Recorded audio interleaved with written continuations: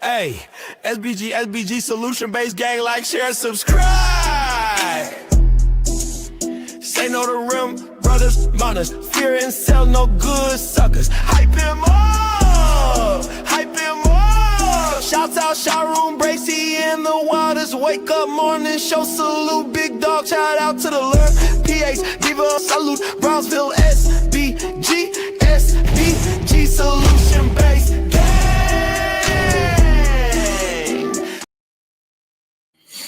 Bow! Let's go! Good day, everyone. How are we doing today?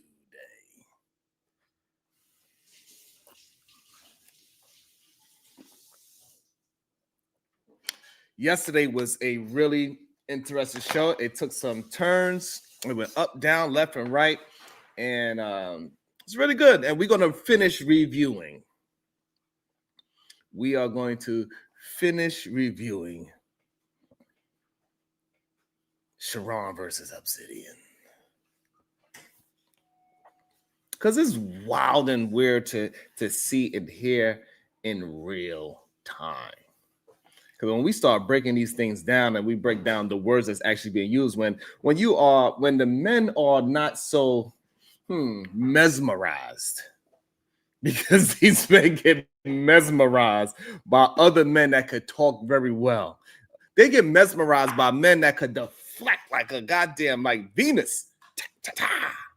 They get so mesmerized that they forget to listen to what the words that the man is actually saying. Is it advice, or is it a situation that they could implement in their own life? And as we start breaking this down, some more Obsidian versus Sharon, and also Q-Butter, and also Information Man. It is interesting. But also what happened yesterday, we had got to a very interesting conclusion with PH Diva on the man's neck. Get off me. And what she said was that what women need to realize is that men, black men specifically, are not the leaders in our community. The women are the leaders.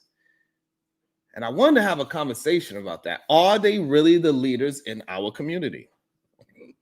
And we backtrack it to time. Who was the actual leaders?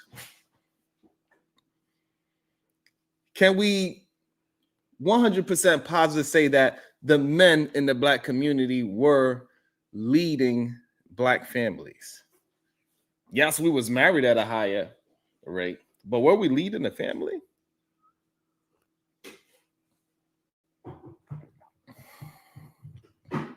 That's the part that's very interesting to me.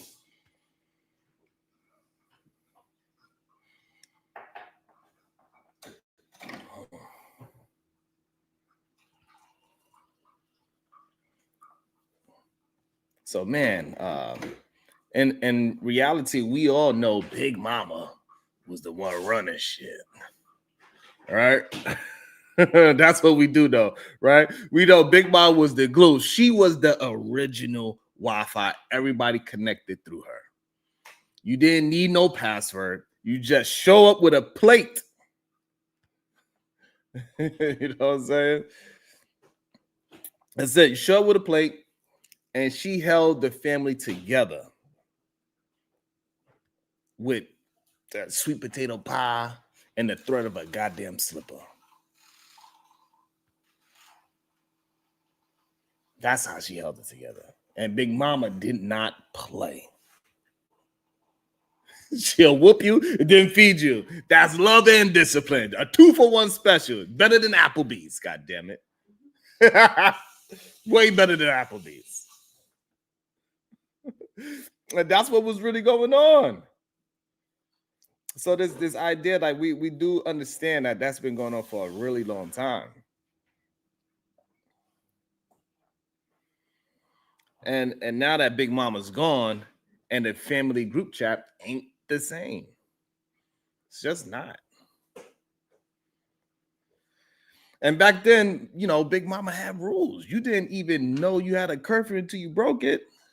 Now, you know, kids are negotiating like lawyers. family is fractured, single mothers is carrying the load, and single motherhood ain't the problem. It's single fatherhood disappearing like Houdini.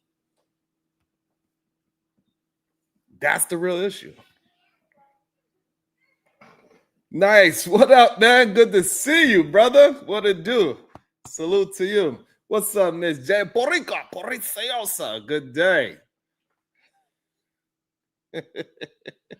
You know I am Conversations. MJ, good day, beautiful. How you doing today? You know how we like to start the show. When I say good day to you, make sure you say it back because I could feel that great productive energy. Good day, everyone. Thank you, Miss Jalen. And I just thought the conversation was so interesting yesterday because we had some young men come up on a panel discussing how no, the women were not the leader back then. But when we just peel back this onion and we turn this thing into a cry fest, we start to realize that a lot of the young men did not want to listen to their mama. And your mama didn't want nothing but the best for you, Savage. That's it. That's all she wanted. What up, We Unlock Nation? Shiesty. You know what I'm saying? That's what we know. We know that, well, for the most part, from where I'm from, I was a part of the hard-headed group. My mom was telling me to do the right thing. I was being hard-headed. So this whole idea that our mothers was not doing the right thing and our mothers could not lead the family. No, we did not want to be led. And majority of the men today, they don't want to be led. They believe that they have the right way. That is the issue. With no proof behind their right way. Now the family is falling apart. Single and single mothers everywhere, right? And people say that the problem, and that's the problem. And the problem really is, to be honest, is the fathers disappearing. And mama out here raising kids, working 2 jobs, and still finding time to tell you, baby, go to school. And what do young men say? Yeah, put it in the chat. What do they say when Big Mama say that? Or when their mother say that?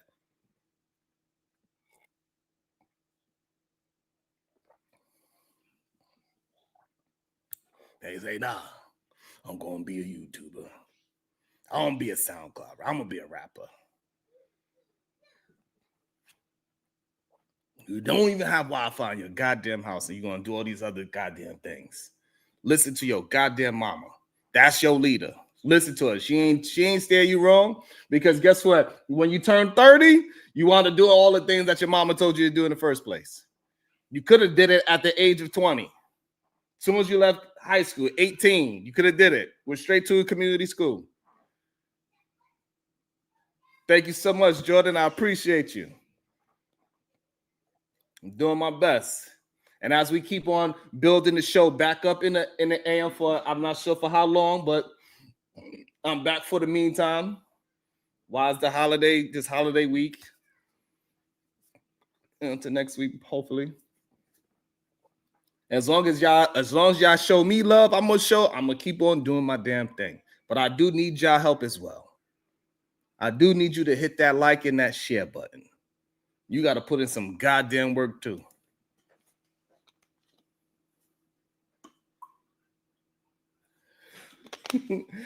Shicey, but go ahead and show them how it's done. Show them how it's done.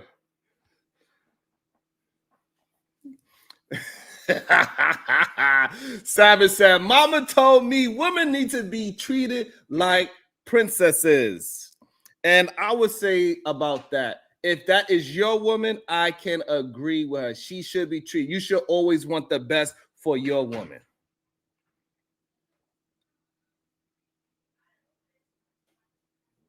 Thank you, Lighthouse. I appreciate that. So your woman, you should be giving her the best that you can possibly give her. You should always want the best for you and your family. So if that is your woman, you should want the best for her. You should be, and if you are treating your woman like princess or queen, because a princess is a little girl, so we should be saying queen, right? So if you are treating your woman as a queen, she should be treating you as a king. Now, if you are treating a woman like a queen and she's not being, she's not, you know, then you know what you got to do.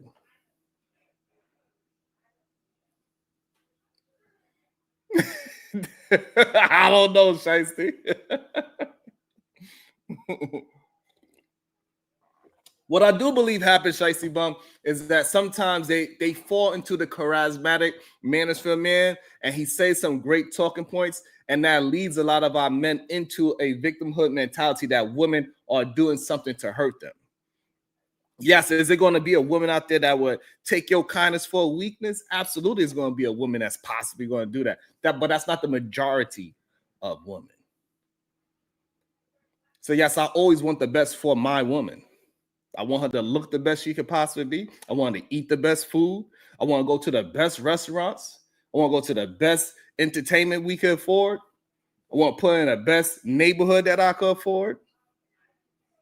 So yes, treat her like a goddamn royalty because that is yours, and you are hers.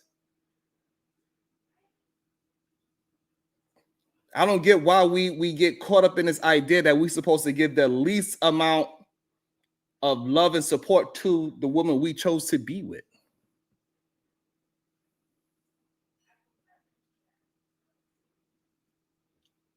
Why would we want to give her the best? Why wouldn't we want to take away stress from our woman? The less stress she has, because stress is made for goddamn shoulders. It ain't made for hips.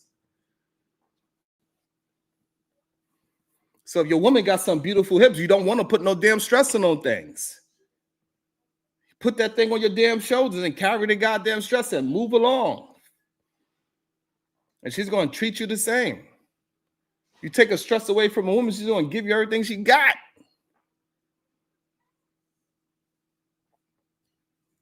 That might be true, Marvelous. That might be true. That's a good possibility.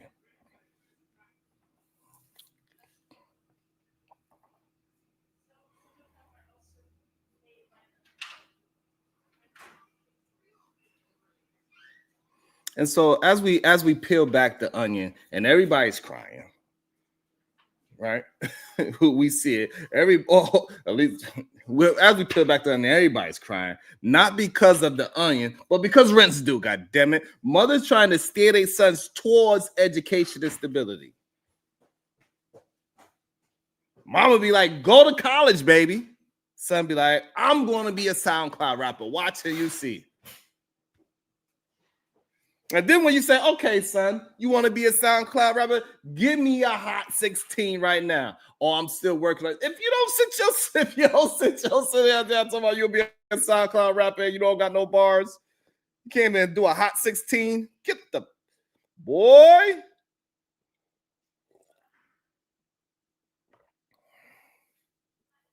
It's wild, man. And look, the young ladies, they listening. They graduating. They got degrees, careers. They getting them houses. Meanwhile, young men still arguing about who's the GOAT is. Is it LeBron or is it Jordan?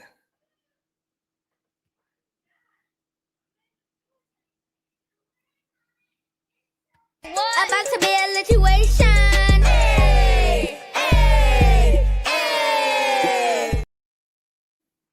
Good man, thank you so much. I appreciate you so much. Thank you for all that you do. Marvelous 0071.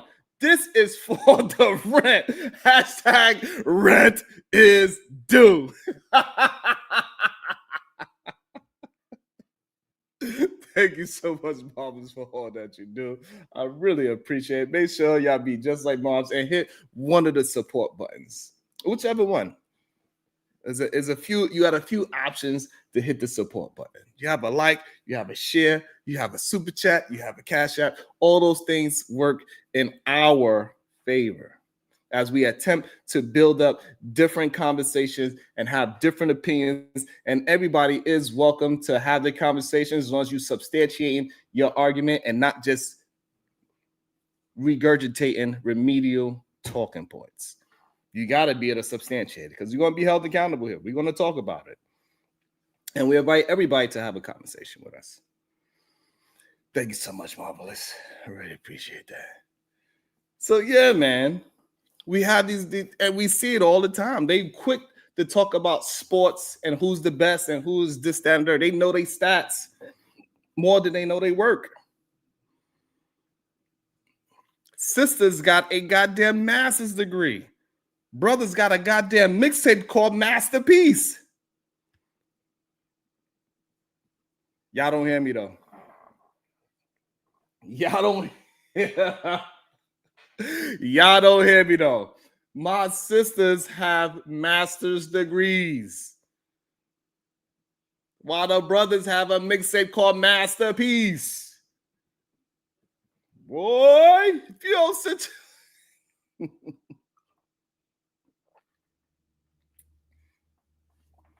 Fellas, it might be time to bend the knee. And just realize maybe us men as a whole, in general, are hard-headed. And why they have this mixtape called a Masterpiece, and he's still living in his mama's basement. Mama like, I told you, go to school. And he like, well, mama, I'm about to blow up. He's like, mama, I'm about to blow up. And the only thing blowing up is her blood pressure. That's it. So women been the leaders. Big Mama was the CEO of the family. She didn't need HR. She had a wooden goddamn spoon. And she didn't need no goddamn board meeting. She had Sunday dinner.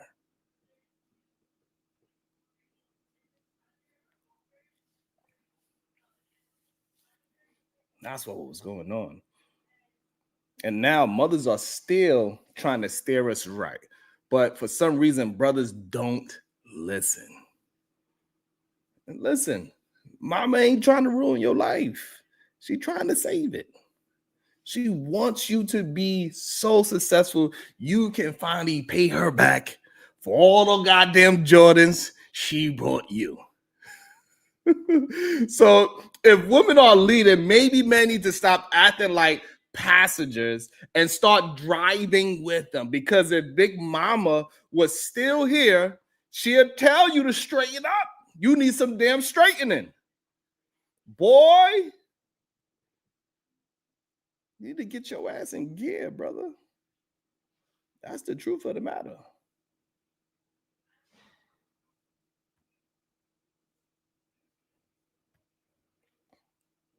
That's the truth of the matter. What up, Bubba?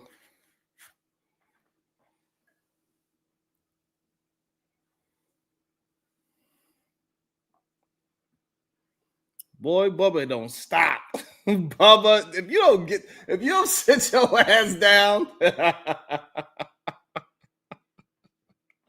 Bubba, if you don't sit your ass down somewhere. Because a master degree and master bedroom is two different things. That's why. You could say primary bedroom. Lord Jesus. Boy, you be trying it. Boy, you be trying it. Shout out to the very special Barry White 9791. Hi, everyone. Good day to you, Miss Barry White. How you doing? Hopefully you're having a happy time today. Good day to you.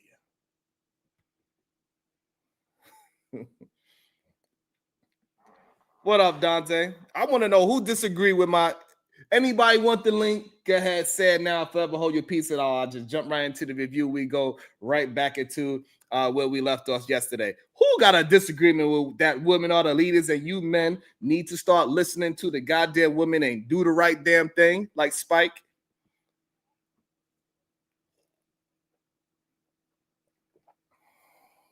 And so this is where I disagree with Big Bubba.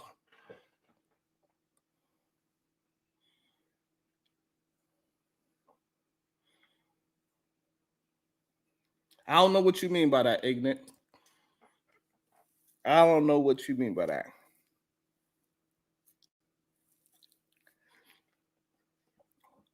So the problem, Bubba, is that you're saying that Big Mom would tell you to straighten up. And what the problem is that a lot of men are not listening to that advice. You saying Big Daddy will make you, that's crazy. First of all, that you called him Big Daddy. I ain't never heard no man call his father Big Daddy. That's just, Bubba, that is crazy. Bubba, that is crazy.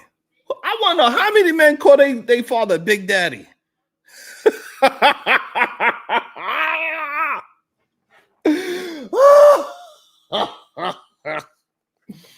Oh shit, that's crazy.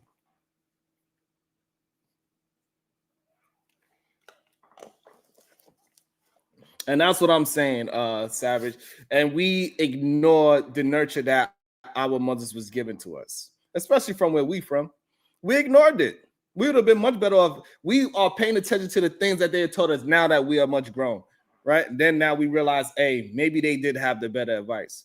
And for some reason, we fall into the trap of these manosphere type of guys, right? As Obsidian would say, I think he called them Uncle James. He said Uncle James that live in the basement that only come up for a plate of food and go back downstairs. We fell for all of his rhetoric that he was to tell us back in the day.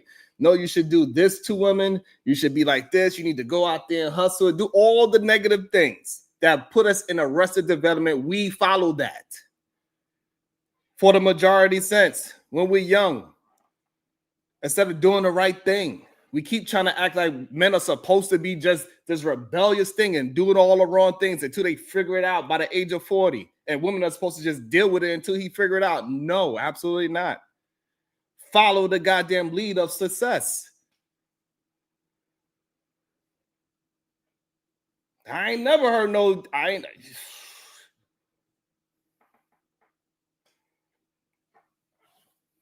Bubba out here calling his father Big Daddy. I don't know why you call your father Big Daddy, but that's strange to me.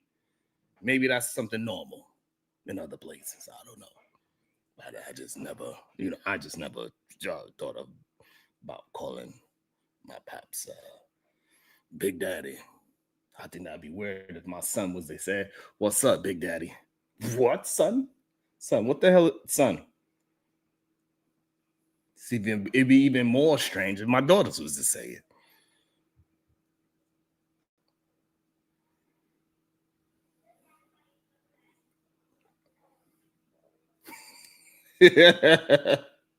Shout out to you, We Unlock. Keep on campaigning. We're gonna get Miss Crockett up in there. Yeah, let's go. We Unlock Nation. I'm gonna support you on that campaign, my brother.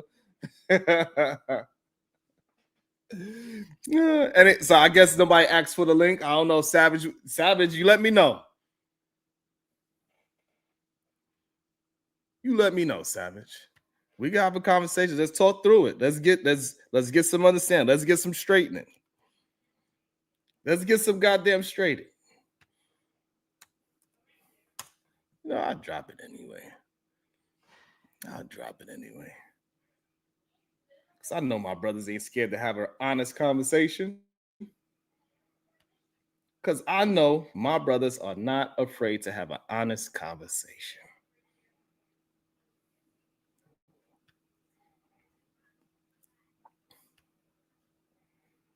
That's what I do know. And hopefully, my brothers, if you can, please come up because it makes for a better show. We can interact with each other. We can see each other's cues and everything. So it would be better if you can. Savage said, give him 2 minutes. All right, I got you then. We're going to have this conversation today. We're going to get down to the nitty gritty of this damn thing.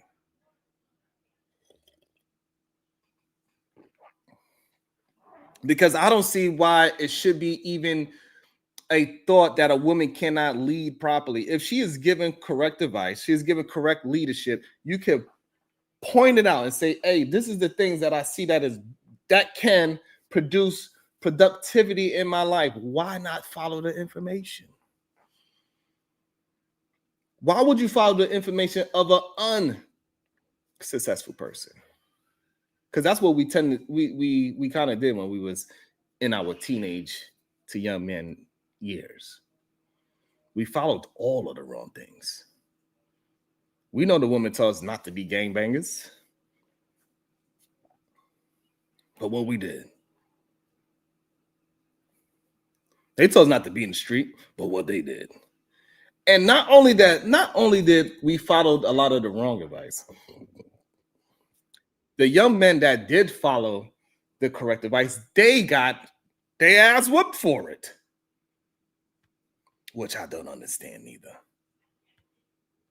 So when are we going to just stop holding the line?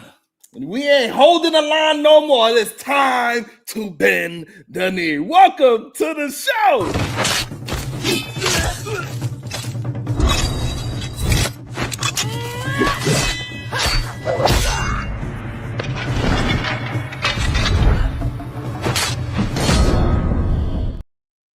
Good day. Welcome to the show, the beautiful Supreme Goddess PhD.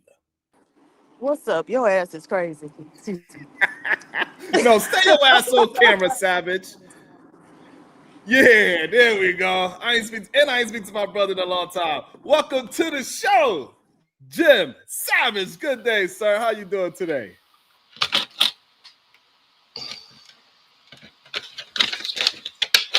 Can you hear me?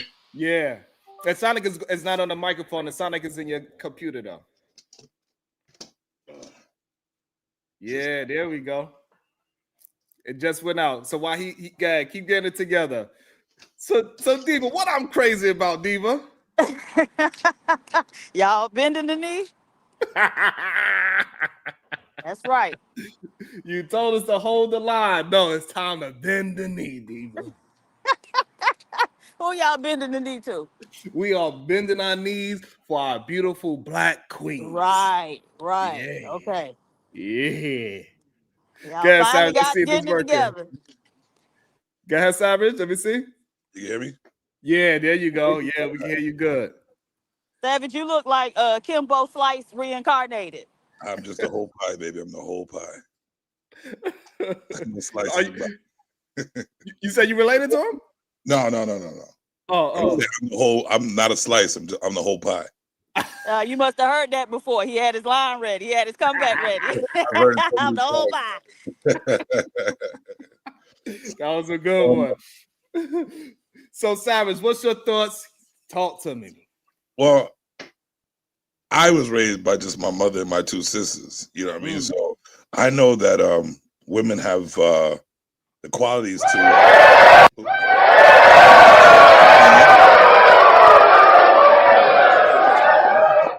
My bad. They have the qualities to lead boys, children. You know what I mean? They do have the quality to lead the children at the beginning stage of little boys and little girls. They have that quality. But once a boy, I wouldn't say anything. I don't know about the females, but I know a boy trying to be on his journey to be a man. There's only but so much a female could lead a boy to do until it's time for him to be a man. So I do agree with leadership at a young age of children. Innocence. They could lead innocence. But once it's time to reach that world, because you see, most women are mostly delusional in the world as a adult. So, by the time you reach a certain age, it's time for the man to step in and take care of business. So I think the problem is if they are leading them up into, let's say 16, let's give it a nice age around like 16, right? And then at that age, you're saying a male figure should be taking over the leadership role for that young man. I would say a lot earlier than 16. Okay, 12? I would say 16? 12. I would say 16. So now the issue is if that young boy was listening and taking heed to her leadership and advice, it would translate into 13 and beyond as well. He would be doing the right things, going to school, doing the right education, challenging his character. But what we are seeing is that the young boys are rebelling against it because they have this ideology that they are just inherently better, smarter, faster, stronger than any woman that is giving them advice. they're learning that from females. So how would they learn that from a female if she been raising him to be an upstanding young man? Hey, you need to have manners, you need to go to school, and you need to get a higher education. So where is it that her teaching him that it translates into him rebelling? Because I'm just going by my once you reach a certain age, it's in your like DNA to be like I'm acting really soft. Like, you know what I mean? Like, you're going around and you see teenagers or young men who you could tell have had men in their life. They're acting totally different than you. You know what I'm saying? If you're like raised just by a female and they're acting totally different than you, then you're like, how come I don't get this privilege, or how come I'm not how come I don't know about this? He's a guy just like I am. He has the same posse, same, build as me. How come I'm not? How come I don't feel examples of what a young man might possibly be missing from being raised around his father at this? We talking about around the 12 to 15 age, and the version of where he just raised around like I guess your example, mother and sisters, for example. Well, mine is like when it comes to relating to other females. That's where I went like kind of like downhill, because I was raised, like I said in the chat, I said mother taught me how to treat women like all women, like princesses. She never in my life told me anything that a female could do to you to like destroy your thought process or your feelings about women, or how to be in a relationship. You know what I mean? All we did was watch her deal with what she had to do. All I had to do is deal with her and watch what she dealt with. And I'm like, well, I feel like I need to be a man about things, but I'm always stopped, and I'm always, sit down, do this. I'm up by a female just telling me what to do all the time. And you're like, why you keep telling me what to do when I feel like this is the man thing to do, to protect my mother, my sisters, or, just to be a protector, that I feel like I should be one. And it's always suppressed by the female nature. Okay. So just that feeling of like that. If you're a natural born man type leader, alpha, and you don't know until you realize it until you get older. But I'm saying, like, if you could feel that, there's always a rebellion against, like, why are you suppressing my manhood? Because that's what they do that at a certain age. Because you're starting to get bigger, you starting to get taller than your mother, or you started question things, and they're like, no, shut your fucking mouth, listen to me. And you're like, hold up, I'm asking a logical damn question, because when I ask it in school, they tend to take their time to answer it and tell me something different. But my mother or my sister is like, oh no, you need to shut your mouth and listen to the woman, what women say. I'm like, all right, I'll do that for now, but this doesn't seem right. So then when you start learning from the outside world, you start getting rebellious against your mother, because you're like, you're not teaching me what this man down the street just said. So I see, if we talking about just leading the young man into the right things versus leading him into a character building and confidence thing, it seems like we are talking about that your mother was trying to suppress your confidence for some reason, and that will be an issue if any female is doing that. Do you believe that in majority of mothers are attempting to suppress their sons' aggression instead of steer it in the right way? I don't think they know how, once they reach a certain age, to steer it in the right way. Like I said, they are natural born nurturers, so they know up to like how to take care of you to the point where you can take care of yourself. You know what I mean? To a point where you go on and shit by yourself. You could probably do your wash your own ass. You know what I mean? They nurture you so you could take care of the basis of taking care of yourself. You know what I mean? Like you said, the manners, so you won't go around like, move, bitch, get out the way, and you know what I mean? Expect respect. Clean up. They teach you how to clean yourself, how to dress nice. All those things they teach you at the beginning. And then there's that age like 12, 13, 14 maybe, where you're like, you just, it's a feeling. You're like, hold up. I'm like, I can't move the way I think I should move. And then I see all because I see boys with their fathers moving differently. You know what I mean? And I'm like, damn, I feel like a fucking female out this bitch. What the fuck is going on? I mean, it's an interesting correlation, I believe. Because I'm not understanding exactly where the female feeling comes from. Because us cleaning and taking care of ourselves and going through education, I don't look at that as a female trait. Well, if I'm whining and complaining, say that again. Yeah, you know what I'm saying? If I'm whining, crying, and complaining, and it's okay, that doesn't feel right to me. So right, so like with the whining and crying and complaining, I do not recognize majority of women saying that it is okay for young men to cry. They usually say, "Hey, don't cry. You're a young man." They'll tell you not to cry. They'll tell you to straighten up. They are a little bit more aggressive with the boys. So I don't, in my personal and though experience, right, of seeing mothers around their sons, I don't see them saying that it teaching them to be whiny and crying. All right, but do you see that in like the? Because I'm an '80s baby. I was like, you know what I mean? I'm in my 40s, so now I see women yelling and shut up, little boy, get up, stop crying, stop being man type shit. But it's usually met with verbal abuse, physical abuse. So like as a child, you get confused. Like, all right, so what the fuck should I do? You know what I mean? So it's just me growing up in the '80s. It's like it just started where like you see kind of women like acting like they're the fathers. You know what I mean? When I first, because I remember now that I'm older, I was like coddled a little bit. Okay. And it was like, don't like, I'm falling, I got scabs, who cares? It doesn't really hurt. I'm trying to get up, but she's holding me. I'm like, I don't want to be held. You know what I mean? So I had that natural feeling of like being like an independent man trying to, hold myself down. But I always felt like I was being coddled. And I like at the time I really didn't mind it because I'm still learning. But now that I'm an adult, I'm like, I see it in other kids, and I'm like, I know how much of a bitch ass I used to be when I was young. You know what I mean? Like being coddled all the time. And I was a step behind all the boys that were raised by their fathers. And I was looking for that man or the man guy. Yeah. And I see now me taking that role, I see the effect, the positive effect on like, because I'm learning while I'm doing it. And I'm like, this, if I would have had this, I would have been in a whole different position than I am now. Especially in the dating market. I mean, dating females. Like I was like the most romantic, write letters, all that. And I think because that's what my mother taught me. My sisters also.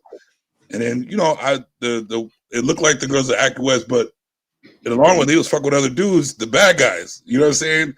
And I didn't know this. I was clueless to what was going on around me because how much I was coddled. There was no man telling me what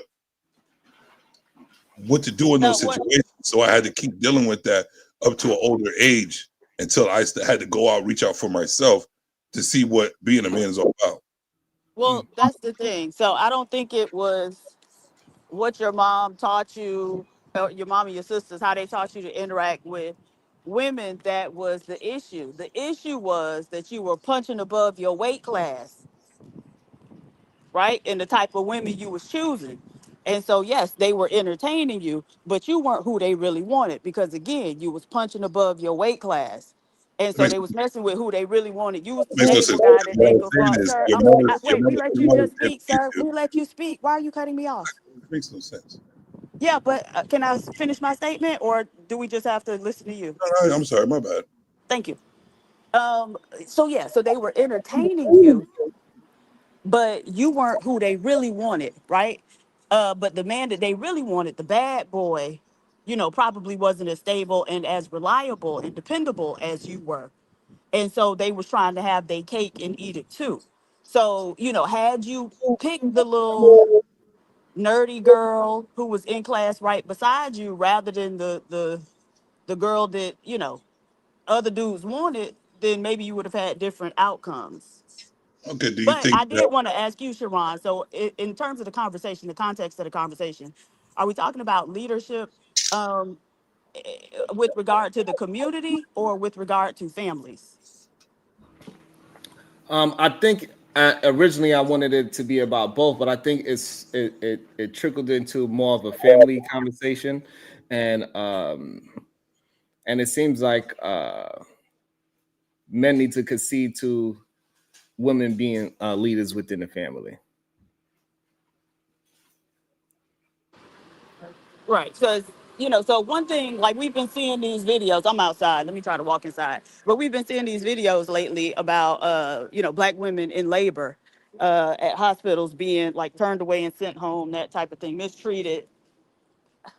And so again, like my whole stance has been black men cannot be leaders in this society. Right? Because when the time to lead is, right? Now's the time. Uh when your wife is actively in labor and these people dicking them around and putting her life and the life of that child at risk. That's one of the biggest issues black women face, the maternal mortality. Um, and so being a leader is about problem solving. And so how do we solve those problems? I like it. I like it. Well, for me, Diva, I was always interrupting in those areas. I was all up in the goddamn vagina trying to pull my baby out too. Like I ain't let them. So you was gonna deliver it. I was going to deliver that. I said, "Move over, goddamn doc. What you talking about? My woman is in pain. Move over, baby. Put your. So I do agree with that part that we do. We cannot just we need to do some research, especially at that moment when it's important to find maybe possibly have a doula. A doula would give you some more information, what you are allowed to do and what you're not allowed to do. They give you more confidence when you're in the room with doctors to say, hey, doc, this is not, my wife need X, Y, and Z. And we got to educate ourselves in that department. And that kind of goes to what Savvy was talking about earlier about the coddling part, right? We do see that a lot of black young men do get coddled. We do see that is a issue. I don't know if it's a mass problem or is it a rebellion problem, right? So I do recognize it is a lot of young men that do, especially our black young men, get coddled. We have to do a better job at recognizing that and able to, if we are in contact with a single mother, to be able to say, hey, my experience of what you are doing at this point, this coddling part, is going to translate into a negative thing as he get older. He's going to have to learn how to reevaluate that coddle thing, and it's going to give him some sort of arrested development that he's going to be stuck at a certain point, and then he's going to have to break himself out of it, and it's going to make him become a man a little later than what he could be. He could be progressing as a man at 18 instead of at 30, right? Because like me and you, we in the same age group, and we probably started really striving stronger around 30 than what we should have been striving at 18, going to college and leading ourselves properly and choosing character. And so and Diva probably did make a good point, right? You was probably not choosing the character of good women. You was choosing the looks, the attractiveness of those women instead of what their character is, and you romanticize with the wrong type of woman, possibly. Yeah, I understand that, but she just skipped over everything I said because they listened to certain things and not the whole picture. But what I was saying is, if your mother is there to teach, is the one that leading you and teaching you, she's leading you.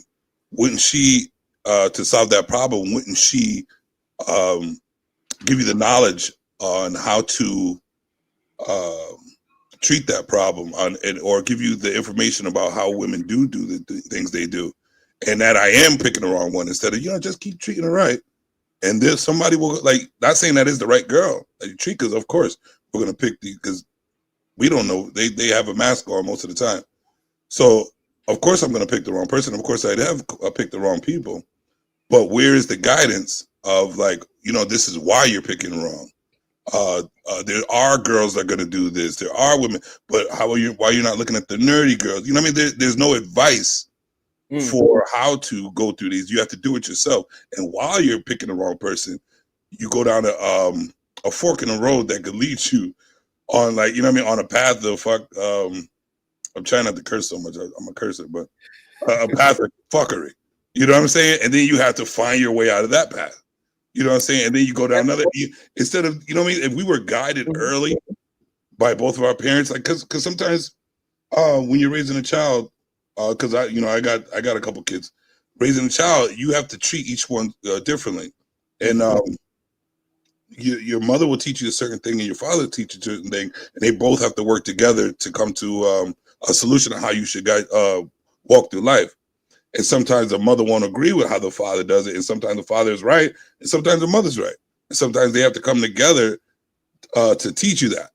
But if you just have one source and you have to go by that and say it's not the right time or right place for it, you tend to go down a path of learning on your own, which could be disruptive to the way you should be guided towards life, or the decision you should be making. And so, and I do agree with. I don't think you should be getting advice from your mother on. This is for all the young men. You most likely shouldn't get advice from a woman about dating because she doesn't date women.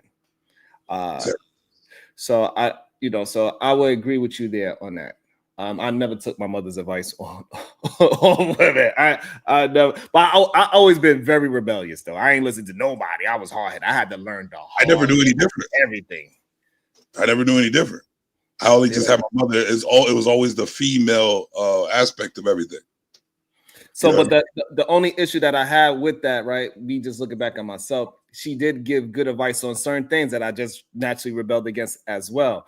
So like with going to school, I should have just took my dumb ass to school and become a little bit more educated because it would have just made my life better. I had colleges ask me to come into aviation school. I would have been a pilot probably, right? So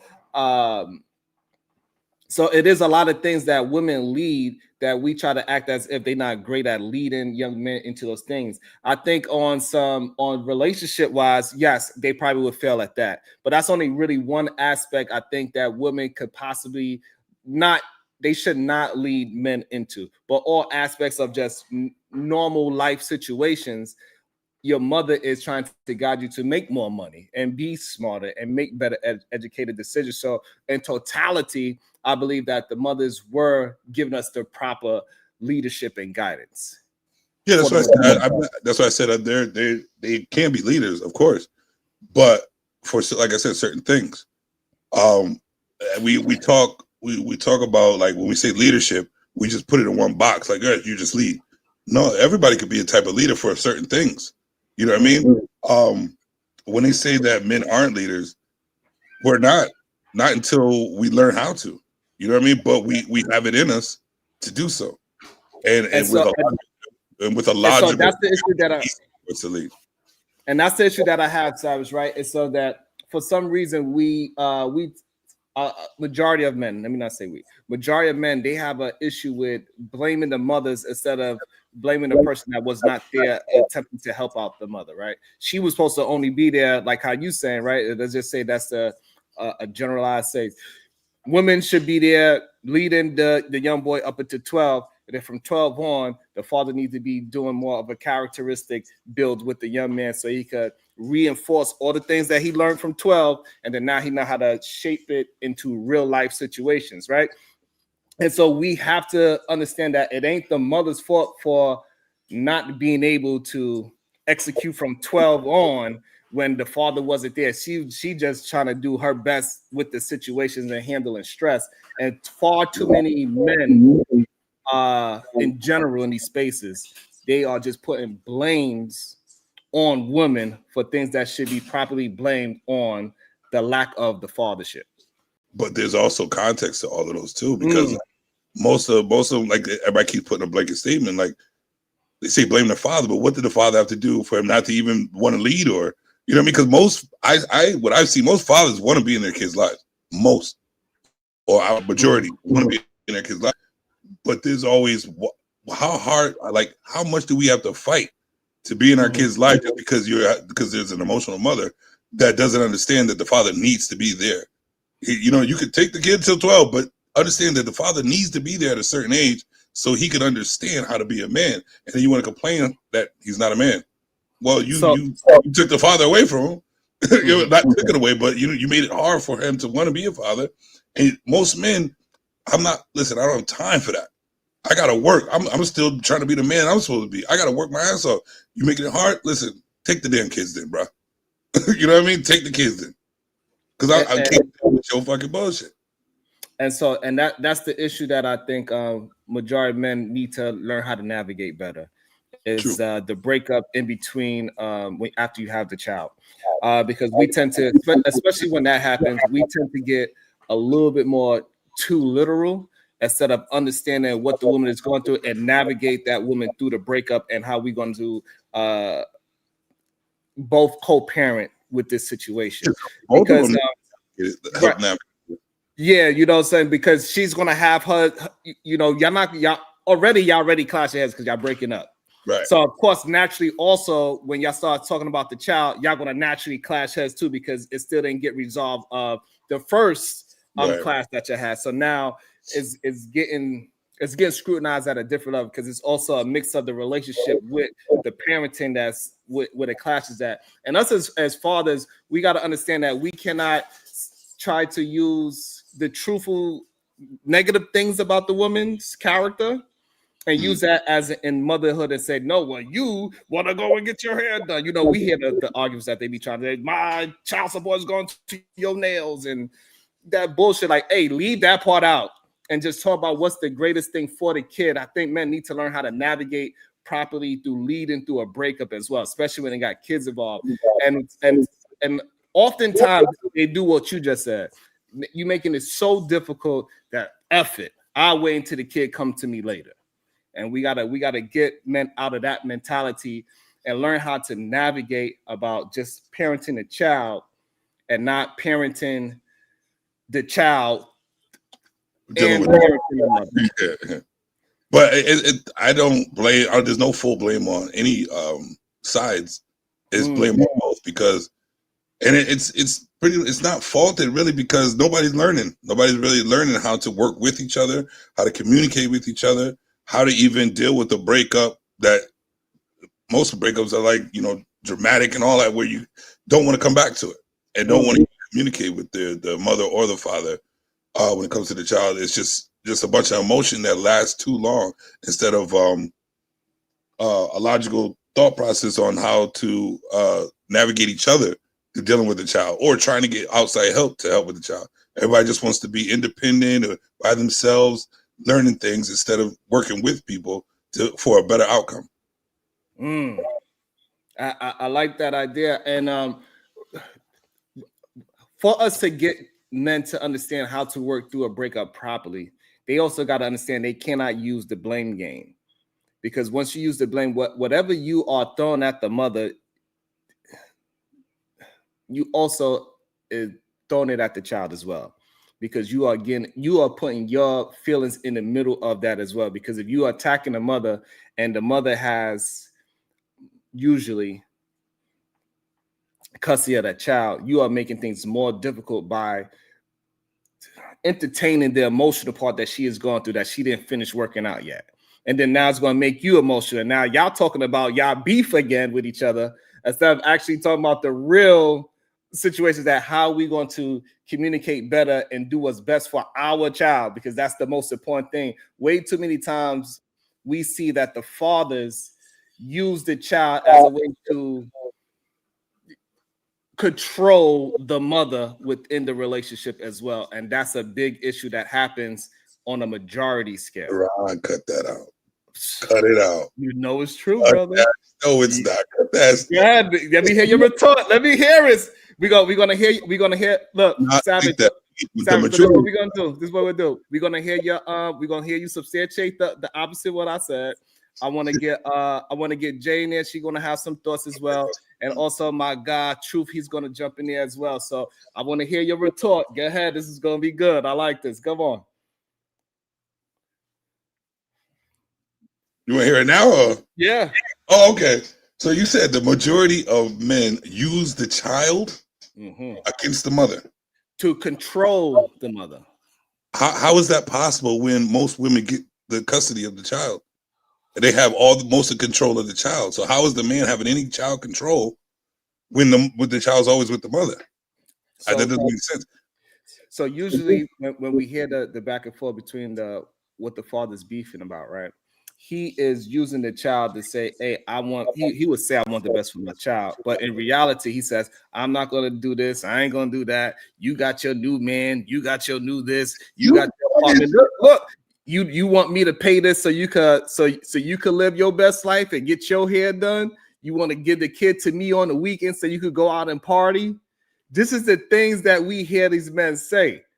And it is not a minority is the problem. See, the problem is that you yourself, you are not in that category, and you are looking at it as majority of the men have your mentality that just worry about the children. But what you got to do is look at it in a generalized sense, and that it is a ton of men that use the child situation as a way to control the mother. Okay, all right. I'm thinking logically here. All right, now if we're gonna say that, what is the age group we're talking about? Because it differs. I would say so. This way you can form your full statement, because I don't want to keep cutting you off, right? So I would say let's go with 25 to 35. That age range is where they start using the child as a way to control the mother. Okay, get your statement, then we're gonna go around the table so everybody get their thought in on this part of the topic. Go ahead. Well, let them go. I need some time. Okay, you got to think about it. All right, that's fair. That is very fair. So we're gonna start with Jay. We're gonna go with Jay. We're gonna go with Truth, and then we go with MJ. Let's go. Let's get it. Can y'all hear me? Yes, you sound good. Coming in clear. Okay, cool. I saw there was too much testosterone on the panel, and I don't like that. So I'm kidding. Oh my god, he shook his head. Take a joke. It's what 8 o'clock where I am in the morning. I have no hate for people at 8 a.m. Most It's a joke. women get up here and say, so I'm used to it. It's annoying. I have dry sarcasm. You'll get used to it. It's okay. So I fully agree with you, Sharon. I think there are plenty of men who are fathers that tend to, and it may not be intentional, but I think it's intentional. They try to put confinements around what they can and cannot do as that child's father.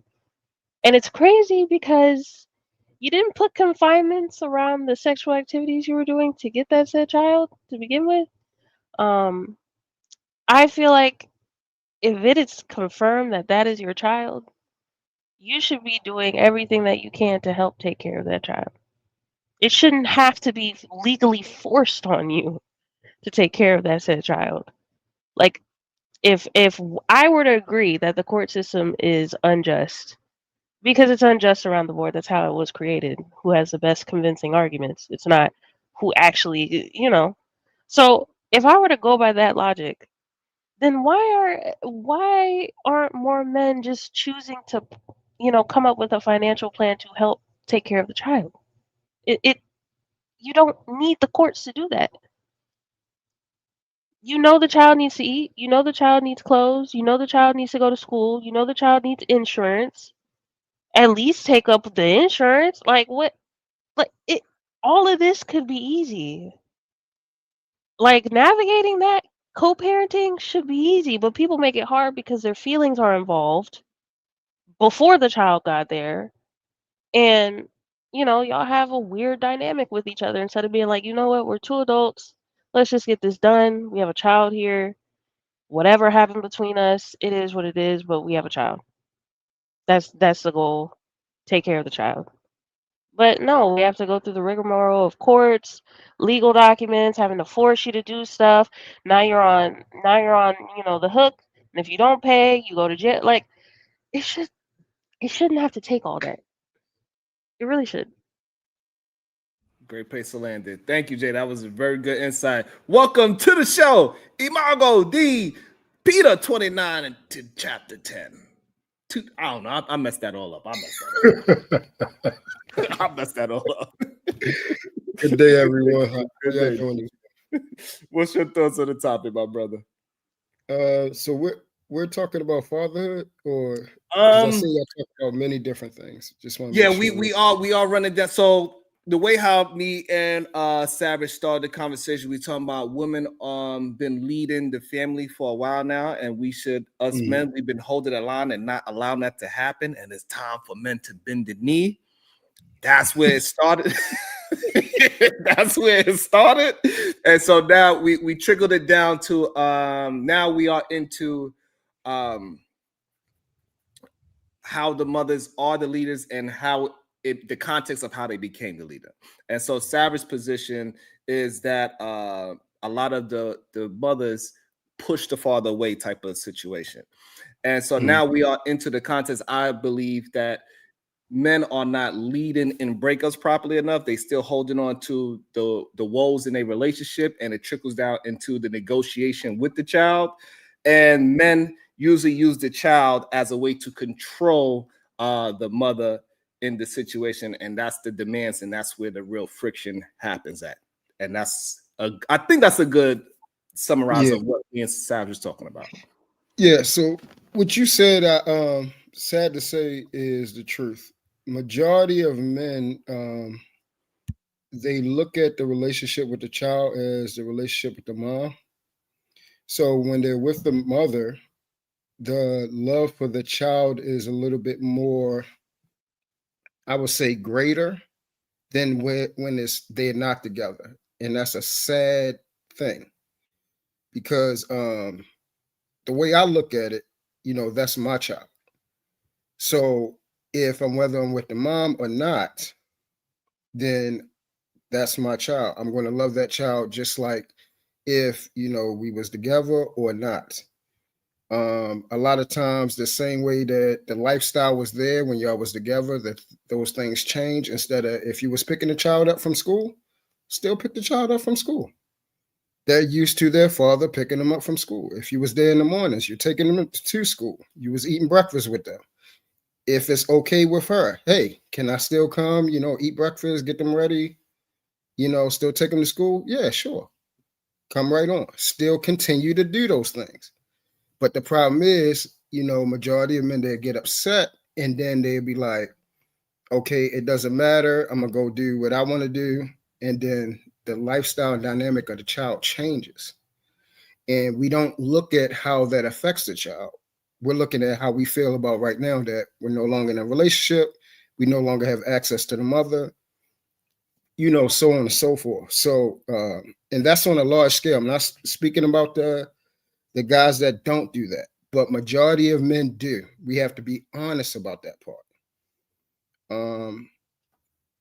Sharon spoke about the emotional stability of the mother. If the mother is emotionally unstable, guess what? It does affect the child. That's why I do not suggest people when they say, oh, if I cheated on her, I didn't cheat on the child. Yes, you did. You're in a relationship with the mother, you cheat on her, you hurt her, guess what? That child is going to feel that. She's off, she's not feeling well, she's worried about what you're doing, so she's losing track of what she's doing around the house. Her mood is off where the child is used to seeing her happy and that plan and everything like that. Those things change. So we have to be cognizant of how we treat each other because those things change whether we're there or not.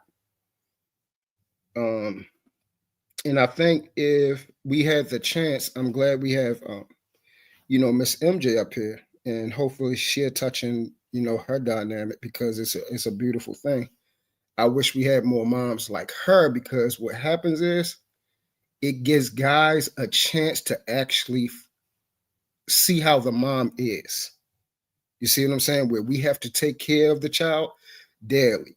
Be the person that wakes up. Be the person that takes care of one of sick. Be the person that take them to school. Be the person that pick them up after work when we can't, downgrade from the job and relax and get our minds together. The weight that the mom have to do where the child is there all the time, 24/7, and they get no break.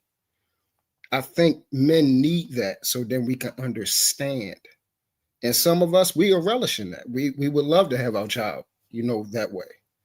But majority of men, they're not that way. We have to be honest. Oh, nice place to land it. Welcome to the show, MJ. What is your thoughts so far on the show? Hey, what's up, bro? Hi, everyone on the panel. How you doing? Good morning to you. Good morning. What's going on? Yeah, so from my standpoint, I'm a boy mom, right? And sometimes, I understand. I understand that I had to get out my ego like a long time ago when my son was young, and I knew that my son, I wanted that male figure in my son's life. I'm fortunate.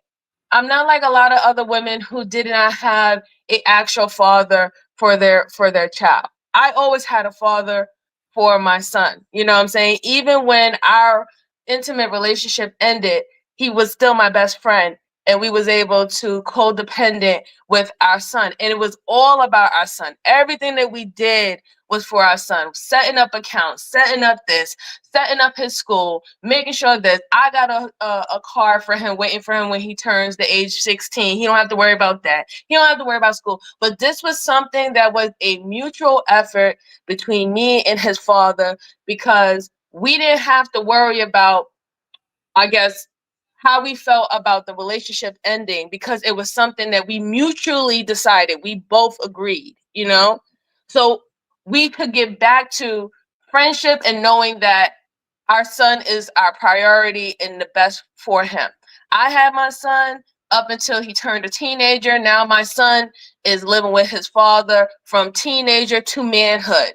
And I agreed on that situation because I felt that there was things that his father can teach him going into a young man, into adulthood, that would be better for him than me. Mind you, it's not like me and his father don't have the same background. His father is retired military. I'm about to retire. You know, we both in law enforcement. So we still have that same type of sternness. You need to get this done. Also, with the nurturing aspect of it, listening to his feelings, communicating with him, not, you know, not shunning him, not saying you don't know what you're talking about because you're young. You know what I'm saying? We can both have that type of conversation with our son. He's open to express himself with us. I'm fortunate, but what I do agree with Truth and a plethora of people. A lot of these situations that happen with these young men who end up getting their women pregnant, some start to get these women pregnant to hold on to the relationship. It's the same thing that we try to say about women who try to, quote unquote, trap a man with a baby, right? That whole terminology that came on.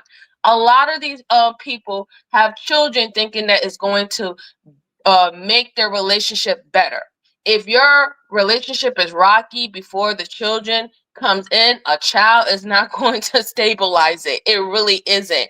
And I know we have wishful thinking for people thinking that that will make you get out of your, you know, out of your feelings and out of being selfish and focus on that child. But a lot of people are not built like that. A lot of people have to have stronger foundation first for them to move into not being selfish and be more selfless about their family, about the family dynamic, and about their children. We just have to be honest that a lot of people are not built like that, and they need stronger foundation when to be, you know, when they start. Not everybody can do what I've done or what me and my son father have done. Not everybody is going to have that good situation. It can go left anyway. And then to land it, because I don't want to continue to rant. Um, when it comes down to the whole treating your children different once the relationship is over, I hate that. And I hate that for men, and I hate that for women who do that. I have a problem with that because the way how I feel about my son, he's such a blessing to me. Such a blessing to me. There's no way in hell that my view of how I treat my son would be any different. I'm going to be a mom regardless. Even though my son is not with me in my house today, I call him every day. I FaceTime him. I got a tracker on his phone. I know where he's going when he leaves his house, when he's going to school, and I'm not even in the same state. I track him. I know what's going on. I know what his test scores is. I have a direct contact to his teachers if I need to speak to him. And unfortunately, fortunately, I have a father. If something's going on with my son, he's going to call me now, like how I would call him to notify him what's going on with his son, whether it's medical, whether if he's emotionally going through something, he had a fight, you name it. I'm getting a call. You know what I'm saying? So I just really believe that, you know, when it comes down to children, if you're going to have children, please be there for your children. Do it for your children. Don't do it for the fucking front up there to make it seem like, oh, I'm a family guy, I'm a family woman and all. Don't do it for the title. Do it for these kids, because we see how these kids suffer when people only have children because they get this prestige social class of being a parent. And I dropped the mic. Nice. So That was really good from everybody. Everybody did a really good job. And Cyrus, hopefully you got your thoughts together. I'm not gonna go ahead because MJ made me very happy, so I'm not gonna go ahead. We need so many. Oh my gosh, we need more women like you, straight up. As far as I wanted to go by what Jay said earlier, I was trying to remember, but about us not holding it down financially. I agree with her. But what I want to say about that is that most of us, all right, most of us are kids having kids. You know what I'm saying? Most of us are still learning how to be adults. Not now, but I'm just saying, like most of the ones having kids now learning how to be adults. So none of them, most people are not even financially stable. We're just having kids because we're having sex unprotected, and nobody really has a place to live. Nobody has money in the bank. You know what I'm saying? And so like I was going back to the guidance. None of us are really guided on how to even take care of children, or how to be a man, how to be a father. Because I know I did not know how to be a father at all. I'm having a kid. I'm like just learning while I'm going through it, and watching TV, looking at other people that take care of their kids, and kids look like they're doing right. I'm taking advice from them. You know what I mean? So it's not a blame game, which we tend to do a lot. And I was caught up in that world as well, and still trying to do it a little bit. But it's like we just need better guidance from our people and people in general, instead of just being blamed and this is their fault, this is the mother's fault, this is the father's fault, this is the government fault. None of us are working together to get a better outcome for the children. That's all I'm going to say, really. Okay, I like that so accountability. Go ahead, Jay. um mm. So this leads back into the actual topic of the show as to why I feel as though most men are not ready for leadership. I know I'm kind of changing the topic, my You're not. bad, but It's a most part. men are not. If we're speaking about the general populace of men outside of like, if you 40 plus and you still ain't figured it out, you done for, in my opinion. I don't. We can't help you. But if you still in your 30s and your 20s, I feel like most men should be in a dynamic that also you're leaning on your woman because you don't know everything, like you said. There's a lot of men still trying to figure things out, still trying to figure out what being a man is, their identity, because a lot of black men haven't had their fathers. So okay, if you have picked a great woman to be with, why not lean on her guidance and advice? Sometimes it's okay.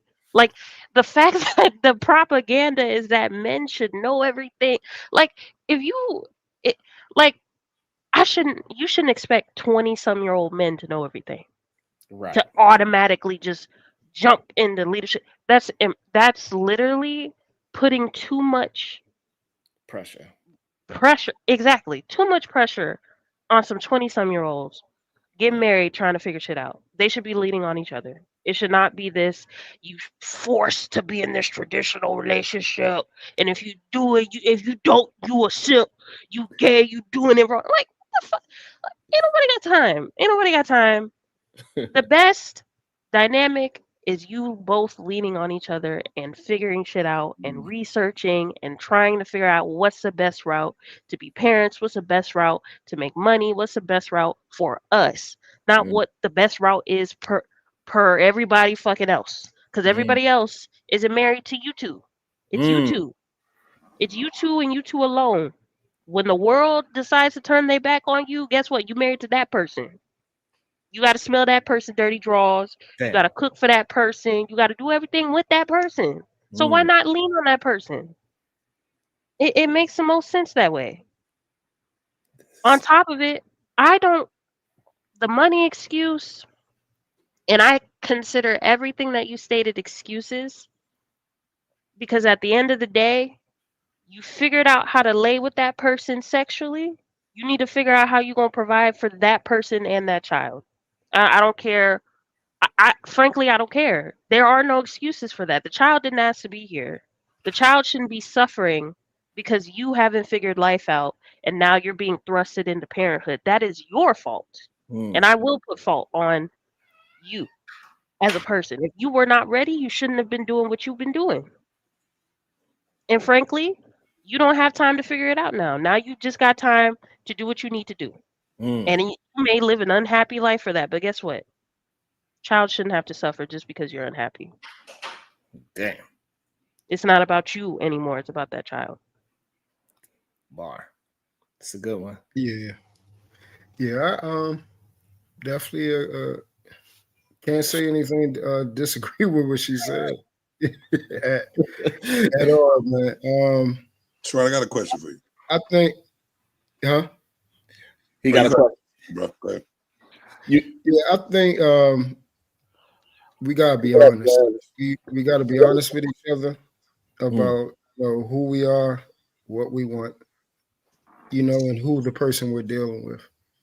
And like she said, majority of us did not have a father. They wasn't born for marriage.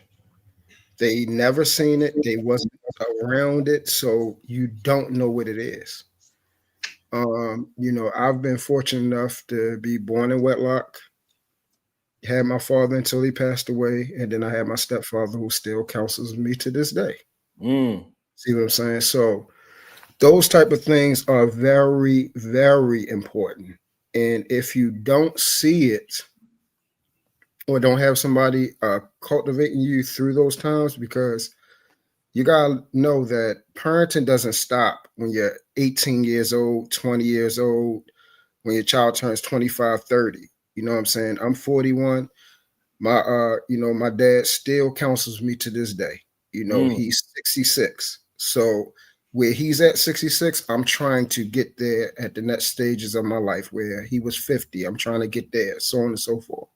So you need somebody to counsel you through your levels in life. Majority of men don't have that. So how are you going to try to lead something if you've never seen what a leader does? How are you going to know how to lead a household when you never seen that? Your father didn't do that for your mother. You never seen it. Your grandmother, your parents, your brothers around you aren't married. Like, you have to have some type of foundation to see these things in order to identify and then to at least try to be like it or to strive for it. You can't just say, oh, traditional marriage, I want a woman that stays home. And I want to be the man and take care of all the bills and do this. Okay, so what does that look like? I don't know, but I know that's what I'm supposed to do. Men by default are leaders. Okay, who told you that? YouTube? What? Okay, so now you get in a situation, you actually get that. Guess what happened? It fails. Why? Because you've been put in a position, like Jalen said, that weight, you don't know what that weight is. That weight is too much for you. Your mother, she used to working with a man. She was working her whole life. She had a man working with. They tag team. It's okay. But that's what you know. You see what I'm saying? So we got to find out who exactly we are and what we came from, and then operate inside of that. I like it. I like it. Go ahead, Savage. I know you said you had a question. I want to get where your head is at. So so you agree that women should be the leaders? Women should be until when, or they should be like leaders of a community? Like they say. So I'm more leaning towards what Jay is saying and how MJ and kind of what we were saying earlier. They should lead the young men up into 12, and then from 12 on, we should have evolved men leading them. Right, that would be the ideal. But what we see is that majority of the time, women are leading in the right direction. They want better for the community. They want higher education for our boys. They want better communication style for our young men. So in that sense of where we at now, I think the women have evolved into leadership because they've been listening to the people before them to improve themselves. They got higher education, they making more money, they buying houses. They was listening for the past 30 to 40 years on how to be leaders, and now men need to catch up and bend that knee and say, hey, we dropped the ball. Let's catch up. And then maybe after we catch up, then we could start being in our rightful place again. So a leader solves problems, right? And a leader wants the best for the community, right? So if the statistics say that fathers usually are the best parents, right? But fathers are really not in the home, but they came up with a statistic saying that fathers are the best for the children. Even like they take care of the children more, or children come out in a better outcome if the fathers are taking care of the children. How are we to say that have those stats and barely have men in the home, and we are seeing well, I'm not going to really talk about like we see the majority because everybody's looking on social media and not really seeing what real life is about. But if it's out there that the majority of what we see is women be doing some ratchet shit, men too, but we see that, like, how are we to believe that the women are the leaders if we're not really seeing that? Or it's not being portrayed as they are, like, you know what I mean? Because no matter what, even trying to have a sometimes having a logical conversation and trying to get our point out, and even trying to like prove what we've been through, we're getting idiotic comments or dumbass responses from people who're saying that women should be leaders, but they're not even giving you a chance to even get your story or even pay attention to your story about, you know, why isn't it this way or that way? So how are we to believe that they're supposed to be like they're the good at leaders if this is Okay. what we're seeing? Okay. I would like to ask you something, Savage. Mhm. Okay. I understand what you're saying. I understand what you see on social media. I see it too, right? Do you think that all the nonsense and the foolery that you see happening to black men, with black men, do you think that that is the minority or the majority that's doing that? Well, that's why I said I don't know because it's mostly portrayed on social media, and we Okay. don't really see everybody in real life. So Okay. I don't. To be honest with you, I believe that it could be a hit or miss on both. But Okay. So let's just put it like this. Let's just say. on Uh, social media. oh, sorry. I didn't mean to cut you off. I apologize. I just wanted to finish on with my question. So let's just say, for this conversation, that all the tomfoolery that we see is going to be the minority when it comes down to our community. Not everyone in our community is doing that, right? Now, let's look at the situation with black girls. Black girls are being raised in the same households as black men. Oh, black boys. Sorry, not black men, black boys. Black girls are getting their education. They're getting college degrees in higher maths. They're learning trades and stuff like that. They're outperforming black boys, and these black boys are in the same household as these black girls. So I need for you to explain to me, why do you believe that is happening? Do you think it's because black mothers are only focusing on black girls and not focusing on black boys? Or can you admit that it could be possibly that black boys are looking for leadership, on the outside of what's going on in their household, and it just so happened that the leadership that they're following is not producing the fruits that we would want to see in the community? I didn't say I didn't believe. I was asking Sharon, what does he think about it? Like, how are we to believe that? How are we to believe that? I didn't say I didn't.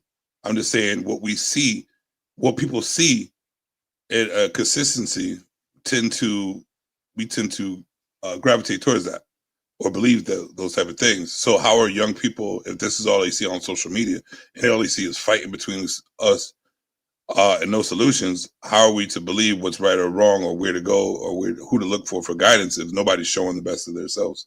No, I know, I understand what you're saying, Mr. Savage.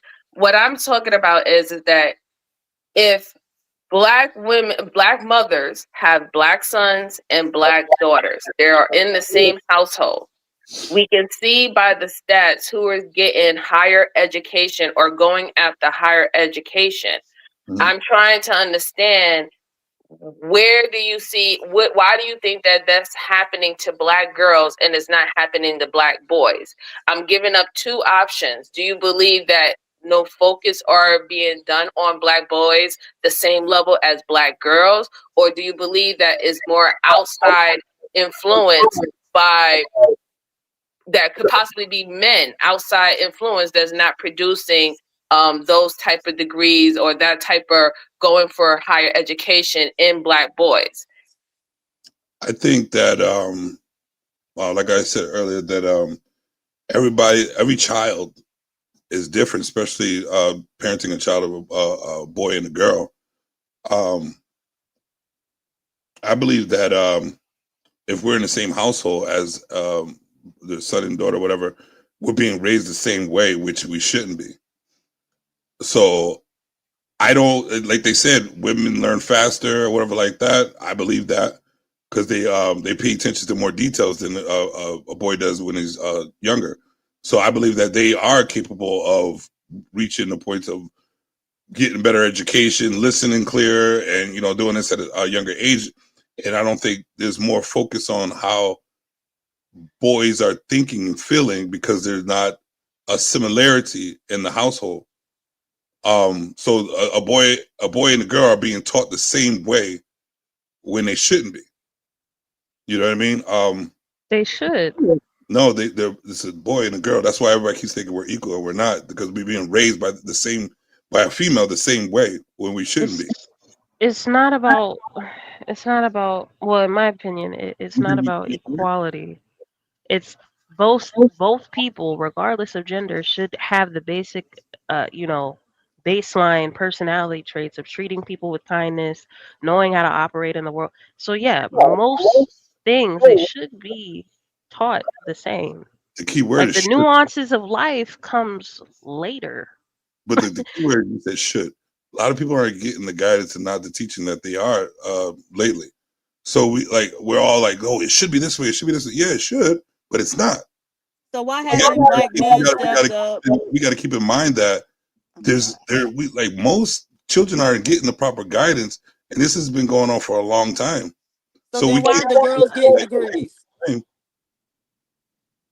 Go Why ahead. are I'm the sorry. girls getting the degrees if most children aren't being given the proper guidance? The thing is, though, regardless of that, why haven't Black men stepped up and created some type of educational system specifically for Black boys if it's the case that they learn differently and so they need to have a different set of circumstances or be taught differently? So why haven't Black men taken the leadership and the initiative to go ahead and put that system into place?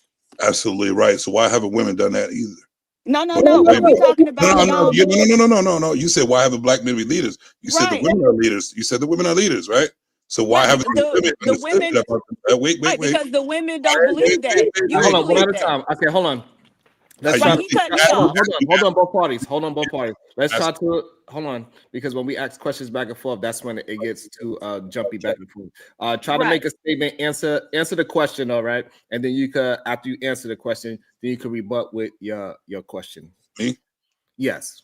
Okay. So she said, why aren't men being like you said, men are learning to be leaders. Why haven't they? I don't know.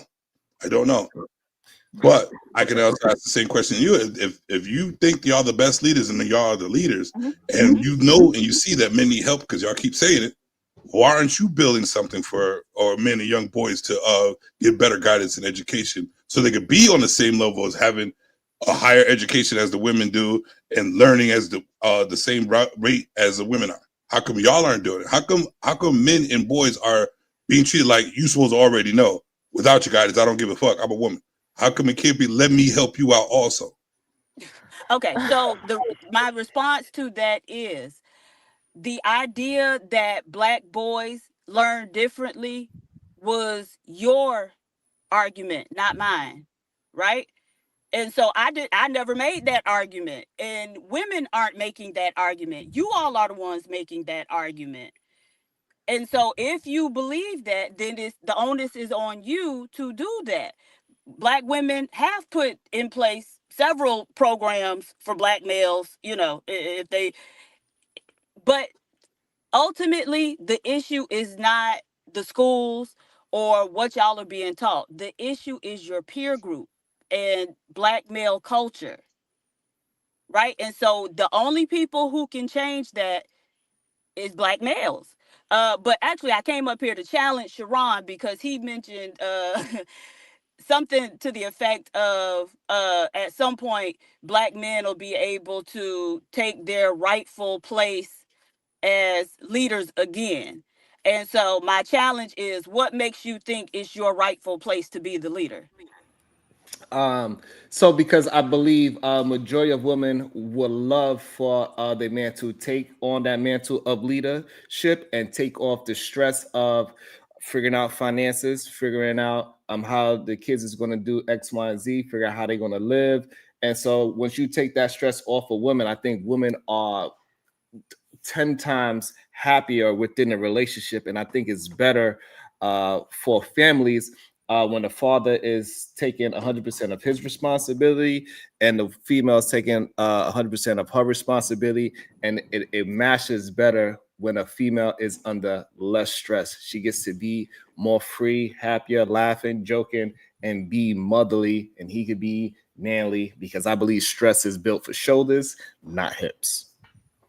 Okay, that's all cute to say, but in actual practical terms, again, what would make you think that that's black men's rightful place when that's never been something that y'all have been able to do? So I didn't say rightful place, but You did say rightful place. is on that lines, right? So because women want men to lead.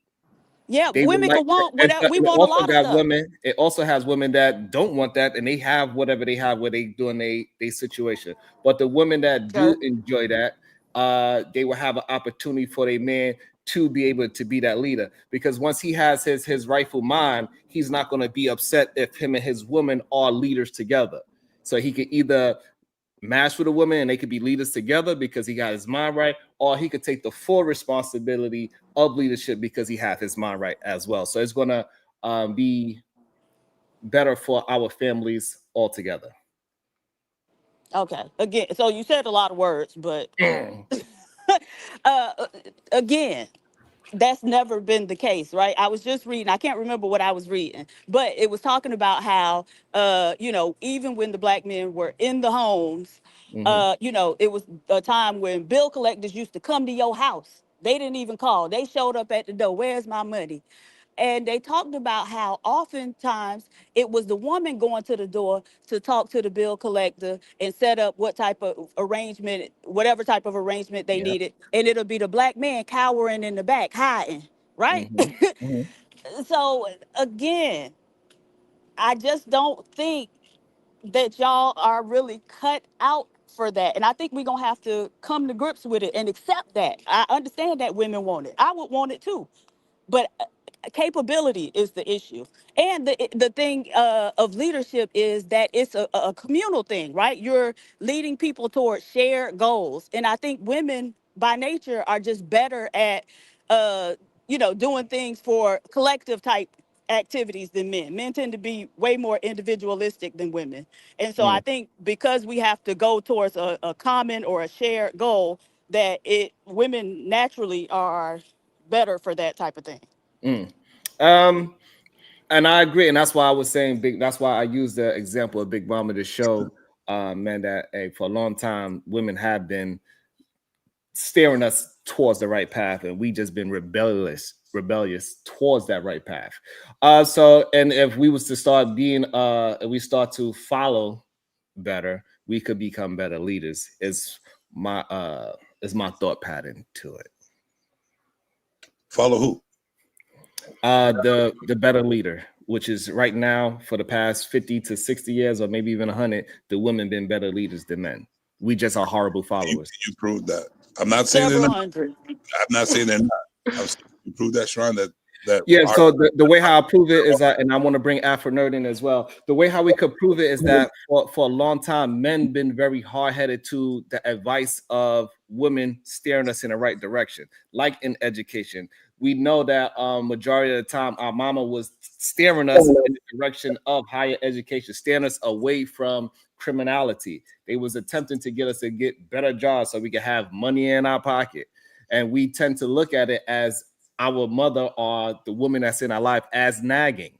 And when she's not nagging, you come home, you stress about your job and how you hate it. And then she says, well, here, baby, here's a plan that we could go do for you to do to improve your financial situation or your job. You don't need to work for that kind of boss anymore. Maybe you had better skills, go back to school, go back to, and whatever the case is, she will lay out a plan. And the issue is that majority of men are not executing on these plans. And this way it turns into they are claiming that the woman is nagging him, but in reality, he's not executing on the plans that they're coming up to from the leader of the household.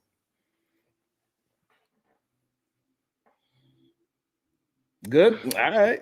All right. So while he gathered his thoughts, he's writing it down. He's going to have some more questions to try to cook me up, but I'm cooking him and PhD up. God damn. Honestly, I'm not trying to cook anybody. I'm just trying to understand, like I always do. I'm not like everybody else trying to debate on everything, and I just want some understanding. That's why I'm like, I'm going to ignore the try to get at you type things. I'm trying to understand. That's all I've ever tried to do. I agree. Welcome to the show, Afro Nerd. Good day, sir. What is your thoughts? What's up, Sharon? Good morning. So I'm just coming in. I'm just kind of gathering what you guys are talking about. And I heard something about black males underperforming and so forth, right? Okay, what was that? I'm not. Yeah, I was talking shit to people in the chat. Go ahead. Okay. All right. So I'm just going to throw out a couple of things that I know. One, I know there's a PhD who passed a few months ago, I believe. Jawanza Kunjufu, Dr. Jawanza Kunjufu out of Chicago. He's been around for many years, and he has been forecasting this for a long time, right? So he said, like in the late 80s, a statement that I will never forget. He said that black mothers raise their daughters but love their sons. So he said that's 35 years ago. Much of what is happening with black males has been ignored because they're black males, because of their positioning in society. You hear people like Scott Galloway and others making the rounds about the crisis with males, right? So what oftentimes has happened historically is that what has happened to black people, taking away gender, when black folks are underperforming, we're like the canaries in the coal mine. And then all of a sudden something has to be done when white folks start to get afflicted by these same issues. So that's what's really going on. So focusing on black men, we have issues, right? We do have issues, but at the same time, you're hearing more. The overarching thing is men have issues, right? There's the manosphere, there's the black manosphere. But we have to be honest. I hear oftentimes on these programs, people just kind of just fly without Googling AI research. They just kind of make these black men do this, black women do that, and then we ignore the pockets of success that are going all around us. I know Jeffrey Canada in Harlem. You're probably familiar with him, Sharon. There's a gentleman, I forgot his name. He even reached out to me out of Connecticut. He runs a charter school in Connecticut where these black males are performing. There's a charter school in Chicago where black males are performing. So there are pockets of black males actually doing the do, right? But we don't focus on them. We focus on the dysfunction. The dysfunction is big business in the black culture right now. As if that's the only thing going on. It's just, there's way too many black folks for everyone to be a screw up. When we talk about crime, it's only like within a 1 percentile. So all the screw ups, all the criminality, so we go by what the media says versus what raw data says. So we do have black males actually performing. They are building things. You have owners of businesses, black male and female. Certainly, we have to give props to black women who are doing exceptional. But that's not saying that black men aren't doing it either. But this idea that black men haven't been controlled on purpose, right? I'll close out on this. You remember, you may or may not remember that you had COINTELPRO, right? Counterintelligence program. You had the government actively supporting the idea against Black empowerment. Like they had it where we cannot have a Black Messiah, in quotes. We cannot have a Black Messiah. So this idea that Black folks aren't being controlled, when you have the Tuskegee experiment that lasted into the 70s, where Black men specifically were not given medication to address syphilis, just so we can see what happens to them, like a lab animal. These are real things. So when people start talking and just kind of just bloviating and going all over the place, like Black men ain't doing this, Black men ain't doing that. No, that's not really accurate. We got to start running the numbers and say, give props to the brothers that are actually doing something, deal with the dysfunction, and that's it. But just kind of laying it out like Black men are doing it, well, you can't just say these things and then run the numbers. Show like you can't discount people that are doing something. I think that's just nasty work to me. I'll leave it at that. Yes, I got everybody. I just want to ask one question. Can the Black Messiah be a woman? Yes, certainly. But that's not what the focus was. So the problem wasn't on that. So the problem is Black men will fight it if she was to start to rise up. And I don't know about that. You see, that's one of those open-ended statements I'm talking about. That's the issue. Go ahead. The reason why we do know about it is because that's when they would start using the Bible and saying women can't teach, women can't do this, women can't lead. This is the issue that we having. And we know for a fact Black women especially been leading a lot of things, right? We have Harriet Tubman, right? We know who led. We know for a fact that women been leading for a very long time. And the problem is that Black men are what it seems like is assimilating to the white man's rhetoric. And this is why we go against our own women. What evidence is that? Now, where are you getting that from? It do have pockets of men that is doing what you are saying. But when we having the conversation, we are talking about the majority. And the majority are not executing on those high levels, like your brother in Connecticut, like the brother Q Butter that's in New York, and the other dude that's in Chicago. That's not the majority sense. So we cannot act like those exceptions. The stats actually say the majority of Black men are in the middle class. Yeah, which is like 51%. That's what the stats say. So we can go by what you believe. See, this is the problem with Negro too. They go with what they believe instead of going with the stats. What are you reading from? Nerd, you have to let me land it. Go ahead.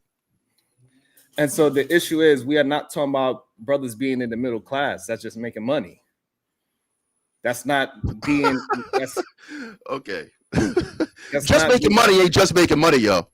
Money makes the world go around. You're being very flippant. You're being very flippant about something that's serious. Not having money, not having capital is half our problem. However, so when you say just making money, no, it's not just making money. It is just making money. And the reason why it is just making money. Because you say so. No, the reason why is because if a woman is making just $100 less than you, you'll use that and say, well, I'm still making more. So if the money doesn't count when you are choosing your woman, it can't count when a man is just being in the middle class neither. Sharon, because if we're looking for a leader, we're talking about leadership qualities, and then it only matters when a man makes money, but all of a sudden doesn't matter when a female makes money because they are right neck and neck with us in the middle class. Sharon, that majority of Black men, they need a woman to get out and be in the upper middle class because majority of people are working together. So when you're using this is why we gotta not just play and use the information in a negative way. We gotta use it in a truthful way. Okay, truthful is how the evolutionary standard works, right? Let me repeat that. Truthful is how evolution works. Everything you said, it's trolling, clearly, right? Because that's why you're giggling right now. If what you said is true, then women would not be asking for certain metrics from men. They would be dating 5'4" dudes who are not making as much money as they ask that you be of a certain height and of a certain economic standard. So when you sit there and say that, no, hold on. Once I start to cook, once the boiling makes you want to come in, I'm giving you information. is going. Well, hold on. Let me just land on this. Let me complete the thought. What I'm telling you is, women are asking for these metrics you say that men are asking for. Women want. Why do they look for the tall dude? They're not, and I'm tall, so I'm good. I'm not worried about it, but I see it in my own time. Pause there. Because in reality, women are not. In reality. Your dog is even telling you BS. Can I say something, please? Come on, man. They are not looking for this. They are not looking for it because regular. They're not looking for tall guys who make a lot of money. I want somebody who makes more, as much or more than me. Hold on. Women date regular sized men, and they date men that are not making. Okay, you're being bad faith, yo. Hold on, please. Bad faith, man. No, you are not having good faith. You are just regurgitating information. I'm out of here, man. I'll catch up with you, man. You trolling today. You trolling, man. When you want to get serious, we can have a conversation. Allow me to substantiate my argument instead of just making claims instead of substantiating things. Right? So you said something, and I'm trying to refute it. You cannot say that I'm trolling because I'm on the opposition of what you're saying. I'm substantiating my point. I'm not trolling you. I don't have no reason to troll. And when we see men on a day-to-day basis, we see plenty of men in these spaces. Guess what? Chaotic Truth is married. He ain't no tall human being. DJ Hamp is married. He is not a tall human being. Trigger Mite is married. He's not a tall human being. There's plenty of examples of these men that are being married with women choosing and being productive women that are not these things that you are talking about. Majority of them also was chosen when they was not making any money. And a woman helped them build them up to where they at today. So all the things that you are saying is just not truthful. It's just remedial talking points. And we need to dismantle those things so we get to the honest of the conversation and allow us as human beings to grow, especially as Black human beings to grow. Because as long as we keep holding on to this idea that Black men are just the natural leaders with no proof behind it, that is the issue. Yes, do we have some dope ass men that are great leaders? Yes, but that's not the majority of us. And once we start handling that, this is why PhD was cooking me, or trying to cook me, but I ain't ready to cook yet. Let me just do my slow sip. Listen, man. Hold on, this is oxtails today, so I'm taking my time with it. You know, hold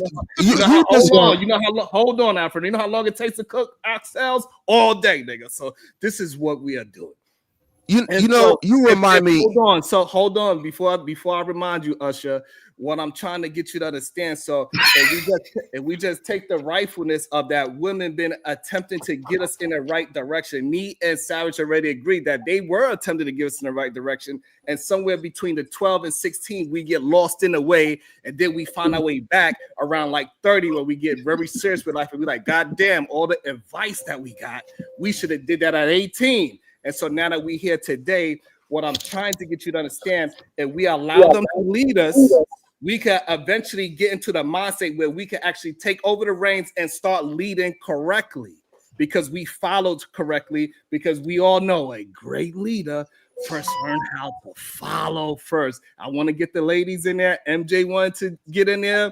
After MJ, can I get in there? So we're going to do it like this. We're going to go MJ, Truth, Jay, and Savage, so we can get all of the voices in there. All right, I'm gonna try to be fast because I'm gonna start heading to work. The point is, I hate when the conversation gets confused about preferences instead of actually what's going on in reality. Just because women might have preferences, just because the stats show that they might like a man that's taller or such and such, we can see in real life that women have found love and have found companionship with people who doesn't even fit any of their lists. And also men have done the same. Y'all have y'all preferences as well, but y'all have found love or found the companion that didn't necessarily fit your superficial list, right? So the conversation got to stop moving to superficial things and then actually about what is really going on and what really matters to individuals when they have these relationships or marriages, right? And then secondly, to the point, you know, it's hard when I hear about like women saying women are not leaders and they can't be leaders, and then in one breath they say that, well, it's women's leadership that has caused all this confusion and chaos and stuff like that. I really want to know, when are we going to just really kind of like be honest? I can make an agreement that we're not perfect. I can make an agreement that men are not perfect. I can make an agreement that we have a lot of work to do. But there's so many ways women have shown up in leadership or tried the best that they possibly can and are still doing it. It's very offensive to hear that when I've been a leader of men for almost 20 years. I'm going to a job right now where I am a leader of men. Not majority women, majority men, okay? And I make sure that they get home to their fucking families. I make sure that they get home to their wives. You know what I'm saying? And their children.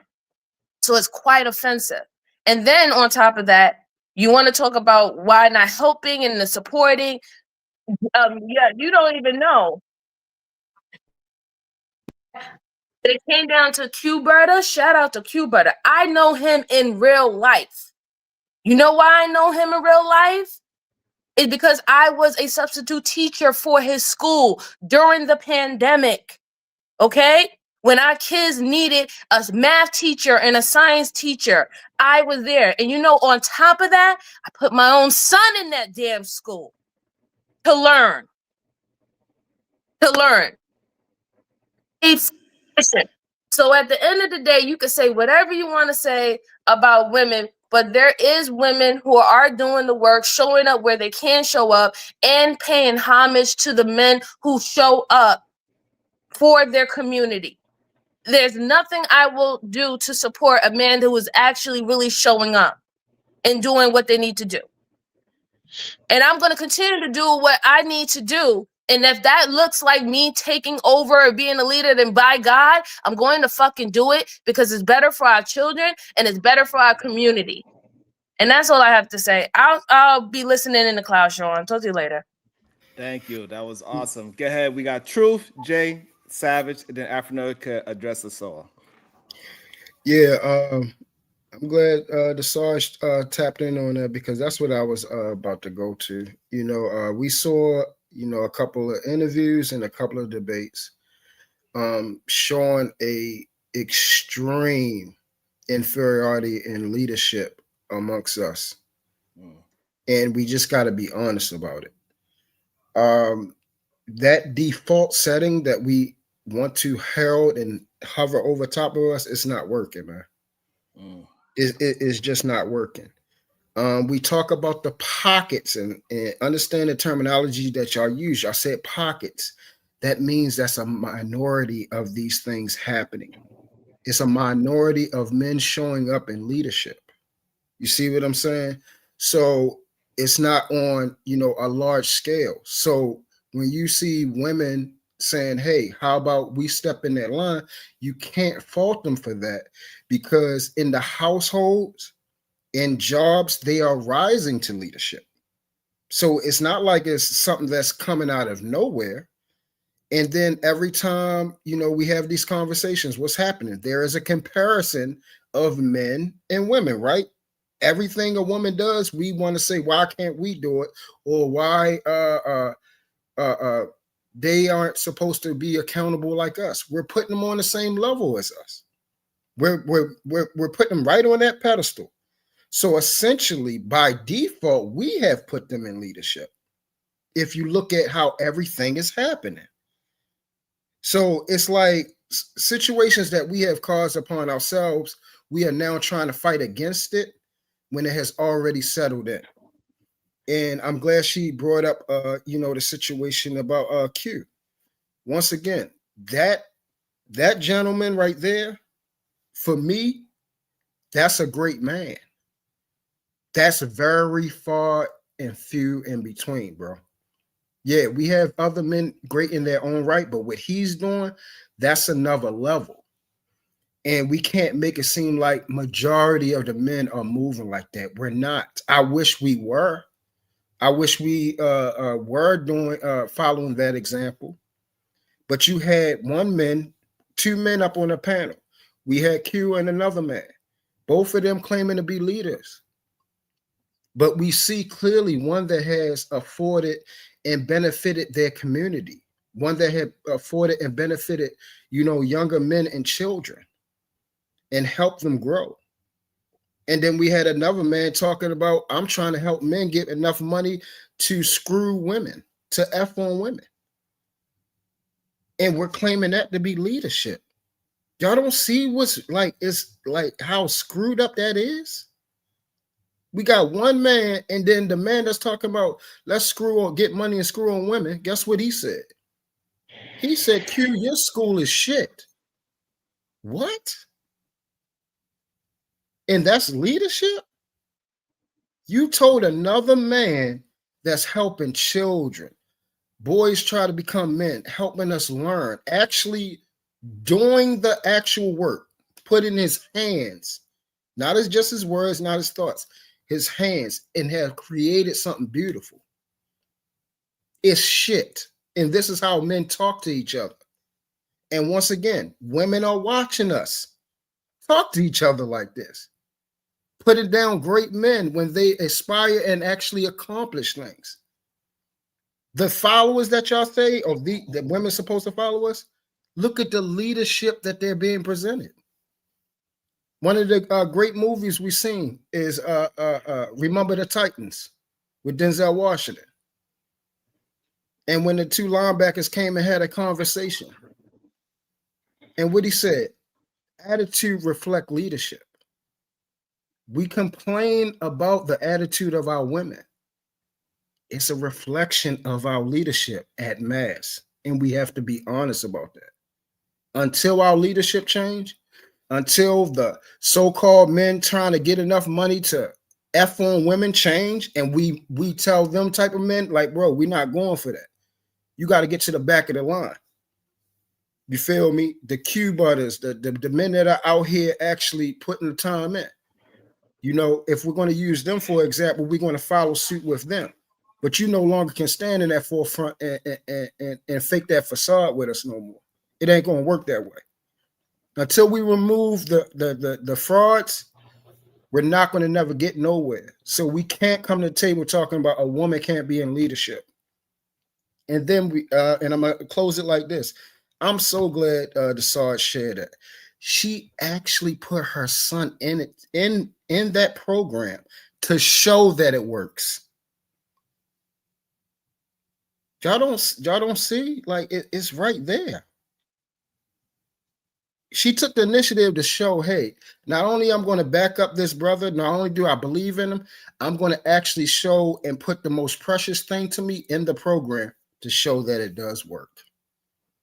If that ain't leadership, I don't know what the fuck is. Bar, perfect place to land it. Go ahead, Jay. Then we got Savage, and then Afro could address us all. Okay. First of all, the middle class classification. I don't know where people get that evidence from, so I'm just going to assume that they got it from the IRS. I don't know. So let's talk about the classifications of middle class. People that are getting taxed at 12 and 22% are considered middle class.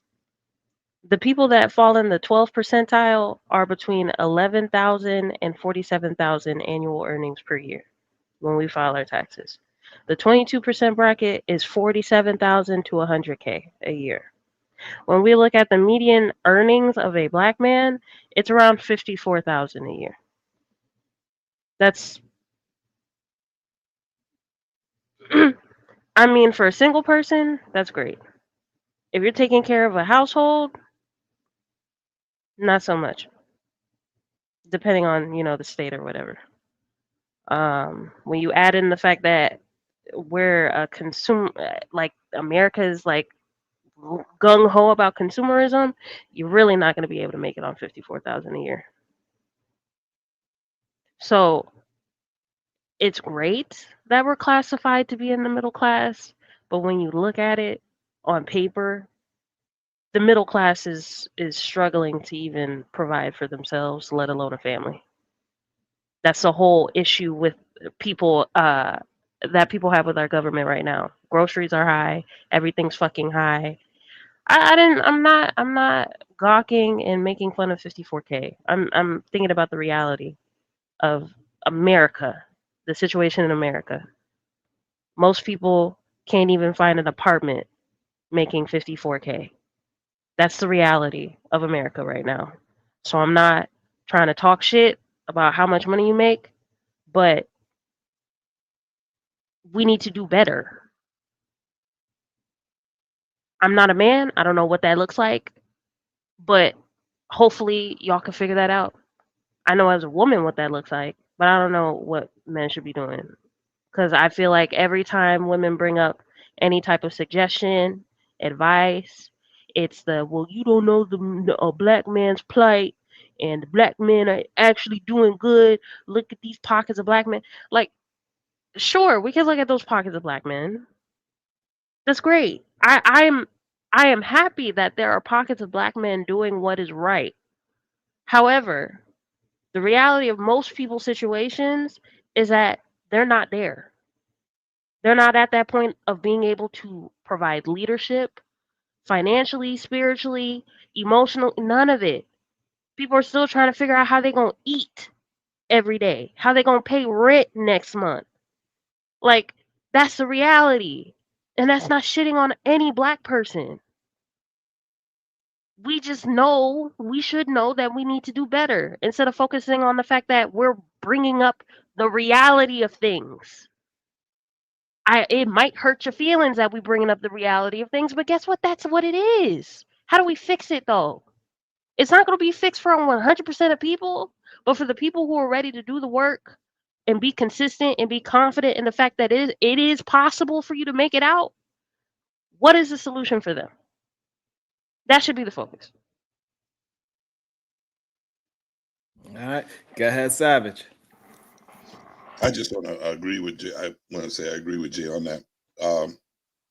It's we see a lot of people trying to talk about reality, and then what gets misconstrued about the whole reality check is that people have feelings. There are too many feelings about what reality really is, and yeah, we have our opinion about things, but reality is just reality, and a lot of people are not going to like it. That's your problem if you can't handle that. You know what I mean? I also wanted to talk about there's no way we can say that men are just supposed to be the leaders at all, because we were, like I was saying before, we were led by our mothers, and most of us know how to survive, know how to clean ourselves. You know what I mean? We're doing what's right for ourselves, and I would never be in position of survival skills if it wasn't for my mother. You know, the only thing I learned from my father is that he took well care of another family, so he was able to lead that family. So obviously he was a leader. Just wasn't my time, I guess, for him to lead, me. And that's the reality. You know what I'm saying? And if I was an emotional person, I'd be like, oh, goddamn, the fuck you, daddy. No, it's not about that. It probably wasn't his time to lead. And that's what I'm saying. Like, everybody has their time. Everybody's capable. I can't say everybody. There's a lot of people out there who are not leaders right now who are capable of being leaders. And there's a lot of women who are capable of being leaders, just like men. It's a lot of people just don't know their position in life. You know what I mean? Just because you're a leader doesn't mean you can lead a whole community. You could lead people on things that you're good at leading at. This guy could lead people on something he's good at. You know what I mean? We just need to know our position and where we need to lead. Everybody's saying, like I said, everybody's putting a blanket statement on everything. Oh, you're a leader, so that means you have to control everything. No, you only know but so much to lead this way, that way that you know. You know what I mean? So we just need the problem is the communication and the understanding. So yes, women are doing a lot better than most people right now because they're the ones paying attention and want to do better. And we're sitting there, you know what I mean? We're sitting there. To be honest with you, I'm gonna blame more of the men because we know what the fuck we're supposed to do. Why are we doing it? You know what I'm saying? And I understand, like I said before, when we were younger, we didn't have the guidance. But once you reach a certain age and start looking at the world the way it is, reality check, we need to start stepping up and try to be that leader. And if the women are talking shit about us, that means we're not doing what it takes to lead.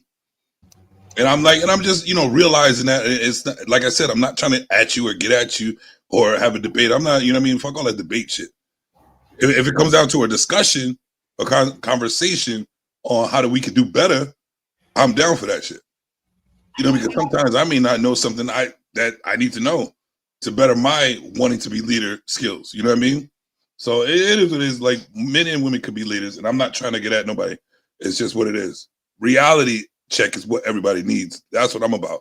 A reality check. And most of the time, sometimes I need that also. And that's why I'm up here saying that I want to understand and not try to battle or debate nobody. I'm just trying to understand. Shout out to Republic Tea Room with the 20 ball. Thank you so much. I appreciate you. About to be a situation. Hey, hey, hey. Thank you so much for all that you do. When I did research on Creole plantations, especially in New Orleans, historically they gave the reins to the smartest child, most capable one. Wasn't about sex or gender of the child. You earn respect. It is not given. Woo. Some powerful words. And women should have by now earned the respect. They should have. And for some reason, we are dropping the bomb on giving them the respect that they have earned. Afro Nerd, you have the floor. We're going to hopefully you could address everybody. Go ahead, Afro Nerd. Okay, so I'm going to start calling you Derek Jackson 2.0. You just this kind of leaning on the matriarchy is like, instead of just being truthful, you can be you can talk about facts and be not really gender specific, right? Because I know we seem to be leaning on this. I find it odd that you have women who are very prideful in being leaders, but then they still want somebody to lead them. Like, you can't have it both ways. You can't say we're capable of leading and then have critique that, well, men should be leading us too. Like, you can't have two leaders like that. Someone's got to be second in command, first command, however you want to divvy up your leadership. So be it. But this idea that, when you talked about, women are dating men of all heights, and we understand exceptions, and we also understand the rule. And there's all littered through social media, YouTube, and in real life, you see, even if the guy is not tall, he's still taller than the female. There's a submissive and then there's a dominant, right? So what you're doing is you're kind of playing favorites when the data doesn't really support that, right? So again, I acknowledge that there are exceptions, right? But there's also the rule. Now, when I go into black male success, right? Just as there's black female success, let's actually start to run down some stats as to what's actually happening with us, because I think black folks don't even know this stuff. I think black people don't even know this stuff. I think we are clearly misled by the media, and we know why. Just like J. Edgar Hoover had a thing about Malcolm X, he had a thing about Dr. King. This has been verified. Just like you have the Epstein files, there's files on black people, right? And we pretend that these files don't exist. So let's go into, because I'm not into this negative confirmation bias. Like, some of male and females on this program and on YouTube, they have a negative slant and they won't listen to the positive. So I'm going to run down this real quick. So this is what's going on with black males in America, right? It says high school graduation rates. Black male high school graduation has risen for 20 years straight. National black male graduation, this is 2023, 70 to 72%, up from 48 to 52% in the early 2000s. Black boys have shown the fastest improvement of any group since 2000. Then it says college enrollment and degrees. Black male college enrollment has nearly doubled since the early 90s. More black men are in college than in prison. Now, we've known that mantra has been corrected, Sharon, because we used to hear there's more black men in prison than in college. But when you run by age, well, no. You're not going to have a 40-year-old college student necessarily, right? So when you run through 18 to 23, all right, Well, actually, it's more black men in college than they are in prison. It's STEM growth. STEM growth. Black male STEM undergraduate degrees have increased 65% since the early 2000s. Engineering degrees earned by black men rose 20% in the last decade. Computer science degrees for black males have risen steadily for 15 years. Then he goes into income and wealth. 60 to 65% of black males aged 25 to 54 are in the workforce full time. Black middle class households have tripled since the 1980s. Earnings 50 to 80 grand median, depending on the field. Black male income has increased every decade since 1970s. It goes into entrepreneurship. It says black business ownership, especially male founders, has exploded 40% since 2020. That's in the last 5 years. And I'll leave it at this. It says black-owned employer firms generate over $200 billion annually. Real estate, tech startups, logistics, freight, entertainment, professional services. So there are things that are happening when you run the numbers. There are things that are positive about black men and black women. We do not want to. We rather talk about little Dirk, right?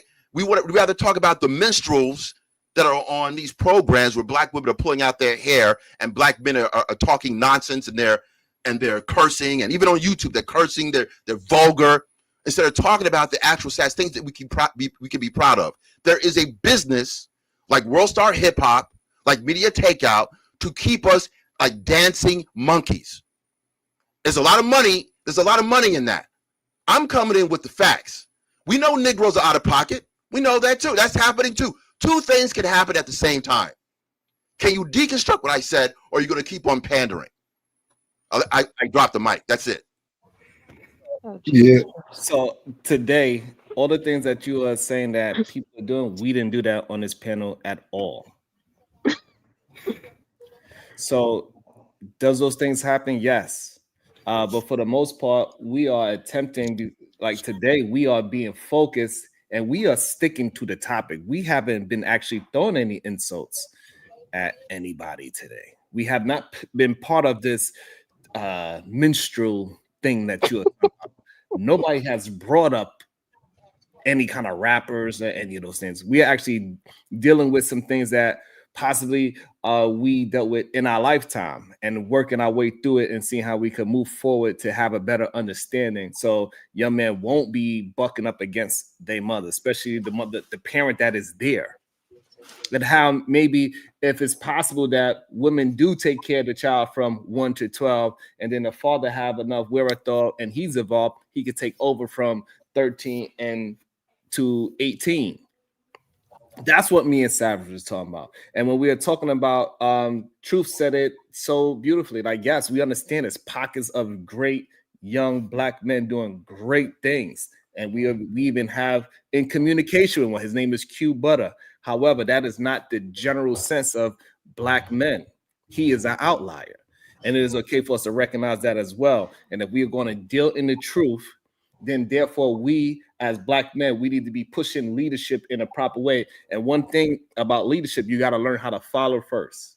And you know, to learn how to follow great leadership. So if somebody is telling you to do something and you can see that is a success rate behind that advice, we need to get young men to understand you need to take and heed to that advice. And as simple as that. Hey, Sharon. So I wanted to ask. I'm bring you in a second. Say that again. Yeah, get you. But I'll just I think, and I've said this a couple times, that when we have conversations, a lot of times we speak past each other. Like you stated, like sometimes we'll say stuff and the very thing that we're speaking about that didn't even happen on the platform because we're so used to having these type of conversations where it happened. And it's a lot of conflating what I call the 3 R's: reason, right, and reality. So, and the reason why I'm bringing that up, because I would like to ask, Afro Nerd. Yeah. What is the way he sees the world from his POV? Does it need to change?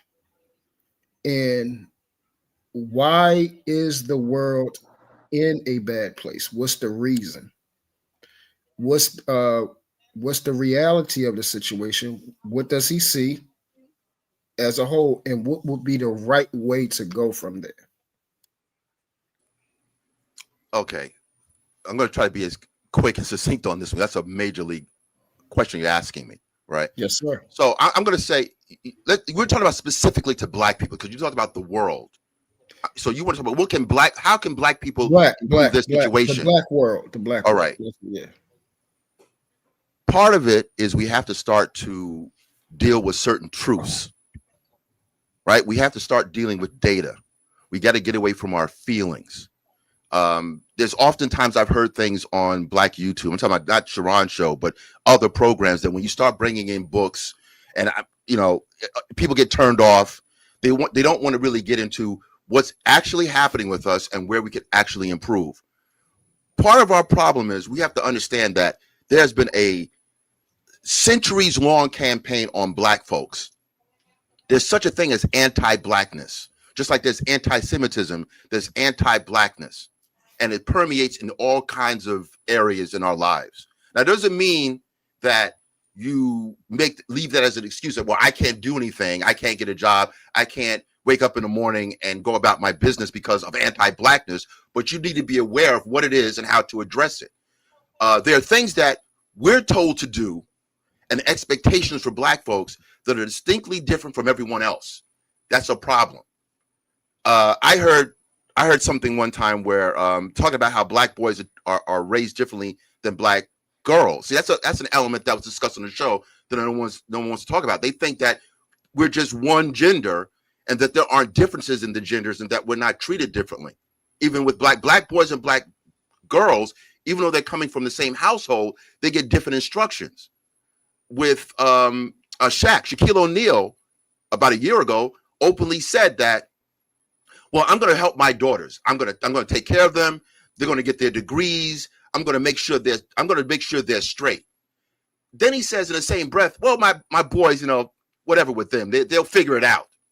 So he said, well, okay, I'm giving different rules for these two. And he says that as a successful black man, I don't have to worry about my boys. I don't have to worry about them getting educated. I don't have to help them. So, but I'm actively going to make sure and give enough focus on his black girls, which is right. But why can't he keep that same energy with his black boys? Because the white males in there are doing that somewhat. Trump became who he was because his father gave him $1 million like 50 years ago. Right? So we're not even doing what other people are doing. The Jewish father helps his Jewish son. He's not given these weird gender rules.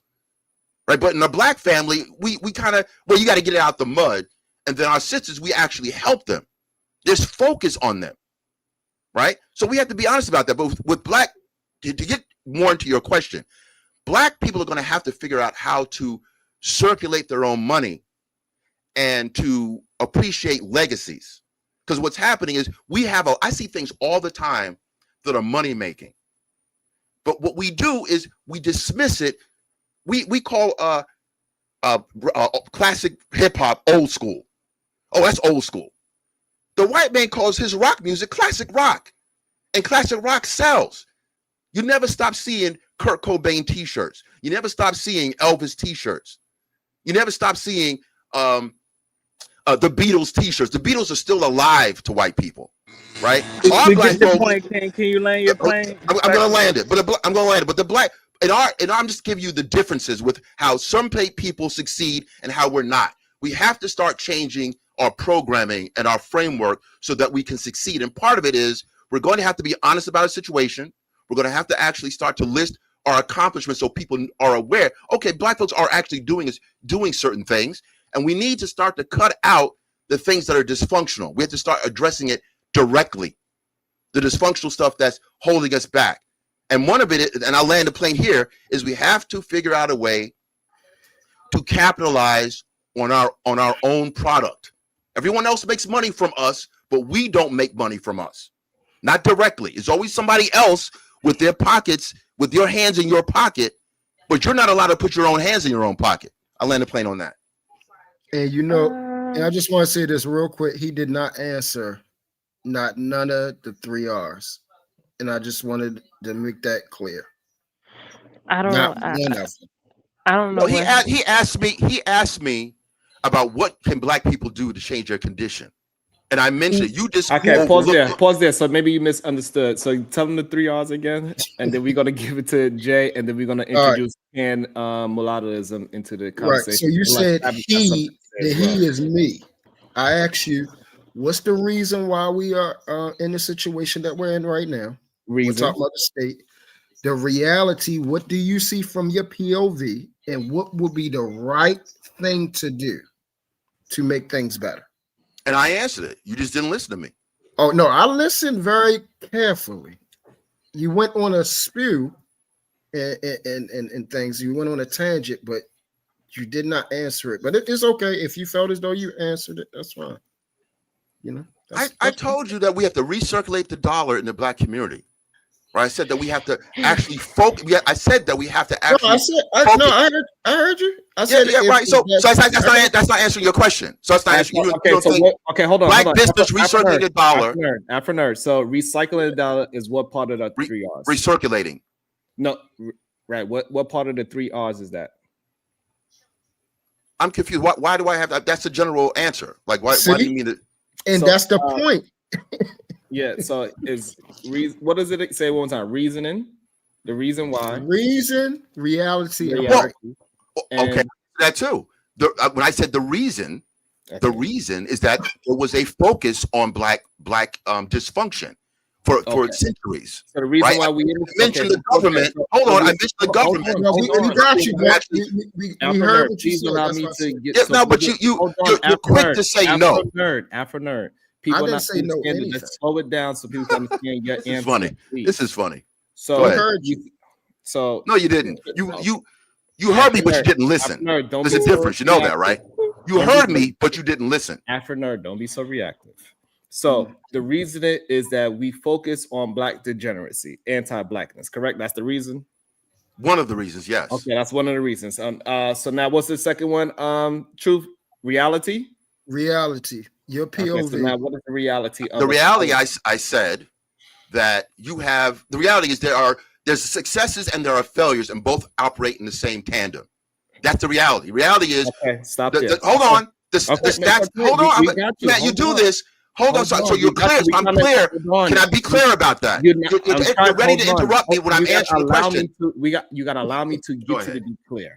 I'm attempting to get you to be clear. That's what I'm attempting to do, because you're not understanding that people are. You're not understanding people are misunderstanding you, and I'm trying to get them to understand so it could be clear and concise for them. Yeah.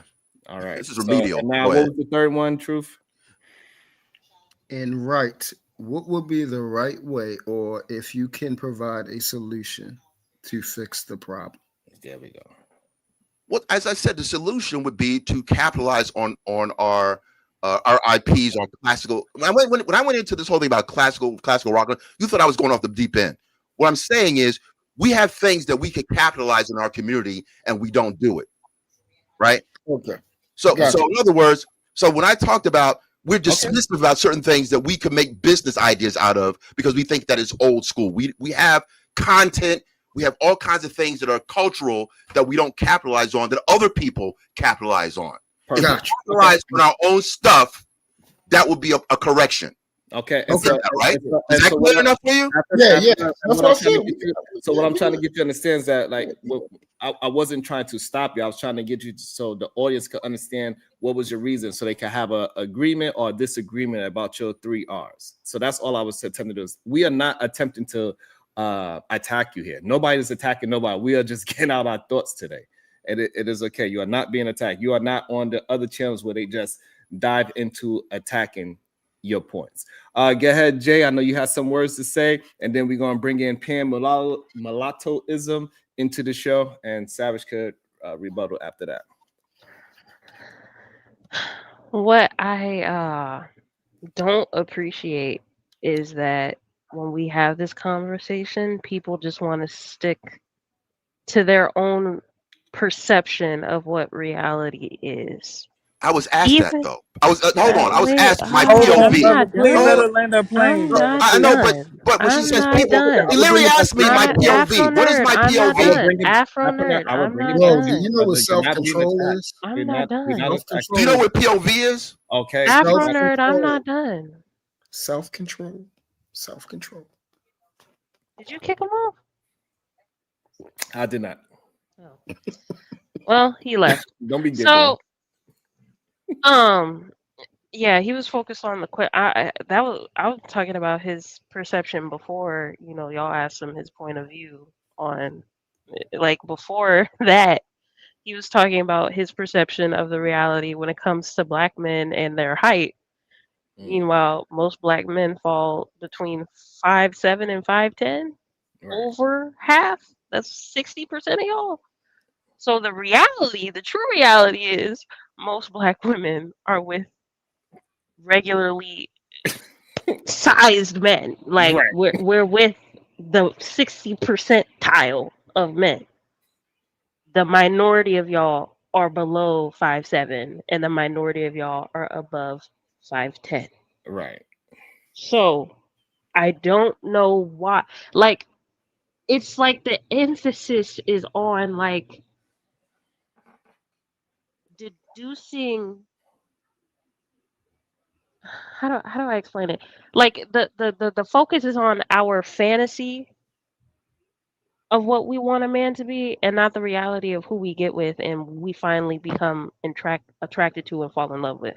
They're just focused on the sexual attraction, because obviously a lot of men see love through a lens of sexual attraction and nothing else. So it makes sense why he's so focused on the fact that the dominant versus the submissive, and like, you're focused on just the sexual piece of a relationship. And you're not focused on the fact of why women truly do fall in love with the men that they fall in love with. And it's not because this nigga was 6 feet tall. Her coochie got wet probably because he was 6 feet tall. But that's not why I'm marrying this man. Like, I don't like. Why are we focused on like the elementary pieces of humans? You can't change your height, but you could definitely change your character. But they don't talk about changing your character to be a good man. They talk about the fact that we need to change our preferences. When, sir, we already do. If you asked, she may not hurt your feelings like that, but if you asked a woman, if you could pick a man off of Amazon, his traits and qualities, what would you choose? I bet it won't be you, unless you're trying to save your feelings. I bet it won't look like you. I bet his package might be. I'm just saying, it may not be you, because everybody got their sexual fantasy. Even men, y'all be fantasizing about women that don't look like your woman all motherfucking day. But guess what? You chose a woman to. You chose your wife. You chose the one that you fell in love with for different reasons. So that's what I mean by he's focused on his perception of the reality of things instead of focusing on what's actually fucking happening around his ass. It's not happening. It's like these women are ending up with regular ass men. It's crazy.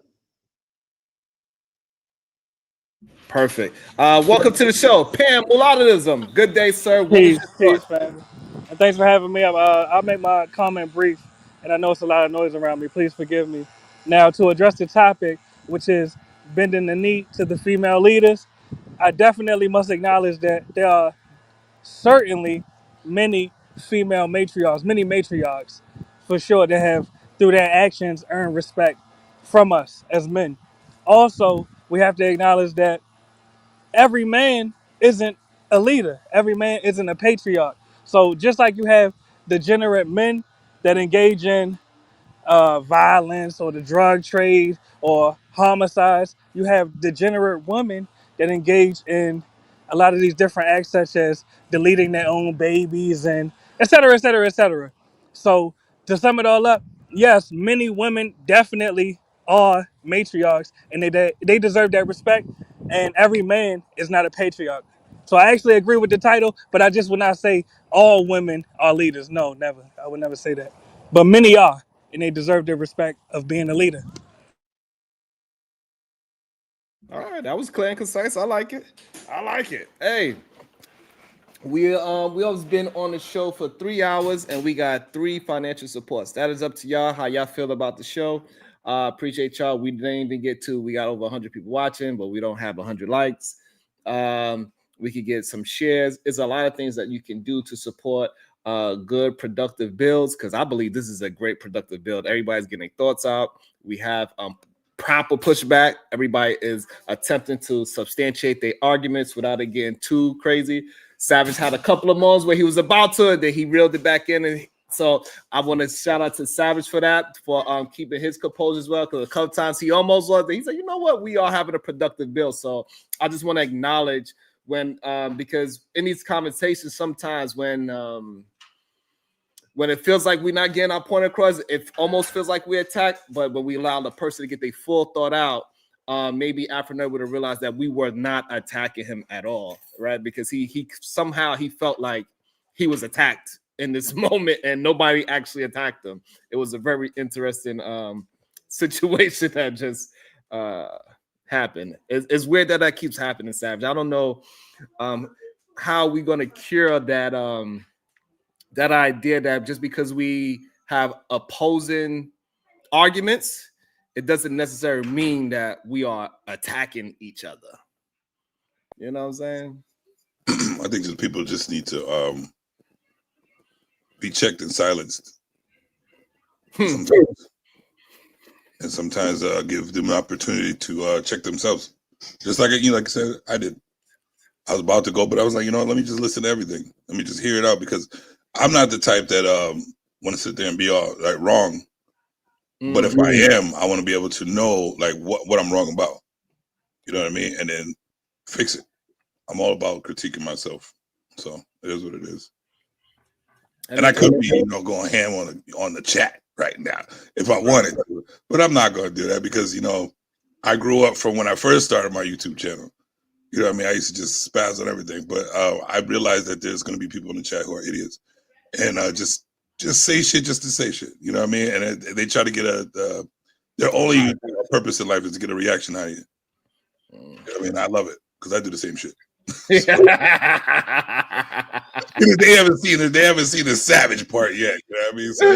So I think it's interesting today, right? So today I didn't hear not one person today say Sharon is attempting to have a productive and positive bill to get cash apps or super chats. Not one person said that.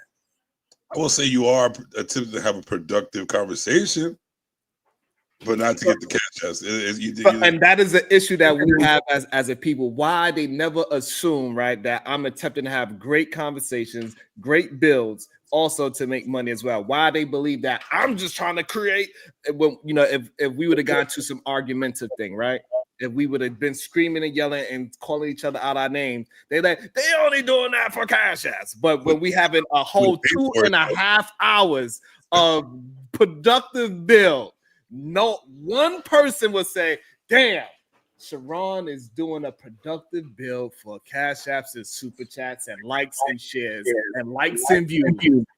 And this is why I don't pay attention to the chat, because they'll pay you for yelling and screaming and they'll say the dumbest shit ever. But when it's productive, they sit back, still say the dumbest shit, whatever, and don't pay for it. It's ridiculous. So I just want to clear the air. So if I do have a show and it gets wild and contentious and people start spending money, I do not want to hear not one effing person say I did it because of some chats, some views, some money, none of that. I don't want to never hear it again. Because for the past 3 streams, all of my streams been the green truth. Nobody fight with Diva been holding it down. She's been on her pro-blackness lately. I want to know if Jay is trying to challenge me with profile pics because she changed her every time like I did mine. Look what the first thing they would say. That's what I'm saying. They don't. That's their job. Their job is to do dumb shit in the chat. But I still appreciate at least commenting in the chat. I appreciate it. Hopefully you hit the like button or share button, because they also forgot that I said, right? He said drive begging. Yeah, so I'm drive begging for a like. I couldn't get to 100 likes. I'm drive begging for shares. I don't even have one share. You know what I'm saying? Like, so like a lot of the things that I'm dry begging for is free to you. It's absolutely 100% free. As I said, idiotic. Hey, I did enjoy this conversation. I learned a lot, and I appreciate you for having it. Yes, sir. It's, This is what I attempt to do all the time, okay. but people have a certain idea of me, and so they try to steer up. You know, just like kind of like what Afro Nerd kind of did. He tried to he's put some other show into this show, and he's like, "Yeah, y'all be." We didn't do that today. We didn't mention no rappers and that. We always talking about our experiences and what we see. That's all we did. We shared today. He sounds familiar. He sounds like he gets rowdy a lot, though. He sounds familiar. I think I heard him on a couple. Yeah, but he's in that. It sounds like he's in that mentality. I believe he can say something or have a decent conversation. But it seemed like he came up with that. You know, that animosity already. Yeah, that come from they're not used to being heard a lot, and you know when people come on here, they look at this as an open forum. So they like everything that I can't talk about in my actual real life and nobody's listening to me, I'm going to come on here and get somebody to listen to me on here. And if I don't, I'm gonna scream at you. So that it's crazy. I was did you hear my question, Savage? Because I would like to No, you didn't ask it. The 3 R's. Oh, about that? Not really. Sorry, I've been. Yeah. So, what is the reason our situation is the way it is from your POV? You know, the reality that you see. Like, tell me a description of what you see the world is, and then give me a right way to go, a solution that will solve the problem. I would say the 3 things that are a detriment to that is lack of communication skills, lack of understanding skills, and too many people believe in social media and not doing the research.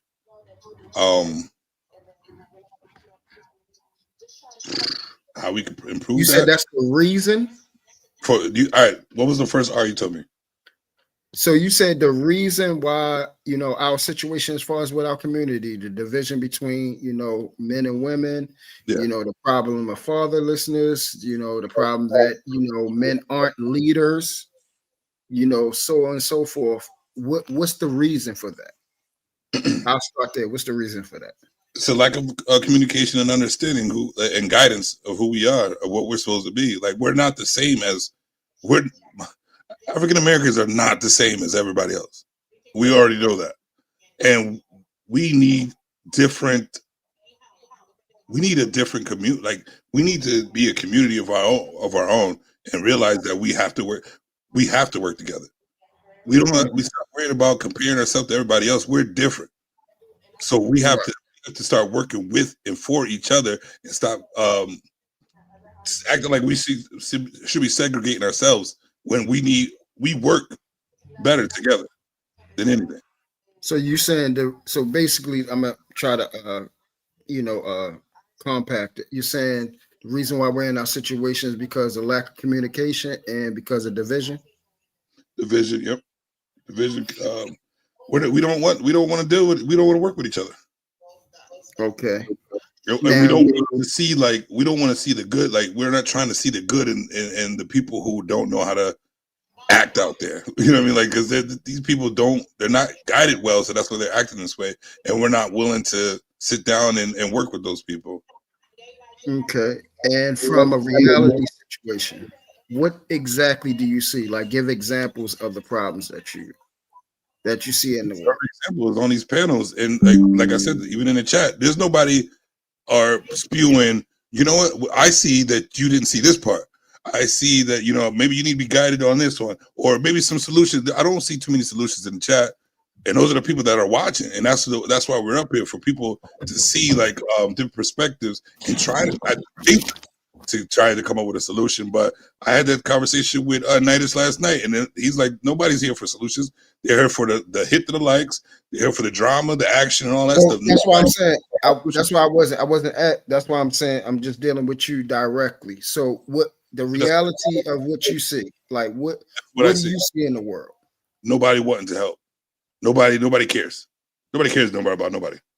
Give me an example of that. Give me like where you see nobody didn't want to help somebody. At the smallest degree is just even advice.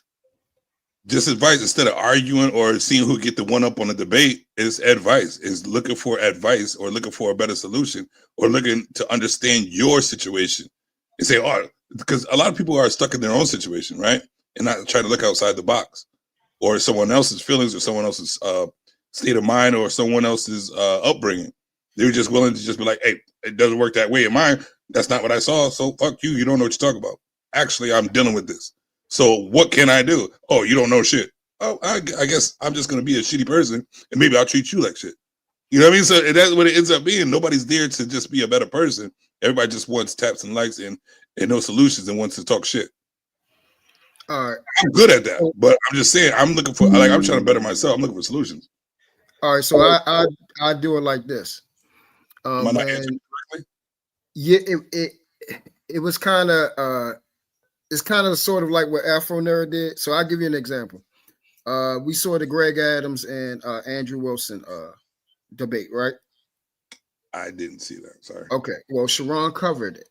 And I'm gonna use this. This is the reality of the situation. So we had two men that would consider themselves leaders, prominent figures in YouTube, has large followings. And when they came to the forum, came to the table, so to speak, to have a conversation about marriages and, the problem with it or how to make it better or how it can be beneficial to men. We had one man using ad hominems, couldn't answer questions directly, didn't know what terminology was, didn't know the definitions of certain words, could not properly use them in a purposeful way, could not contextualize, kept repeating the same thing over and over and over again for every subject matter. And then we had another person that actually came there, provided definitions, used things contextually, gave the person ample time to get himself together, wasn't using a whole lot of ad hominems, and was trying to ask them, please, could we get to the subject matter? Could we address what we're talking about? Do you have a solution? If you do not have a solution, why are you rejecting mine? And they could not give a concise answer. This is the reality of the situation. So from my POV, that was a reality thing that I saw out of my eyes to show the deficit of leadership in the Black community. That's one of the examples. That's what I was saying. Okay. So that was an actual living example that I saw, a reality that happened. I don't know if y'all will agree, but what I see is a lot of people don't want to admit they're wrong. A lot of people don't want to admit they don't know. Like I see in these spaces, people look like they feel like they're forced to know everything, and they really don't, and they're not willing to bend the knee, and say that, what, I really don't know that. Explain to me or help me get to know that. Everybody's just like, no, that's what it is. That's what it is. No, like you really don't know. You know what I'm saying? And then be like, what's your resources? Well, I don't have to get well, you expect people to listen and take your advice and follow you like the leaders were looking for it. So give us proof and give us a reason to follow you. Give us a reason, give us some proof to show that you are right. And we have a chance to follow you. And that this other person that you're trying to debate is wrong, or y'all on the same page. Okay, so all right, let's just skip over that because I'll probably. So why not? Like, I don't understand. So let's skip over that. Okay, give me a solution. Your answer to that question, so I understand. Huh? What is your answer to the question, so I can understand what you're trying to get at? Yeah, I gave it to you. So I'm not answering it correctly then. So I gave you a direct situation that actually happened that we all recognize, and that it actually happened in reality, and that it clearly shows a problem and deficit in our leadership. You get what I'm saying? Like, it's a reality-based thing. It was something that we could see, we heard, we can remember. So give me an actual tangible example that, we could hear, we can see, we can research. It's factual. Well, right now I can't come up with something. Okay, great. Okay. But what I can do is give you a basis to look at down the road of panels that people don't want to concede on what they don't know. They want to act like that is the truth and not try to get the truth. But if I'm not answering right, then it is what it is. That's awesome. Yeah. Sometimes we could just say, you know what, I don't have an example right now, because sometimes the example we know we have examples, but the exact one to prove the point, it just misses. I don't know. Also, let me just shout out to my girl Corinne. She says, for the church donation. Thank you. She sent that yesterday after the show. Thank you. I really appreciate that. Shout out to everybody that's doing whatever they can do to show love and to support the show. Every last little bit of it count. The likes, the shares, the dollar amounts, everything helps. The comments, all those things help. So I appreciate every last person that do any kind of contribution to the show. I truly appreciate it a lot. It's not easy. Thank you so much. Let me pass the ball into Detroit Coalition. Good day, sir. What is your thoughts? And then we're going to attempt to finish this goddamn review of me versus Obsidian versus Q Butter versus the wrong class. I'm going to give him his props too, because he put the beats on Obsidian as well. Wrong class. Sometimes you're correct. Hey, Sharon, I'm going to go get breakfast, man. I'm going to holler at you. Thanks for having me on. Appreciate y'all.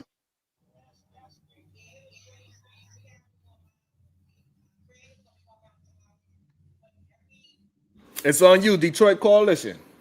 Oh, my bad, brothers. Hey, good evening or afternoon, everybody. So,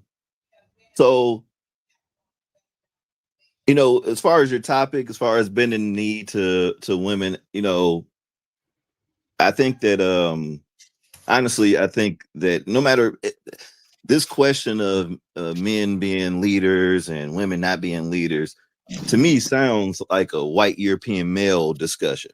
And what I mean by that is the ones who are promoting that like men are superior the most, in at least in the last, like, let's say 2,000 years, have been white men, because their power structure was built on that, where they have to be in control the whole time of everything, right? When you go to African culture, different people would be in leadership. You know what I'm saying? It wasn't about, and I heard somebody say this about, like, in your household and your family, whoever the kid is that just is the most educated, the brightest, the one who can make the most responsible decisions, whether it was male or female, was going to be the leader of the family. Let's think about, like, your parents have gotten to their 70s or 80s, those kids of those parents, it was going to be the one kid that was like the smartest, the, most dedicated or whatever, disciplined, that was going to be the one that was going to take over the family. This conversation about males having to be the leaders, that's not something that has originated out of the Black community, because the Black community has always looked at women as, not, let's say that you can't share everything. Obviously, men are, have, more physical strength and things like that. So, and as far as security of the house and things like that, those are things that just naturally would be in nature. The male is the natural protector of the family, right? But we're not animals, Well, some act like it, but we're not animals, right? So in our culture, it's not like that, unless we fall into this whole, like I said, European way of thinking about how to run a community or run a society and stuff like that. So it's never been, I don't think, an issue of bending the knee to women. It's been bending the knee to a leader that could do the job. And sometimes the one who can't do the job is the one who's pushing the most, saying that these other folks are inferior and I'll do a better job of it. And then we get caught up in it because of this American experiment, where it seems like everything that's European is the right way to go. And then we'll have these males, these Black males now, that fall into that same thing, where they think that this is the way of leadership. This is how you're supposed to run everything. And the reason why we're not successful in this and that is because we've gotten away from these core values. They'll tell you that, since women have gone to work you know, in the 40s and 50s and 60s or whatever, that our economy is tanked and everything like that, and things are so bad and the home isn't that good. And this was kind of the conversation I brought up the other day when I called in. We won't talk about the things that have pushed us out of you know, more stable communities and things like that. We'll point inward at like the people around us, but don't understand that the pressures have always come from outside the community first. So, you know, when I see somebody like Afro Nerd come in, you know, first off, you know, I just, you know, I'm not going to have an FBA conversation today. I'm not going to have a Black conservative conversation today. But even that is a way of trying to, you know, turn around and point a finger at a community and say, you know, I'm not a part of that. Like that's them. You know what I mean? When we're all in here together, unless, you know, we start turning our backs on each other, which I've seen that go on more and more, at least online. And I think we've gotten into this thing where, you know, now we accept online as the reality when the whole time, and even right now, it hasn't changed. It's not reality. Everybody's shining up the best part of their life to show online. I'm not on camera right now because I ain't shined up my room yet. So there's a reason, you know, so why everybody's doing all these things, that it's the appearance that people are presenting online. And if you don't have anything else to, you know, if you don't know anything better, then you're just going to attach to that. I did want to, and I'll like, I know I can go on because I almost killed your closing of your show the other night too, Sherelle. So I do apologize for that.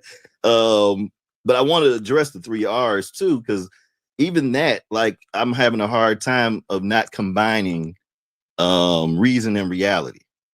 So if you can explain kind of the difference of the reason and the reality of the things that are going on in the community. I want to answer that, the 3R question, but I'm just having trouble separating those two. I like that. And that's what we need more of, just honesty. That's what we need, and that's how we can get things move forward. I think a lot of times people feel as if we talk about subjects too much. The reason why we talk about subjects so-called too much is because we want the resolve to those topics, and we have not got there yet. It's the same thing with relationships. A problem in your relationship will keep coming up if you never get a resolve from it.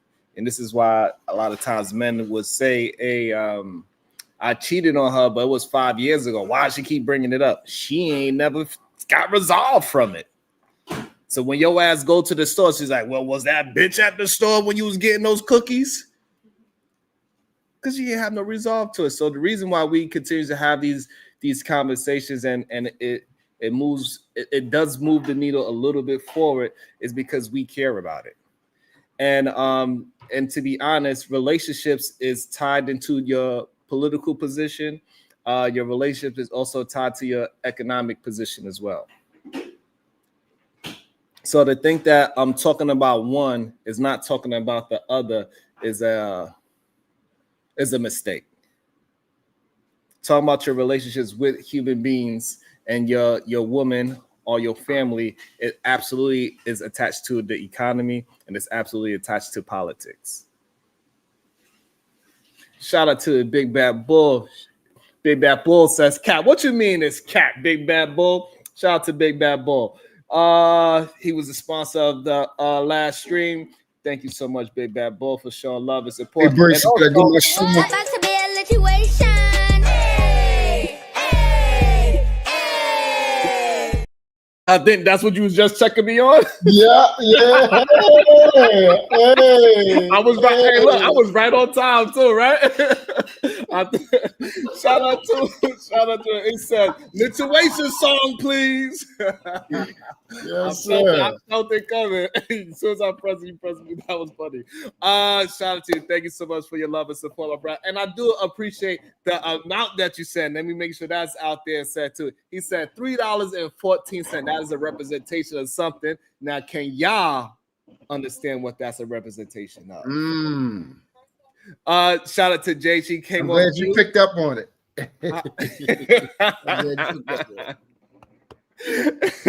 Jay, and it is important too, right? Like Appreciate you. Jay, what is your thoughts? So you hopped off mute. What's your thoughts before we get into back into the review? Because people do want us to finish the review as well. Oh, well, go ahead and finish the review. No, I want your thought. You came off mute. I want to know what was your thought. Oh, I was just gonna say like patriarchy is part of colonialism. That's not like a black thing. It's European. It's European centric. That's why every time colonialism happens, somehow patriarchy becomes a part of people's everyday lives. Like even in African countries before colonialism, women were included in leadership. Women had their own councils. There were some tribes that were matriarchal. Like it's, I don't know. I don't know why people don't get the correlation of patriarchy being literally a European idea, but whatever. Let's talk about the conclave. You going to the conclave? I don't know. People are saying that I should go and report back, but they might make you sign something where you can't even talk about it. I don't know. I was scared. I don't want nobody to be, I don't know. They said they doing the Lord's work at the conclave, Sharon. You may get a second wind of life. They it sounds a baptize little, people in the word of the manosphere. It sounds a little sketchy to me. But if If they could, they probably add the book of Kevin Samuels might have add into the Bible. They could. If it is getting meant to be positive and productive, then I'll be all for it. But I just don't know. I don't see the results that he be talking about.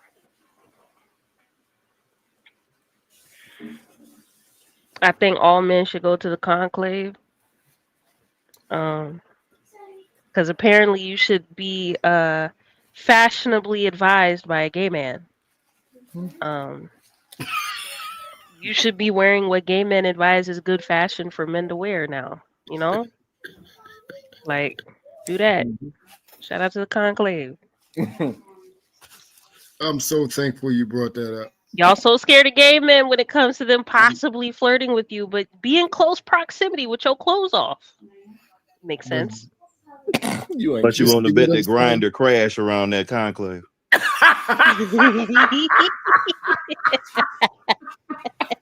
Y'all so scared of gay men. And this is y'all leader. This is y'all great, fearless leader. Oh shit! He said they crashed when they did that conclave. That is hilarious. That is very interesting. All right, let's see. Dan, do I got the video up? Hold on, let me see. I don't even got the video. I gotta go find it again. That shit is hilarious, though. Let me see. Let me bring it back up. But I did find it.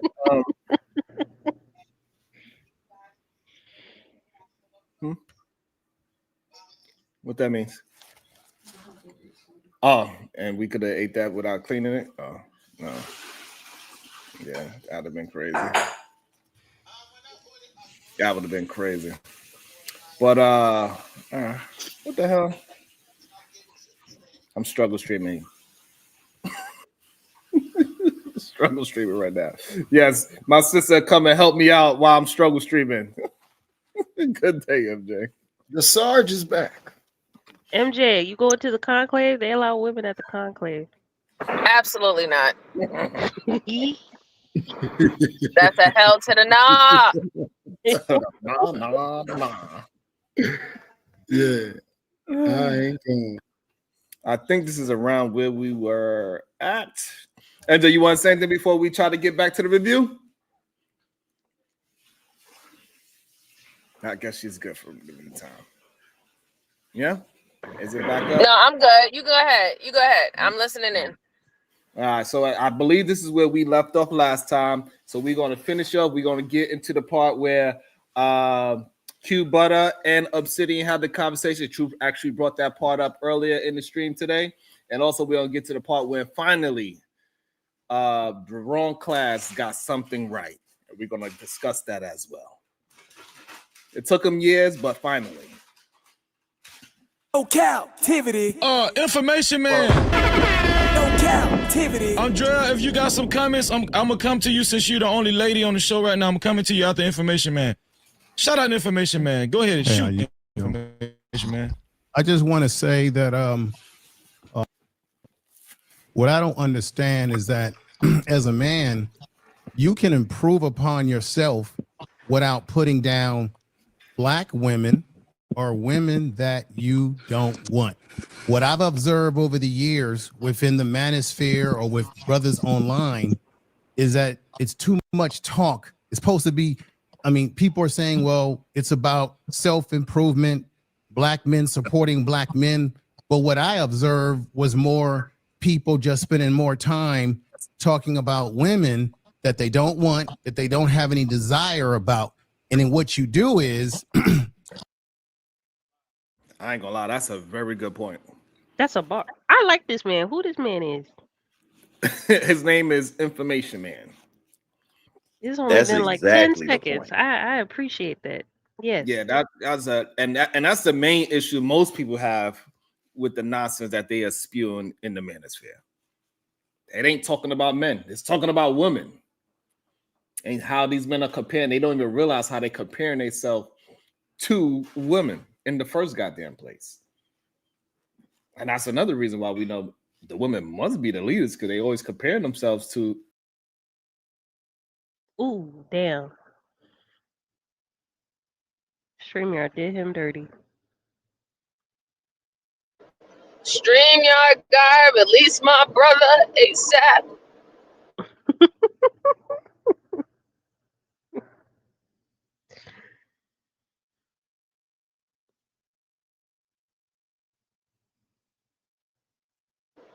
He should come back in a couple of minutes. But yeah, I mean, Information Man was right.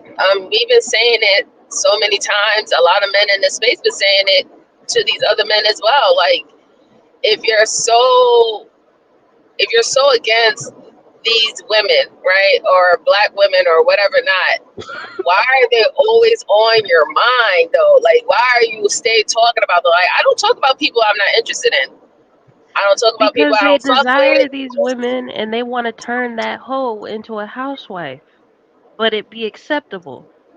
Because he don't want to deal with the extra baggage that she got. They just want her to be a hoe, but in the confines of being his wife. Because they sexually desire that woman so Absolutely. much that they're willing to trap her in a marriage. That's why. You know what? And I totally agree with that, Miss Jalen, of Jalen. It's because, like, these men, like, if you really look at what type of women that they're interested in and what they talk about, is always the ones that they want to crucify, though, right? Like, if you ask them what their perfect or ideal woman to do this and do that, she literally is for the streets, if you really think about it. But now you will put the label of wife on her and think that makes her any different. You think her character is going to be any different. It's not. And that's a problem, because it's like you're convincing, you're trying to convince women it's okay to be a hoe, but you have to be somebody's wife to be a hoe. But you know what I'm saying? But as soon as you try to be a hoe for yourself, oh hell no, women, we need to condemn your motherfucking ass. You only have a problem with the women who own up to what they are, and they're not having you control her and what she's doing. She gonna do it and she gonna make her own money. You know what I'm saying? Like, that's why they was mad at Cardi B and Megan Thee Stallion and the Sexy Reds. These are women like, listen, if I'm a hoe, fine, I'm gonna be a hoe, but I'm gonna make the motherfucking money and I'm gonna be in charge of my image and you're not. They was out with their pitchforks. Out with their pitchforks. But look how many women we see who are married, who have the symbol of being a wife, performing and doing the same thing that these women who are not married do. But yeah, it's like, oh no, well, she's a wife, so it's okay. It's okay.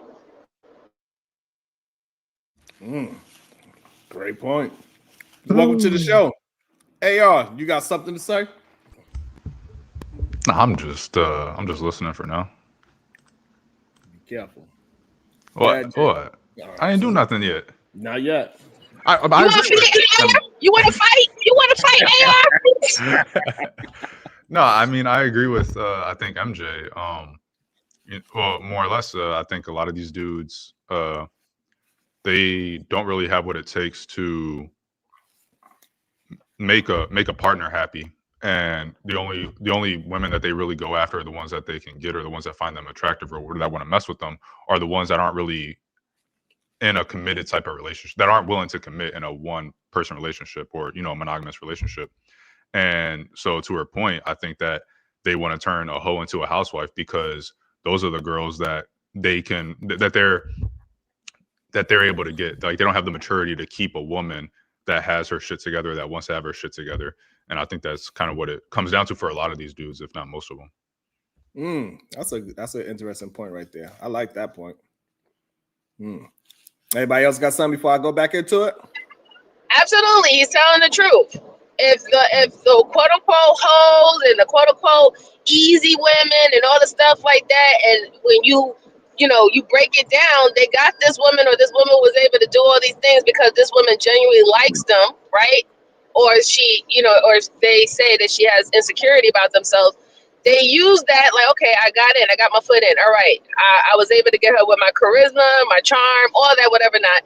But I know that she really doesn't fit the category of what I should have as a wife and a woman. So now I have to change that, because I don't want to deal with the backlash with society when she's out there literally being herself. So this is why they push to try to control women, thought process, mannerism, you name it, even down to her clothes and her wigs. They got to control everything, because you better not be out here making me look like a fool woman. But that she was like that from the get-go.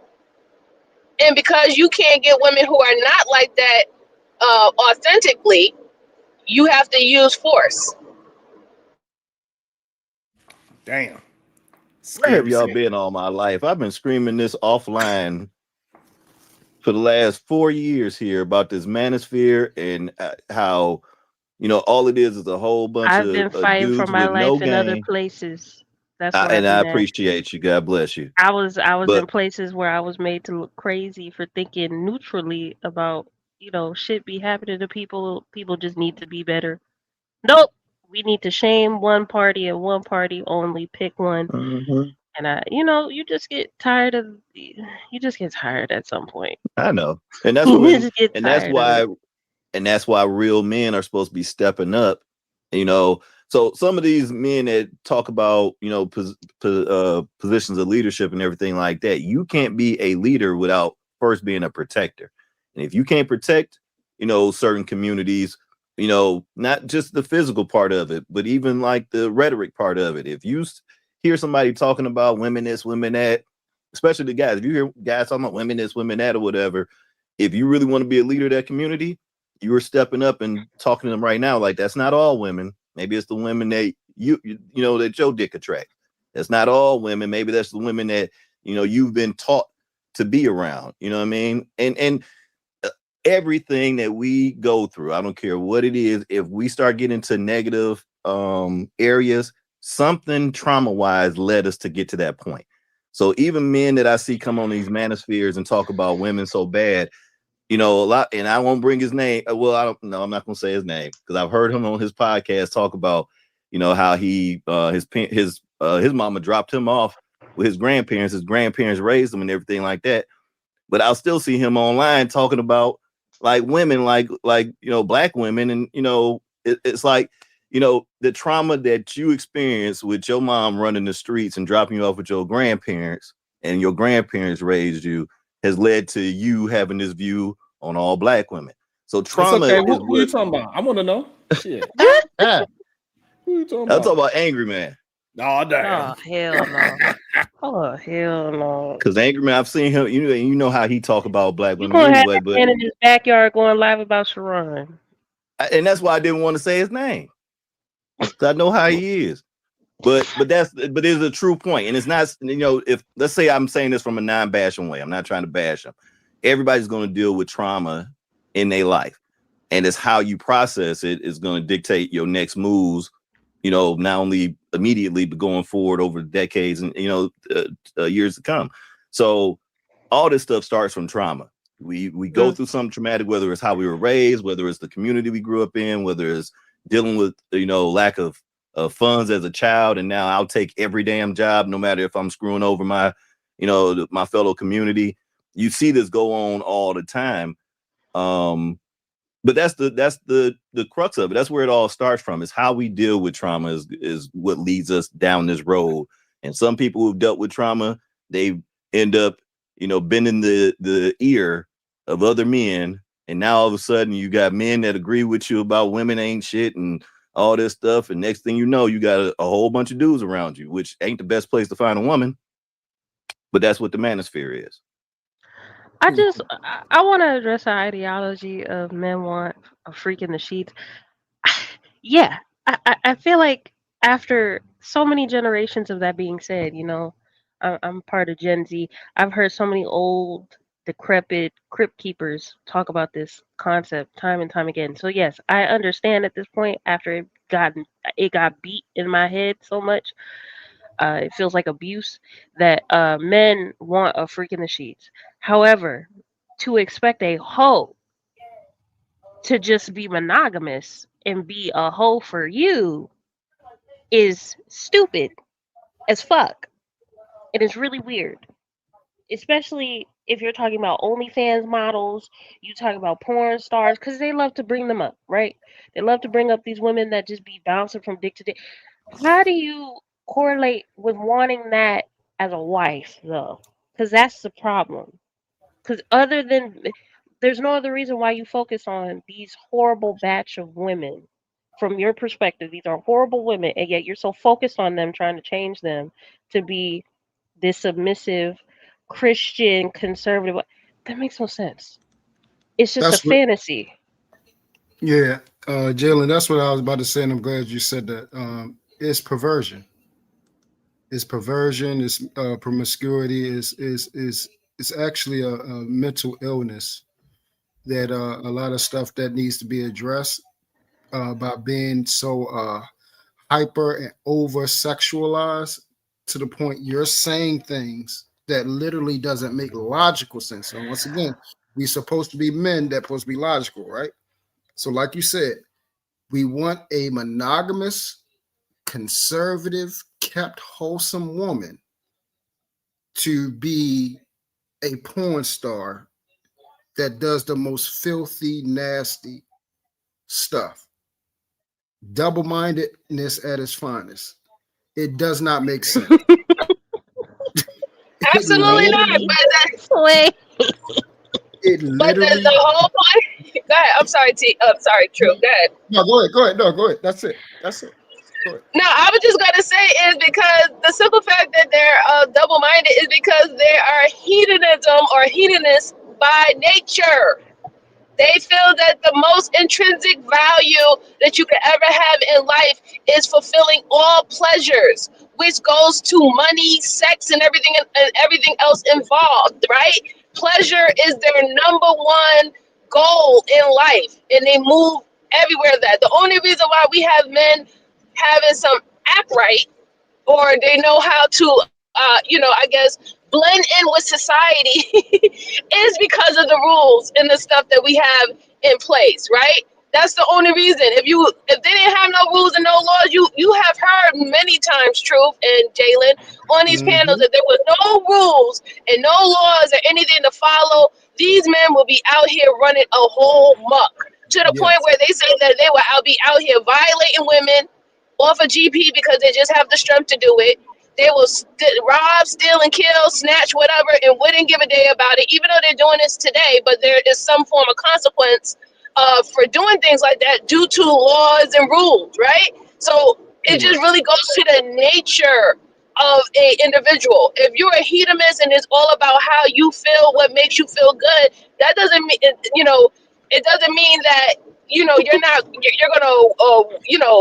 I guess, go away or frown away from doing things that would be considered devilish or satanic. You know what I'm saying? Like you, hey, it makes me feel good, so it's the right thing to do, right? Because I feel good doing it. And this is where we at. A lot of these guys, they're not true to themselves. Y'all move off of pleasure and it doesn't matter who you hurt in the process. Your family, your community, your children, your quote unquote significant other. You don't care. It's about what you want and when you want it. Okay. Many women are freaks in the sheets from the men. That doesn't make them hoes. That makes them good wives and girlfriends that will keep their men interested. If the only way to keep you interested is to do anal and all this degenerate sexual deviant shit, you got bigger problems, my guy. I don't know. You got Mm-hmm. bigger problems. If that's the only way to keep your ass interested, you're gonna have a hard life. Cause by the time you get 60, I don't know if she's gonna be able to do all them shit she was doing for you when she was young. I'm just saying you gonna have to find something else, bro. I don't know. Sex ain't gonna get you through a relationship until death, but go off. But But that, they they're think it gonna does all though. they're gonna That's do is they're gonna change it out for a new one. They say it all the time. They're gonna change it out. Let me go get a newer version of the product. Let me get a younger one. Let me get this one. Let me get that one. Let me get in this different shade. This color. This particular color. This flavor of ice cream. All they do is just say, "I'm gonna go out and get a new one." So no, they're never gonna be It's satisfied. They're the reality is they're not gonna be able to get a new one because you 60 with saggy balls and you need Viagra to keep you up and you possibly broke. So I don't know how you gonna get a young woman. I'm sorry, Sharon. I don't know how you gonna get a young woman to get interested in you and you ain't got nothing to offer her but a old decrepit body. I don't know. Sorry. And And wasn't this Keith is what I Sweat said. talking about that It's like a the couple of complete months ago? illusion of the whole thing. Is extreme delusion that this thing is going to be sustainable. And we're talking about 50 to 60-year-old men talking about trying to, adapt proclivities that you never even had before, but you want to do it now. Actually openly saying, I'm trying to participate in heathen behavior at 60. Can't move, can't barely can walk, can't barely can take care of himself. But your whole adaptation of life as a man is let me find a way to get in the STEM so I can acquire enough money so I can buy and participate in prostitution behavior and transaction with the women that I'm going to come online and complain about. Can somebody help me out with that? I tell you, truth. That's the problem right there in itself. The simple fact is that these Edomites, right? They see what type of control religion garnish amongst men and women. They cannot obtain that unless they go under the disguise of being a part of the tradition of these religions. So this is why they go in there, they act like they're for the religion, and then they still, act on their heathens way. That's why they still act like heathens while they're saying that I'm a Christian or I'm this or I'm that. Mm-hmm. Because they only want to utilize the religion that gives them the opportunity to have more of a say so, more of a control. They respect that, right? They respect the power, but they can't achieve the power of moving the way that they move because that means that the other person can move that way too, right? So they Correct. want to confine that, and that's what religion brings. It brings that with women, it brings that with manhood. That they like that power, but that's why they want to utilize it. So they go and they extract using that power under the book, but they know they're not playing by the book. They know they're not reading that book. They know they're not really following that book, and they don't intend to either. That's why they can always, pull out these verses, and the verses is always about controlling another person but themselves. So, Correct. somebody in the chat is saying that they didn't say anything about anal. Freaking the sheets is basically keeping it spicy. Sir, how you gonna keep it spicy if you just doing the same positions and the same shit in the bed every time you have sex? I know what keep it spicy mean. I'm not slow and stupid. It gets into degenerate shit. That's what keeping it spicy means. Outside of role playing, you gonna get tired of her playing nurse and playing doctor and playing teacher. You gonna get tired of that after 60 goddamn years. So guess what you gonna get into? You gonna get into the more degenerate shit because you have this fucking hunger for sex and Correct. different types of sex, and you want her to be a different morph into different women and wear wigs and shit, instead of actually being like, There you you know go. what, this woman good enough for me. She is good enough for me. I don't need all this degenerate morphing into different personalities and Yep. different women just so I can keep from cheating on this bitch because I really want a blonde today, but I'm gonna tell her to put on a blonde wig so I don't cheat on this bitch. What the problem is, y'all all y'all old crypt keepers, y'all need to go to the conclave because allegedly the conclave is helping men combat they sexual hunk. This is what the conclave is telling people to go to gay men for advice on how to I be a like man. it. Go to the conclave. Go to I the like this type conclave, of all right? Jalen. I like this type of Go Jalen. to the Jalen, motherfucking conclave. All right? Jalen, I'm not Jalen stupid. cursing. Y'all got Jalen cursing. I like I this. know, right? I like this a lot. Go to the motherfucking conclave. I don't want to hear nothing about freaking the sheets and keeping it spicy. I know what that shit mean, bro. Like, stop. Stop. We know what that means. Come on. Like, you're not talking about let's do doggy style tonight. Stop it. We know what it means. Oh my god. Oh man, y'all crazy. And so I just want to make sure I'm on the same page as what seems to be everybody else. Is anything but missionary considered degenerate sexual behavior? Sexual deviancy? We know what sexual deviancy is classified as. Look it up.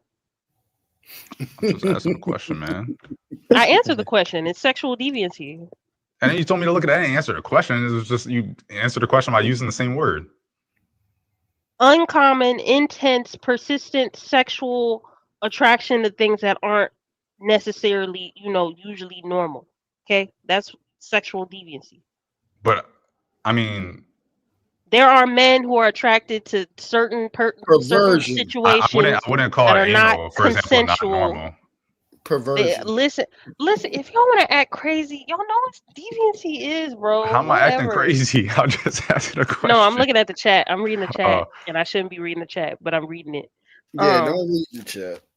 I don't think anal is not normal, so therefore it wouldn't be anal degenerate. Okay, how is anal not? Hold on. Wait. All right, first off, I'm so glad I'm in on this stream because this is not the way I thought it was gonna go. Wait, you mean to tell me anal was made for sex and procreation?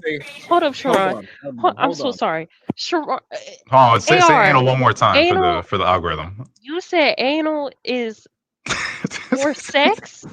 Anal cavities were made for sex, AR. Is that what you're telling me? I think God put the male's G spot in his ass, so therefore that would men should be penetrating their ass. That's what you're saying. That's normal. Okay, if we saying that's normal, I'll go with that. If you want to classify that as normal, drop AR.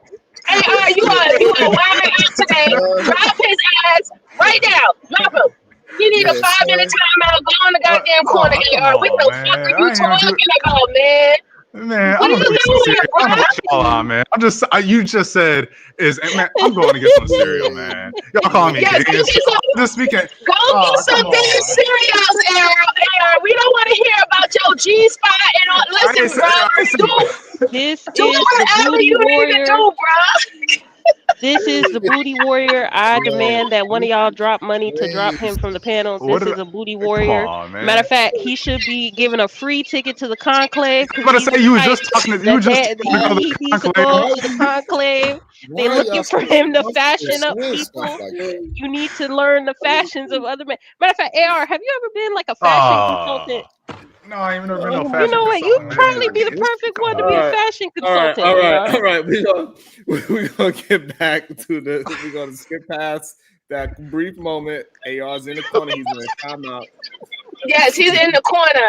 I'm so disturbed, AR. No, you need to go in the corner, bro. I don't know where were you going with that, bro? Like, listen, we don't need to know what you want to do in the cheese, bro. That is your business. We just saying. It's not me. What are you talking about? It ain't me. I'm just saying that you can't say. Okay, listen, we're not gonna go. We're gonna move forward. We ain't going in the back. Yes, please, sir. We can throw it back. What? Yeah. No, don't throw it back. The minimum of women that are undesirable within our community. Give him 10 minutes now.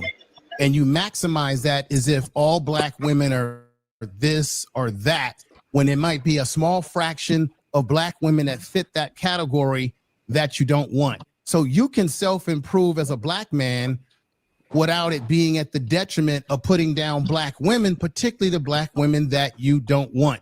Now, I've said this 1,000 times on these YouTube streets. This is internet shit. Most black men out there in the real community are not crying and whining on social media about. Now that part, I disagree. Yeah, I think we don't have enough men that is given the proper opposition so men can have the proper understanding that you got to get past your trauma bonding with your humans, your people, right? It's one thing that you had something happen to you, but it's another thing when you live in that pain.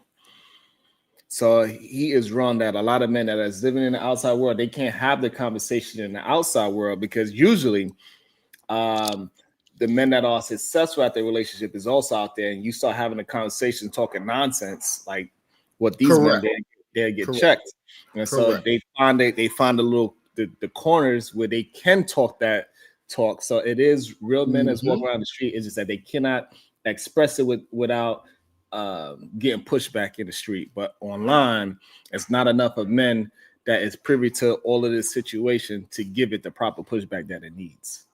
Absolutely. So that's why I think Information Man was wrong at. And I agree. Social media is not therapy, but it's therapeutic.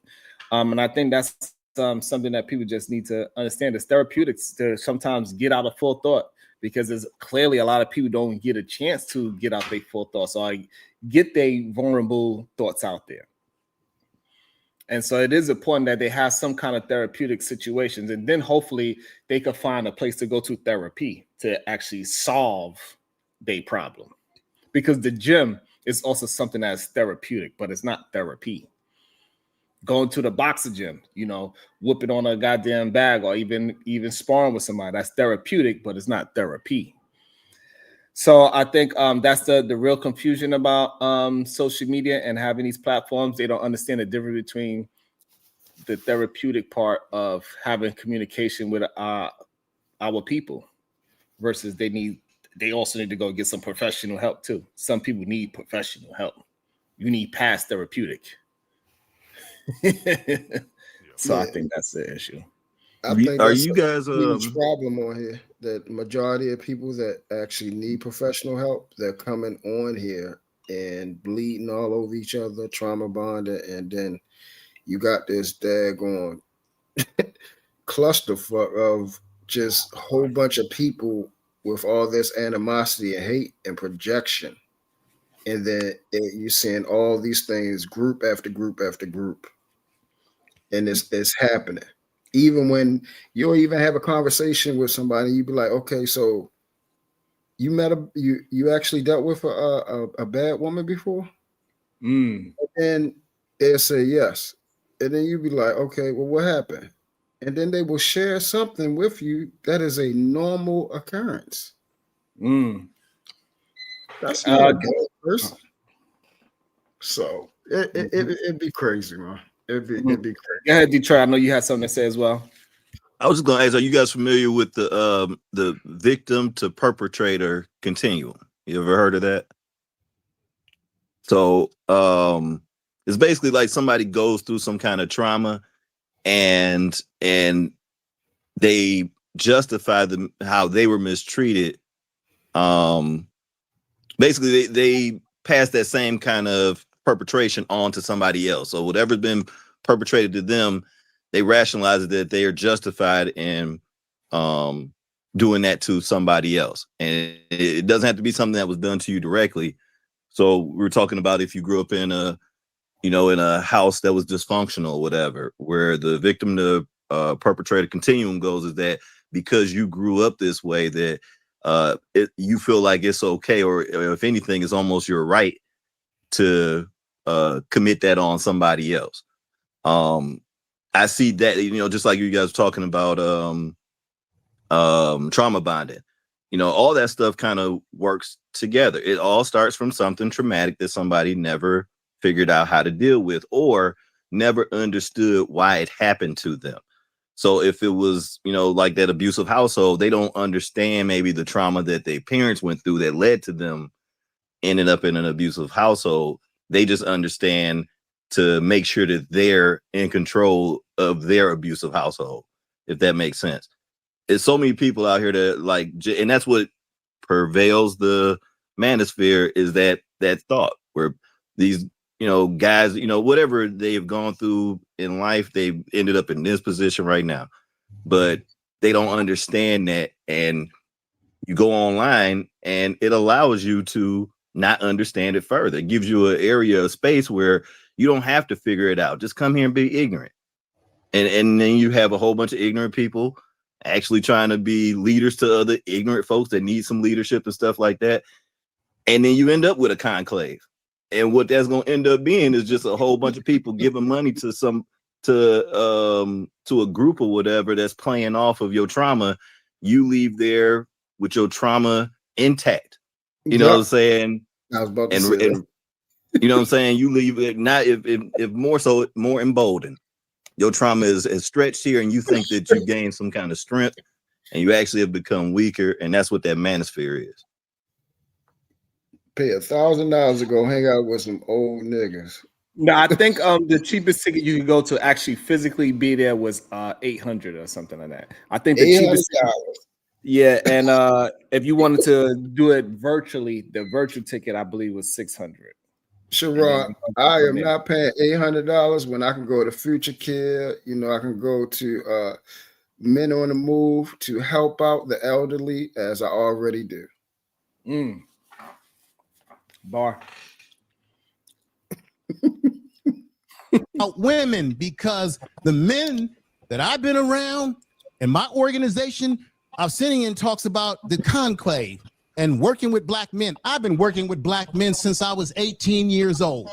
I've been putting young black men through trade school and college and mentorship for years. I'm 56 years old. We've been doing the work that he's talking about, and we do it without doing what? Putting down black women. Matter of fact, a lot of the brothers that I deal with are men and have gone for the women that they choose.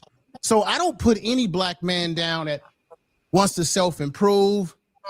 Yes, there are things that some black men have gone through that's unfortunate, whether it be around the issues of child support and what have you, and it's good for brothers to give a recommendation on how to deal with certain stuff.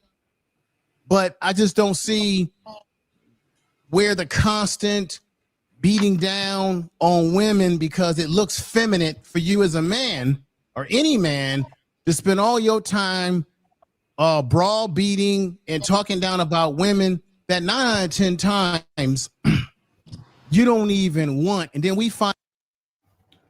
I think that's another very interesting point as well. That is a very good point. Majority of these men don't realize that they are talking about themselves in a very feminine way. They are telling on themselves. Because the fact that they are competing with a woman on why she getting drinks at the bar. I want free drinks. Why she get flowers? I want flowers. Why on Mother's Day they get all the good gifts, and on Father's Day I just get a pair of socks. Like, you don't realize how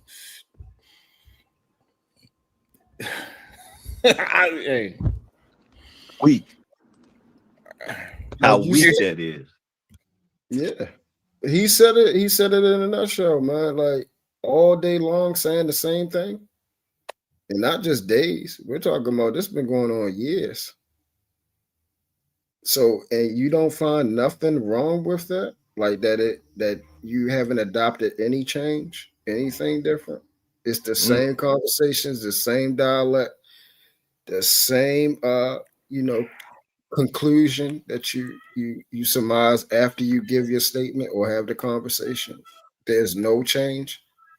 And like you said, the building up of men, you're saying the only way that can happen is the tearing down of women?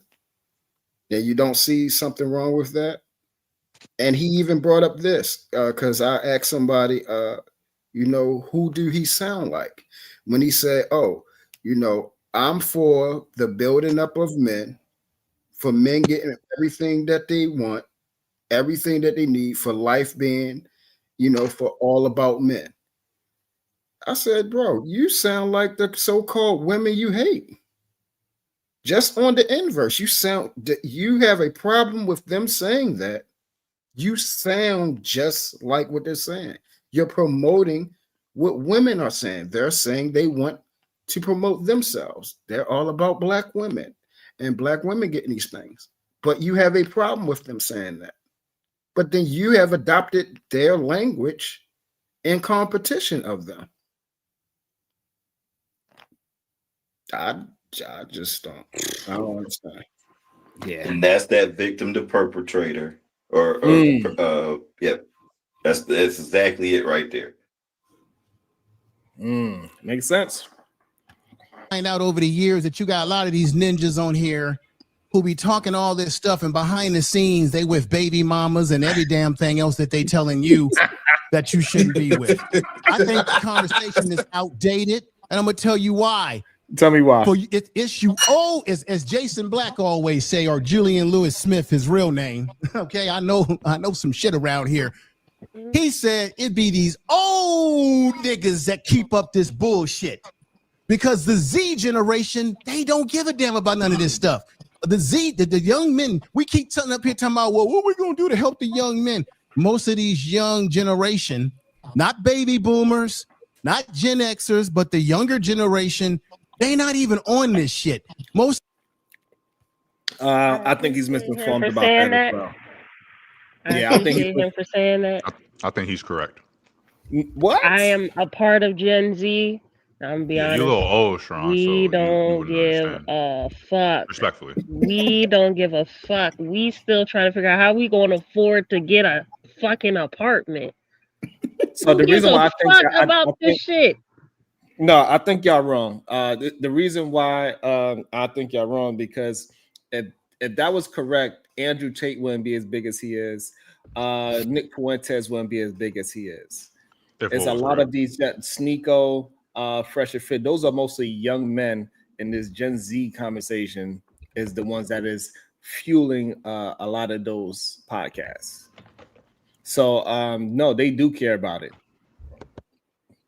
They saying they're the ones that's trying to actually carry that torch for real and move that torch forward to how these red pill people are saying. They're gonna find out with a rude awakening that they are following the wrong men. So Bracy, this probably be the only time today. Oh, go ahead, hit your cash thing first. All right. Let me hold first. About to be a situation. Hey, hey, hey. Fighter Complex 7, $4.99, aka Cueva Doches. Sharon, the boxing gym is therapy for me also because coaches many times are also mentors, positive role models. Okay, I like that correlation actually. That is I like that correlation. That's close to therapy. I get that. I still believe it's more therapeutic, but I could absolutely concede to this as well as it could be some kind of form of therapy. Yeah. At the same time. So the only time we would probably disagree is probably on this one today. All right. And I'm pretty sure you have children around in this age range too, 18 to 25. Mm-hmm. So from with my children and understanding their friends and listen to the conversations and having conversations with them, they from what I just say from my anecdote, they are not geared on the relationship aspect of in the problems that they're having coming together. They're like, it's whatever. If I have it, it's cool, but I'm not even looking for it. Most of them are into building their structure, their business, getting money, going to school, enjoying life, traveling.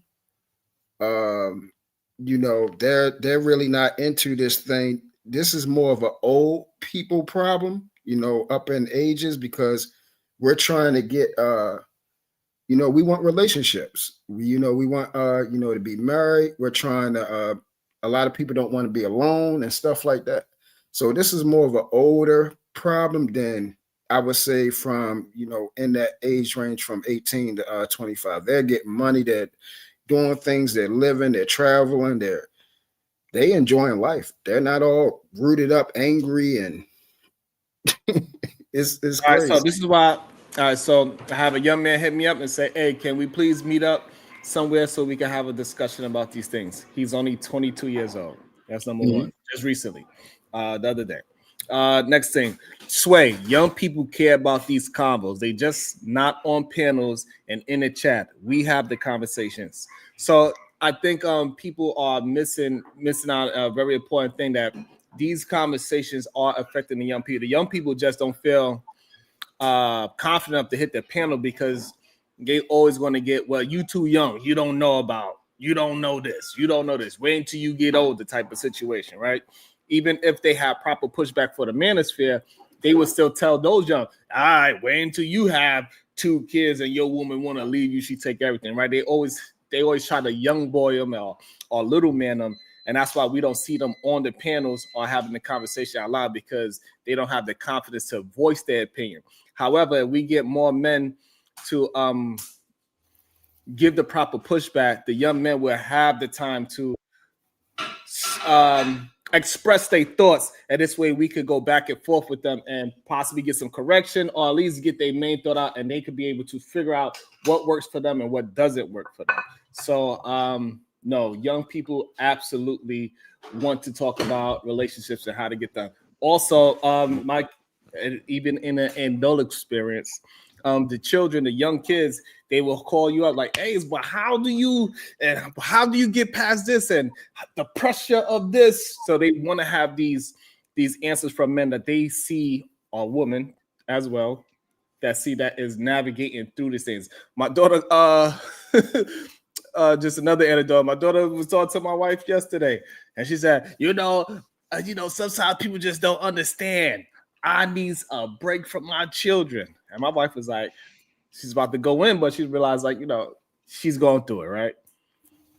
Even though my wife is raising 2 young kids at the moment and raised her as well. And then she had the nerve to say, "You don't understand that I need a break too." So young people are going through this as well. I don't think that, or at least I wasn't. I feel like Jay or MJ, whoever it was, that also said it. They're saying that young people don't want to have, conversations about relationships. I think No, it that's was what they said. for me. It That's was what more about the. No, I but that's think what they said. I took what he was saying, and I Well, guess you maybe I took it misheard, but wrong. I thought it was. Oh No, yeah, is that what it is? Yes. Yeah. Yeah. I want you to get it right, sir. Thank you. I took it as him saying to talk about, like, oh, it needs to be a traditional relationship or whatever, rather than not having relationship talks at all.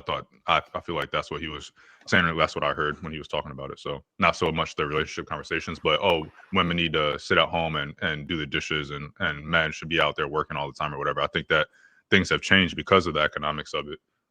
That's how I took it. No, No. that's not what Okay. it is. Okay. That's not Well, obviously I wasn't paying attention. I was busy eating Fruity Okay. Loops. It's okay. It's only exit only. Maybe that's why. I don't know. Something like that. Yo, tripping. Just fucking with my brother. Just fucking with him. Welcome to the show, Chicago Rilla. Good day, sir. How you doing Peace, today? peace, family. What's the word? y'all? We I doing saw well. Pimp J up here. I said, let me pull up real quick. Man, you missed a good one earlier, Chicago. Woo, we was good. I was listening while I was getting ready for work, man. I was listening. Well, wait a minute. Which part? The one where y'all jumped Afro Nerd with the 3 R's? Which part? Which part did I miss? Maybe like 40 minutes before that. Y'all gave that man $1.50, Sharon. I mean, Sharon, my bad, Sharon. But you know what? Look, I was thinking while y'all was talking, just to pivot real quick and I'll go on mute. H-Rap Brown passed yesterday. And on these stages, you know, we have all these conversations about talking. And then when you ask people to show their work and they show you their work, it's like, oh, that's cool, but that's not good enough. And so again, I'm one that always says, you know, I'm focused on Roseland. I'm focused on the community that, you know, I'm invested in. And so when I think about Jamil Al-Amin, I lived in West End when they arrested him, when they allegedly had that shootout. And I used to hoop at West End Park. And what's crazy is that Muslim community, it was a small community. It may have been like 3, maybe 4 blocks, but they owned Soul Veg. They had a grocery store, and those kids were homeschooled. But also, guess what? Them dope boys, they knew to toe the line. The thugs and the gangsters, it wasn't too much of that activity because a lot of cats would come up missing. And so what's the point? What am I saying? Build where you at. It's too many cats. Like when Truth was asking like the 3 R's, what would make it right? Yeah, build community where you at. Them cats wasn't, they was only concerned about them 3 or 4 blocks in West End. They wasn't concerned about Bankhead. They wasn't out in Decatur. They wasn't over in East Point. Now we could have conversations and build, you know, with other mosques or imams or so on and so forth, right? But my main concern is these 3 to 4 blocks that I got control over in West End. Yeah. And I'm telling you, the women and children were protected. The elders were safe. And this was like early 2000. I was really thinking about the example that he set, why they were so quick to come and snatch him up. You know? I'm on mute. Awesome. That was great. My bad. One of my guys was calling me, man. I'm on mute, but you know, I'll land it here, Sharon. We do an immense amount of talking, right? And no disrespect to any conclave, any meet up and greet up and all that other stuff. It's nothing more than a conference, you know, or a Million Man March if you want, because I know people hold that to a standard and a level of accountability. I'm with all that, right? Because at the end of the day, what are your results afterwards? Right. How are you showing improving and affecting right where you are afterwards? You coming online trying to check women, complain about women, and hold these simps and betas accountable. You ain't even got that pull in your own block, let alone your city. Get it out. I'm going on mute, man. That's a great point. They can't even talk in their own community. Got some. Bro, it's crazy, man. Like Sharon, they be scared to talk to the quote unquote YNs. You know, I don't like using that term. They be scared of them. Hell yeah. They see that Nike Tech fleece. Is that what they wear? Nike Tech. And they see that junk coming. They crossing the street with the ladies. The ladies crossing the street, clutching their purse. They clutching their purse too. Yeah, you know what's interesting about that when you say that, right?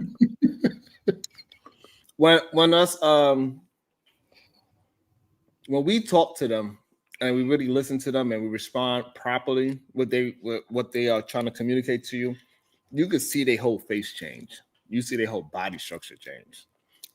They will go from defensive and aggressive posture to when you start communicating back and forth and giving them reason that they can understand, their whole demeanor change. And they go from an aggressive, like you don't know what you're talking about conversation to you, to like, oh, that makes sense kind of posture. And I think if more productive men was to communicate with these so-called YNs, they will understand that they are just young men waiting to get proper guidance. And if you could give them something that they can actively use, they might not even use it in the first year, but eventually they'll revert back to that information and then they'll remember. I had one young man call me back.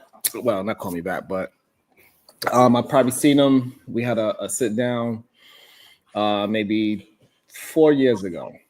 And he recently called me. He's like, oh, shit, you still got the same number. I'm surprised you answered. I was like, why would I answer? Anyway, he called. He said, yo, I didn't really understand what you was trying to communicate to me when we had that first sit down. But now that I attempted to do the things, I fully understand what you were saying. And I appreciate you for giving me that insight. Because now I'm married, my kids is doing well, and I also got my wife out of the workforce. Yo, But them be the best conversations. it took them 4 years to really. Yeah. Yeah. Them be So- the best conversations though, because it lets you know that the work is not in vain, right? That you didn't Right. cast your pearls amongst swine. I got young Yep. bloods that I hired years ago. That still, I was about to say my god doggone go. I hired years ago, and they'll hit me like, "Yo, you know, I didn't catch it then, or I didn't understand it then, or I tried what you said and it worked." You know, and shoot, sometimes they say, "Hey, that didn't work for me." And that's okay too. The point is, I always try and position myself. I don't try and position myself as the old head that know it all. I try and do what I felt the OGs in my hood did for me.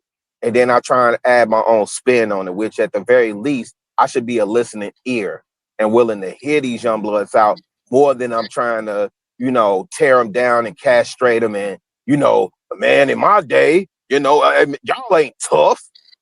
You know, you think you tough. You ain't tough, you know.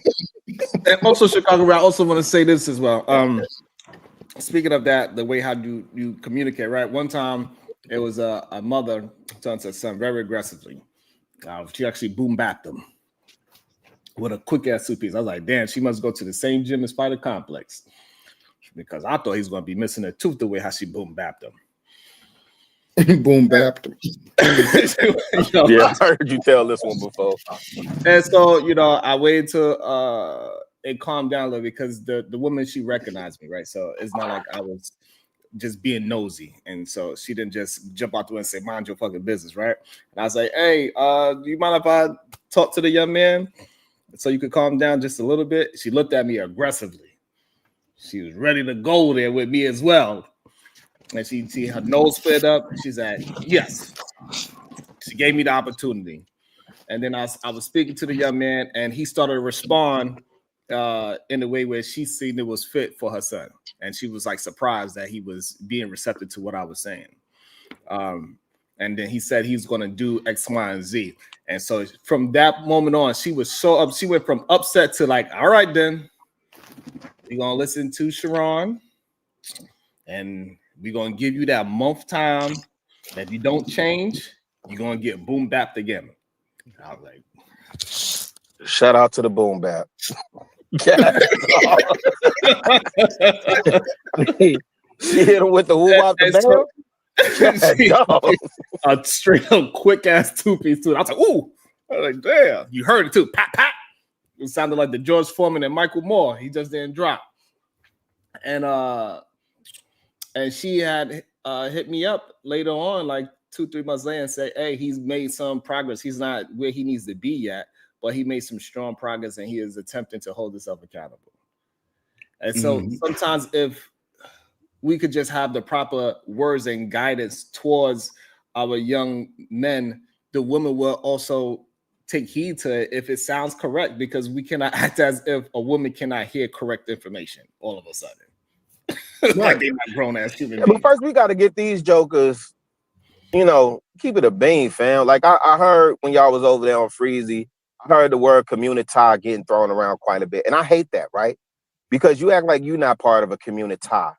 Like your community is better than the community that we advocate for, right? Like you have a community full of men, right? That really cannot show and prove the work in the community that they have built. They don't show happy marriages. They don't show their wives.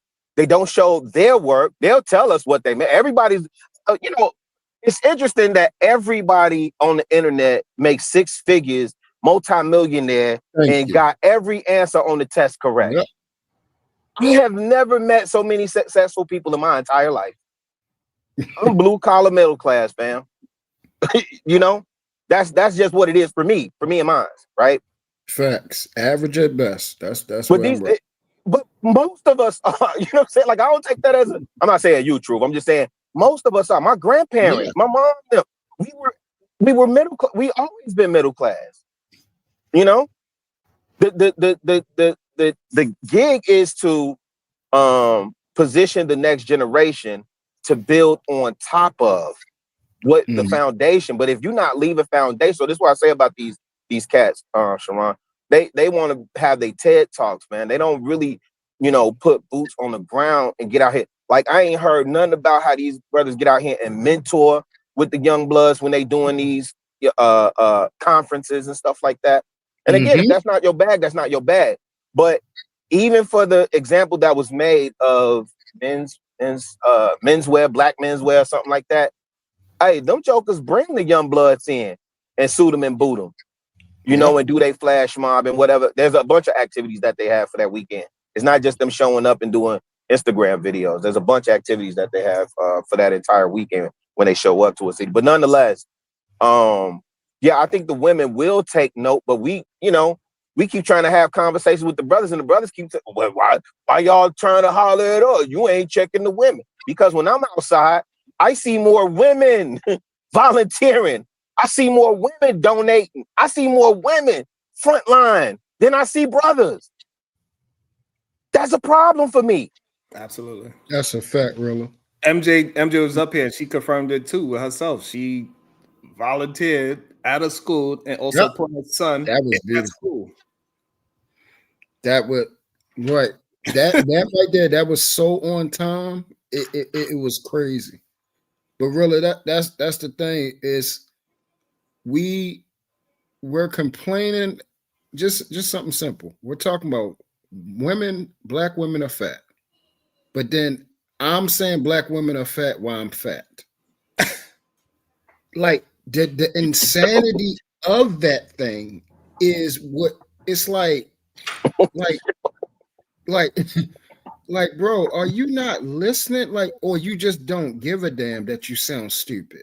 Like, if your life, it's one thing to say, okay, I'm promoting this thing because I have conquered it. I'm talking about somebody shouldn't be fat because I'm not fat. I'm talking about somebody supposed to have money because I have money. I'm talking about marriage because my marriage is successful. They literally, and really, this was the main problem that I had when I first came on here. You know this. It's about to be 6 years ago, 6 years now. I said, these guys are coming on here telling everybody to do these things, and not near one of them have it. Not none of them. And I kept trying to tell guys, I was like, bro, they don't want you to be successful or have a relationship. They don't want you to have no love with no woman and have a good family. Or anything. That's not what they're promoting. They are talking about fucking on women. They're not talking about marriage. Bingo. Fucking on women. That's the only thing they're talking about because that's the problem that they're having. The women that they want and complain about, the women that they want, they can't get them and they can't fuck on them. So now the only thing left to do is talk about them. Let me talk about her since she won't let me fuck on her. Not that I want to marry her. Not that I want to take care of her. Not that I want to build anything. Not that I want to have family and build legacy with her. Not that I actually want to be responsible for somebody. I want to fuck on her. And if she doesn't let me fuck on her, she's a hoe because she let somebody else fuck on her. Do you see how that works? She's a hoe. If I fuck on her, she's not a hoe. But if somebody else or a whole bunch of other guys fuck on her, then she's a hoe now. Hey, true. Not to mention that now I ran her down and discarded her, right? So I have no use for her because I done already been up through that, right? Yeah. Now I leave her for the next man for him to deal with. Yep. I'm literally contributing to the problem that I'm complaining about. Correct.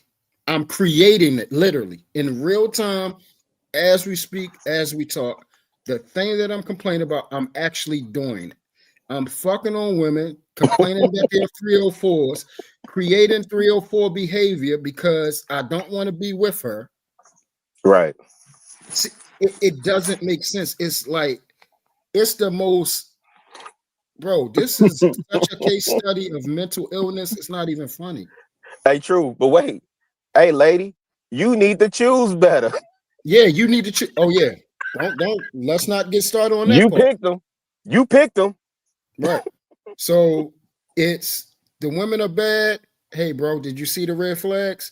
Oh yeah, you know, but you know, I just didn't think that was such a bad thing. You know, I kept going, whatever. Okay.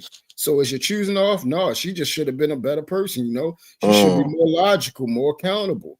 You know, we're no different. Oh, so you're no different. Okay, so then y'all on an even level. No, I'm the leader, I'm above her. Okay, hold on. So you know, okay, so which one is it? Right. No, you know what I'm saying? Because I'm the man and everything, you know, gender. I don't believe in gender equality. Oh, but you just said both of y'all accountable and responsible to the same situation. Y'all supposed to think alike. She's supposed to be more just as logical as you are, right? No, because all men are more logical. You know what I'm saying? That's how it is. What? It's wild for sure.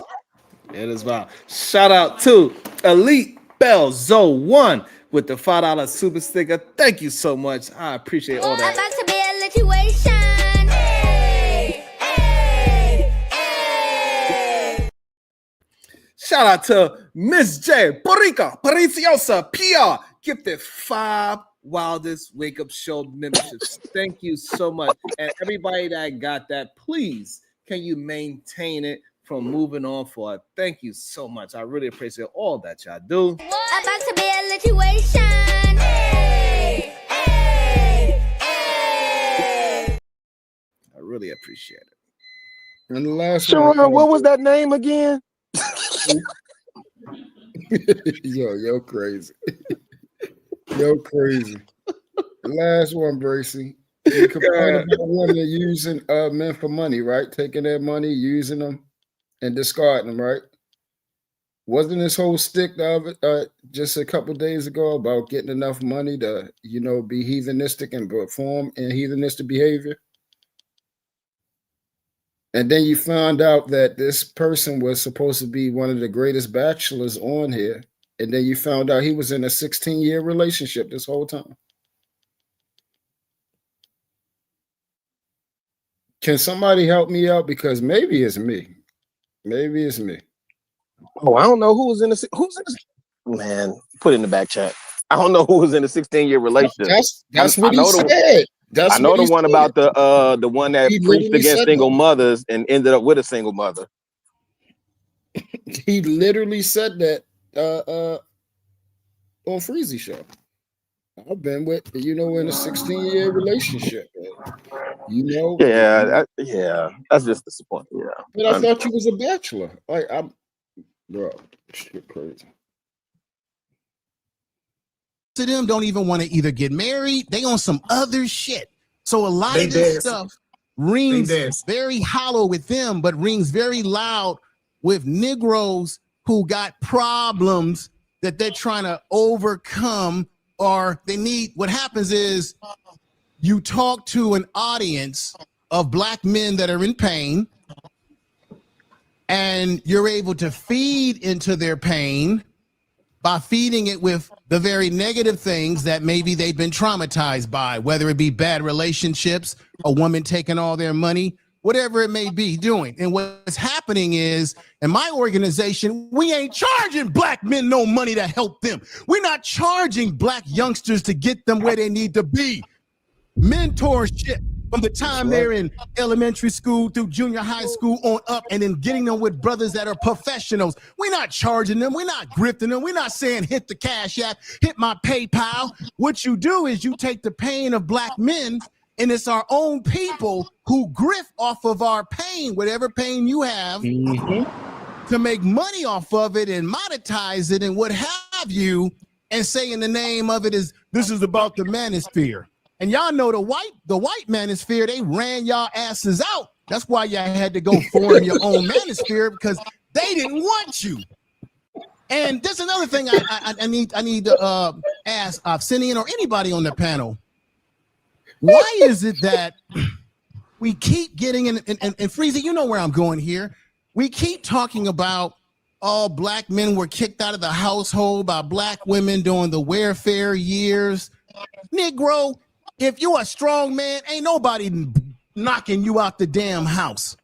Now, we forget that originally Black women or Black families were not allowed to have welfare programs. Welfare programs were created for white people people first. Black people didn't even apply for them.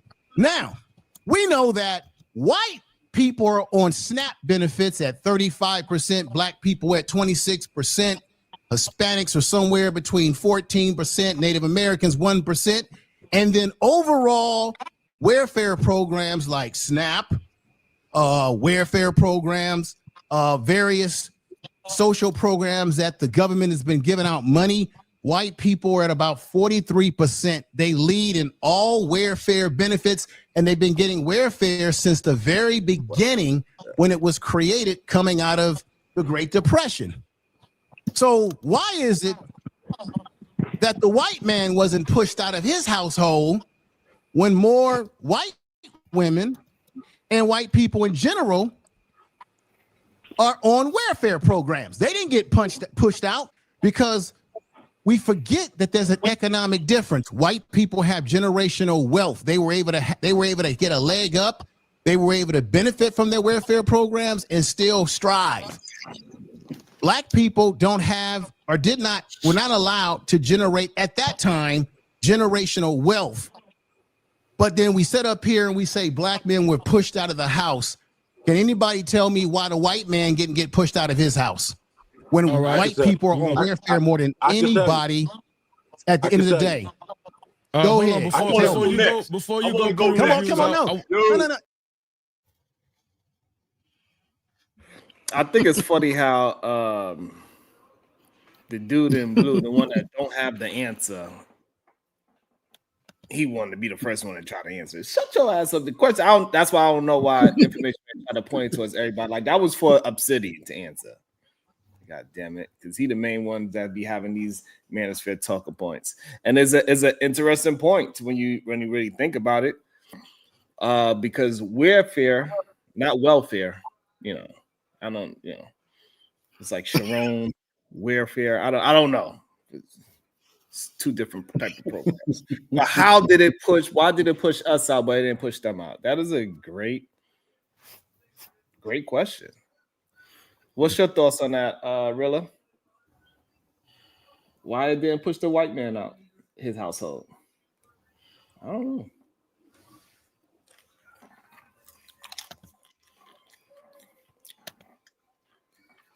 Maybe Chicago Real don't know he on mute, or maybe he's in the meeting. He always in his meeting. He probably took a nap.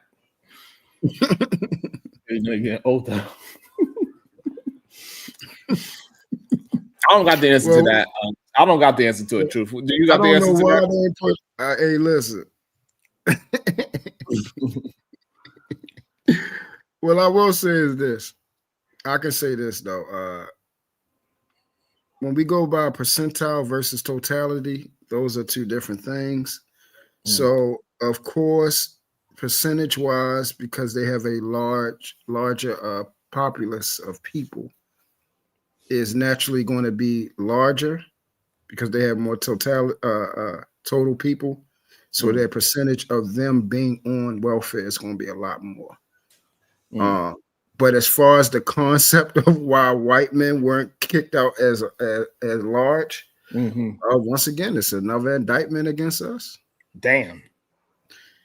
Bro, at the end of the day, a hard fact I had to learn, early that, it helped me out years ago was if most of the time you're going to be the common denominator in everything that you deal with in life. If majority of the time is pointing at you, then more than likely you're probably the problem. You got to address that first. We talk about accountability on here all the time, but we never address it as self accountability. That's where it actually starts off at. Term is self accountability. So we supposed to address, the problems and the deficits in ourselves. So then clearly we can then say, hey, these deficits I have inside of me, I've dealt with them, or I'm working on them and I'm progressing. And then I see those things as well that you're having problems in it. Let's address them. I have, some ways to help you address them.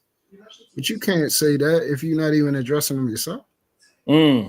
I like him.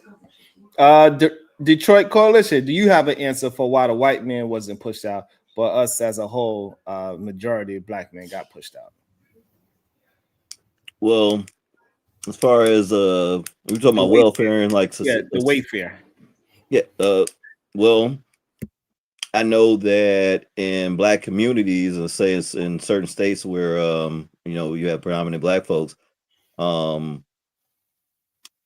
if I don't know if anybody, maybe I'm wrong in this. Somebody will correct me here, but wasn't there a thing where like you couldn't live in the same house and get welfare? Like if the mother was getting welfare, like she couldn't even get assistance if there was a gentleman in the house. Wasn't that a thing? That's a statement that a lot of the talking points are, but what Information Man was saying is that why, and that is the case, why the white man wasn't pushed out the house and only the black man was pushed out the house, if that was the case. So Okay, yeah, and I would say like with most things, the burden of proof and the punishments behind it always have been greater in the black community than the white community. So it could be where like white men were kicked out of the house because the wife was receiving welfare too. But if we're talking about who actually they're gonna make sure that we're gonna make sure we check the Negro houses first, if that makes sense. So some of that I would think is attached to it. Yes, there is accountability and responsibility that has to be attached to all of this. There's no ducking that, and anything I'm saying isn't opposed to that. But there's also other causalities, and that's where yes, we can point our fingers at the problems in our own community, but if we aren't pointing out the pressures that our community are getting, that maybe other communities aren't, then it's not fair kind of compare ourselves to a white community. Yeah. I mean, Detroit, you can look at it like this, bro. Let me see where I approach this at. Damn. Because I wanted to touch on something. What was your share that last point? Because I want to make sure I said the right way. That yeah, we do need to make sure that we are making sure we are accountable to our own community, but we can't ignore the pressures that have been coming from outside of our community against our community, that can affect things too. Right. So would you agree that if addressing, okay, so I think we have a problem with that in general because we do it with inside of our community. Like for us as men, we look for the excuses to compensate for our failures, for instead of addressing them at at hand and directly. Do you see?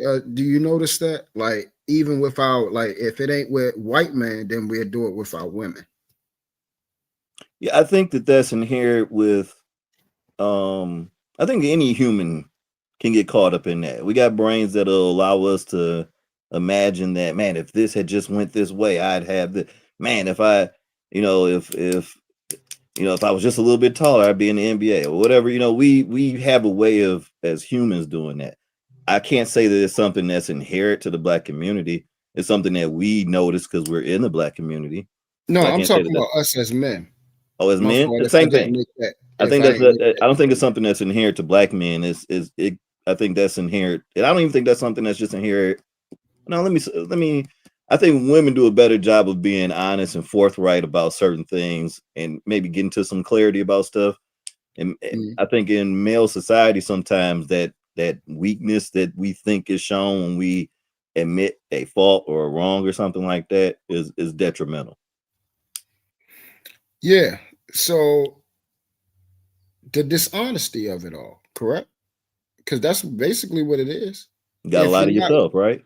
yeah, if you're not willing to confront yourself, or what I call mirroring up, you know, if you're not willing to address who you are, you're being fundamentally dishonest. And if you're fundamentally dishonest, that means, like, how are you going to be a leader at anything? Why would somebody entrust you if you're fundamentally dishonest with yourself? Do you follow me? No, that's very true, and I think that's when we start pinpointing the the ones who aren't getting out of society what they think that they should. Is that they'll point at society and say, well, if this was my way, if this was this way, I'd have this, and this was this way, I have that, and not looking at themselves internally. Once again, I will say, I believe that is a white European way of looking at stuff. And we kind of as Americans kind of get caught up in, things that really aren't the nature of Black folks. There was I used to go to whoa, hold up. So I'm sorry, I'm not trying to pivot or anything like that. I just so want you to saying dishonesty is a white thing? No, I'm saying anybody, just like I said, how I think it's a human thing, how you could lie to yourself about I think it being accepted. Yeah, I think it's more accepted in certain cultures that this lie got you to the top. Black communities, lies don't usually bring you to the top of the cream of the crop, traditionally. Because usually we could see through some BS or whatever, and just like, yeah, that dude talking whatever. Even if he like Kanye, even if he's representing us, we can see through this BS or whatever. I guess what I'm saying is there is a certain acceptance in certain communities, you know what I mean? And man, I don't want to get off track here because I want to go with you. All right, let's jump back into the video, see where he's gonna go. Yeah, I want to also get into Q Butter was he was talking to Obsidian as well. Yeah, I want to try to get to the closer to the end of it. And also, Just Jay, she was cooking up as well. Her part is awesome. Hold on. Before you go, I just want to hear one person at a time. God damn. I'm saying I'm gonna. I got you, Reese. I got you. I'm going down the line. Trust me, bro. But the questions I put on the table, though, Freezy, need to be answered. Why do we continue to keep whining about women that we don't want? Why is it that we whine and say the Black man was pushed out of the household? Is if Black women are the face of bag lady and welfare queens, when the true welfare queen is white women in white society. Right. So I'm going to let Obsidian have priority. If he wants to pass it, he can. And how many of you on the panel, should I ask, and this is no shade, because I keep hearing this thing about people answer. Either George Macomb, who went to work more than any other. Yeah, information man. It's been a long time. How you been, brother? I've been all right, man. God damn, that brother could talk. Shit. Ask a question, then he put up for another 2 minutes.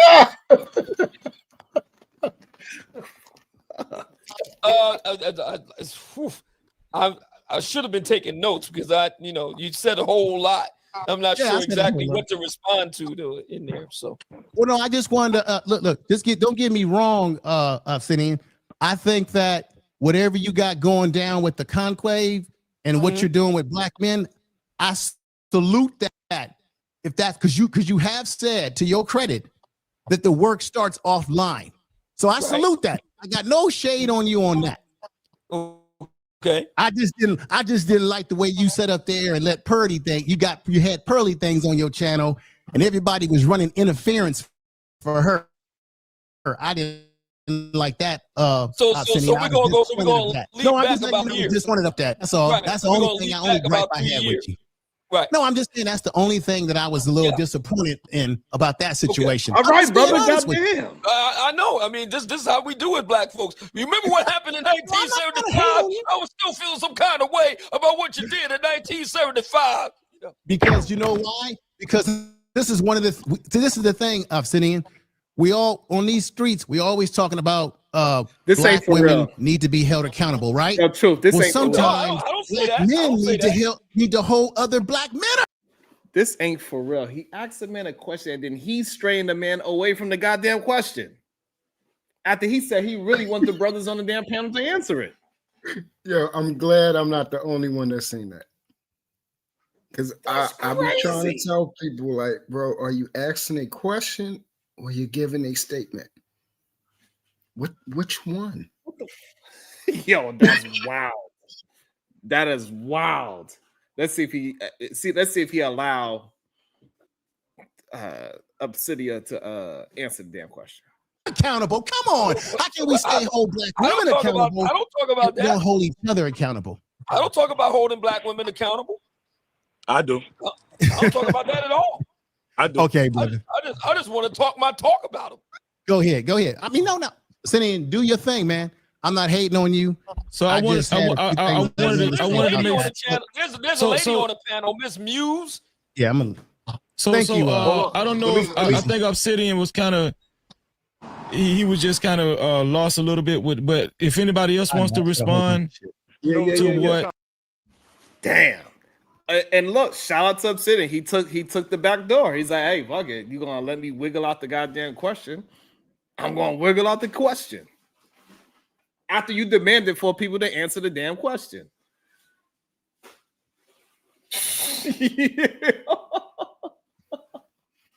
I can't believe. I'm trying to tell you. Yeah. I'm telling you. And then he tried to pump fake it like we got a woman on the panel. Boy, y'all sit your silly ass down. Shout out to Obsidian for being able to wiggle out of questions. He is a great deflector. Oh my god. Yes. Master redirection, master deflection. Damn. And he allowed it. He said, hey, you want to keep talking over me? Then I'm gonna just all right, I won't answer it. Shit. To what information, man? Go ahead, brutal reviews, and yeah, go ahead. All right. I want to address next. Who that? No. I'm gonna give you the floor, the main floor, in 1 second. Reese, I got you. Go ahead. I don't think I want to get go ahead. again. He already got cooked. Two things, real quick about yes, sir. The man at home rule, right?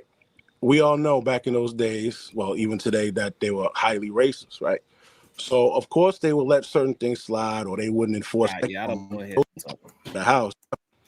And you know what? I'm gonna step, and I'm gonna sneak back and stuff like that. But I'm gonna step out the picture so that my. Let me see. Thank you so much for having me, my brother. Shout out to you, Obsidian. What do you want to say before you sign off? This has been fantastic. We got to do this again because I can see it's got a lot of people out. So we got to do this again. Maybe we can do it again next week. Obsidian, I'm riding with you, dog. I'm riding with you. You know, and I appreciate you, bro. I'm gonna reach out to you. Probably tomorrow. I'm gonna reach out to you. Very good. And I wish you happy holidays, bro. Thank you so much, and you have a great holiday too. The sister wants to ask a question, I think. Oh, go ahead, Just Jay. Freezy, if it's okay, I did have a quick question, and it was in reference to the live last night. Someone made a comment about pearly things, right? Okay. And in reference to pearly things, they made a comment about her, and I'm paraphrasing, right? So don't quote me. But it was about pearly things putting on more Black people in the space than Black men, and I was just curious about feedback from that, like in reference to whether or not that is actually accurate. It's not accurate when it comes you to asking content. Obsidian that? You want to ask Obsidian that?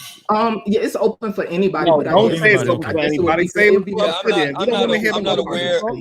No, yeah, I'm not aware of any specific numbers with regard to just pearly things, and to what degree she put other Black men on or not. I don't know. I can't answer. We know. Oh we yeah, know I wouldn't necessarily look for specific numbers, but I was definitely trying to gauge. Somebody wanted to say something? Oh, that was in the. Okay. I thought one of us. We know that she put on a lot of people. I'm sorry, excuse me 1 second, sir. So it was in reference to the Black community helping one another versus what Pearly Things has done for the Black community, specifically to, I guess, this space and adjacent spaces. Yeah. So I know you can't quantify, but I want to answer that. Ain't nobody want to hear you, Reese. One thing she has done for sure, right? By default, indirectly, God damn it, has provided content for a lot of Blacks. Anybody want to hear you? God damn it. You see what I'm saying? So no, we don't see what you're saying. People eat that. But does that mean that? But niggas made her powerful, not me. I don't give a fuck. You They too. made her powerful. But I just wanted to but say does that that. mean that those people are on her payroll? Proud. Yeah, No. that's what I wanted to bring up to Indirectly your and by attention. default is what I said. Thank you. What she Information. did is that a lot of what she didn't really have, Nobody want to hear like, your so ass. she's kind of benefited. Kind of here is allowed. So how did? God damn. And then she she made you accept her because Hold on. why? She had her Let's little go like black let's go like L. 3 minutes to see. Lightning round. Hey, Freezy, can you hear me? I'm gonna let World Class get a question in before you. No captivity. Shut up, World Class. Wrong class. It's your turn. Wrong class. Can you It's hear me? your I'm turn. good. Yeah. You mic check sound. Can you hear me, nice. Freezy? Check 1, check 2. Yeah. We good? We up? Yes, Okay, sir. Obsidian, Yeah. before you leave, I heard you referred to people as accusers. I don't do accusing. I'm not sure if you're familiar with me. It really don't matter. I wanted you to address this. Let's see, as soon as I bring it up. Okay, don't 'Cause struggle I don't, stream now. you know, You better make people sure say it's stuff. correct and ready. You better not struggle stream. Why you scream with the black, sir? You got our attention. Why with the black? What's going on? You struggle stream? Well, come on. Are you showing something right now? Yeah, like Real what are you clear? doing? I think he went out. Wrong class. What are you doing? Can you hear that? No, we can't hear that. No. No, we can't. If you playing Can you hear something, we that? can't hear it. No, we can't hear it. World Class. You struggle. Come on. Can't. No. Nah. What's your point, sir? Yeah. Okay. All right. Well, you were on a panel with a guy named Reg. I just bring the screen up so you can see Let it. us know about Red. You were on the panel with a guy. Oh, that's why you can't see it. My bad. Let me do it like It's your this. fault. Can y'all hear Everything, a now? lot of things is your fault because you're always wrong all the goddamn time. Nah, we don't hear nothing. That's the problem. Yeah. Okay. So you was on a panel with a guy named Reg, and you said that the manosphere needs a queer eye. Oh damn. Yeah, Could you because a lot of elaborate guys on are why slobs. you said that? Yeah, because a lot of guys And why are a man? slobs. Damn. Because a lot of guys are slobs. They Damn. don't want to wash like Reg. Right. He's a slob. Yeah. And so what I was saying was that he needs Right. somebody to help dress him because he's too old to be looking like a slob like that. Okay. And that's the reason why I said it. My Reg, the bad guy. Well. Let's be clear. You on this evidence that I have up here, right? That wasn't you beefing with Reg, and it wasn't Reg that asked you the question. The nigga that asked you the question was the dude at the bottom right named Rue. So you wasn't beefing with him. I know that was cute that you just tried that, but you wasn't beefing with him in this video. That's important. Don't major in minor things. It's A guy named Rue. The guy named Rue. His name is Rue. That's who's at the bottom right of this video, and it was on. I don't know who channel Are this is. you? You Goddamn said it. Rue. Are you? Rue? Are you? Yeah. Act like you don't. Are know. Are you? Right. So Yeah. what I'm saying. So what I'm saying is. You said. You Yeah, said I'm trying to that explain. the manosphere as a man, Well, as let a me finish the masculine, question you first. can't be trying to explain when I ain't finished the question. I agree. You said that the black manosphere, this was in I think 2021. Okay. You said the Right. black manosphere, or sometimes at the around Kevin Dye. Okay. You said that the black manosphere needs a queer eye because it's not getting better. It didn't have nothing to do with Reg. So could you elaborate to everybody that you just went on this spill talking about why did you say that males need homosexuals to tell them to how to dress? Yes, because a lot of black men in the black manosphere don't want to get better. They're dirty. Mm-hmm. They're ungroomed. Mm-hmm. They want to argue Kevin down for hours. Grown ass middle-aged black men want to argue Kevin down about wearing a suit. Mm-hmm. They want to argue him down about getting a haircut. Damn. And I said, yeah, these guys. I got a need question queer now. eye. They need a queer eye for the straight guy to get their ass straightened out. Hold on. Double Why down. can't a straight man handle it? The straight guy to get it. Yeah, these guys. I got a need question queer now. eye. They need a queer eye for the straight guy to get their ass straightened out. To get they what straight? I got a out? question now. They need a queer eye for the straight guy to get their ass straightened out. God damn. Let me double Why down. can't a straight man handle it? You heard exactly what he said. It was clear. That is diabolical. That It should was not been in clear. the same sentence. Hey, yo, Obsidian. This is And the see- game. And see, the biggest thing, bro, we had got upset at Sharon's acronyms about men and these type of men. Can we say it's no longer applicable? Can we? we can't say that no more, right? So now what do we do now? See? Just looking at a dude and saying, you know what he needs? A queer eye. Like, you know what I'm saying? Like, come on, man. You know, they need some, man. He ain't got me food. Listen, bro. I would tell that dude, you ain't got a lot to kick it, man. Like you know what I'm saying? You invited to the cookout regardless, man. Just come on out. It's all good. You can still come through, bro. Just come on out, man.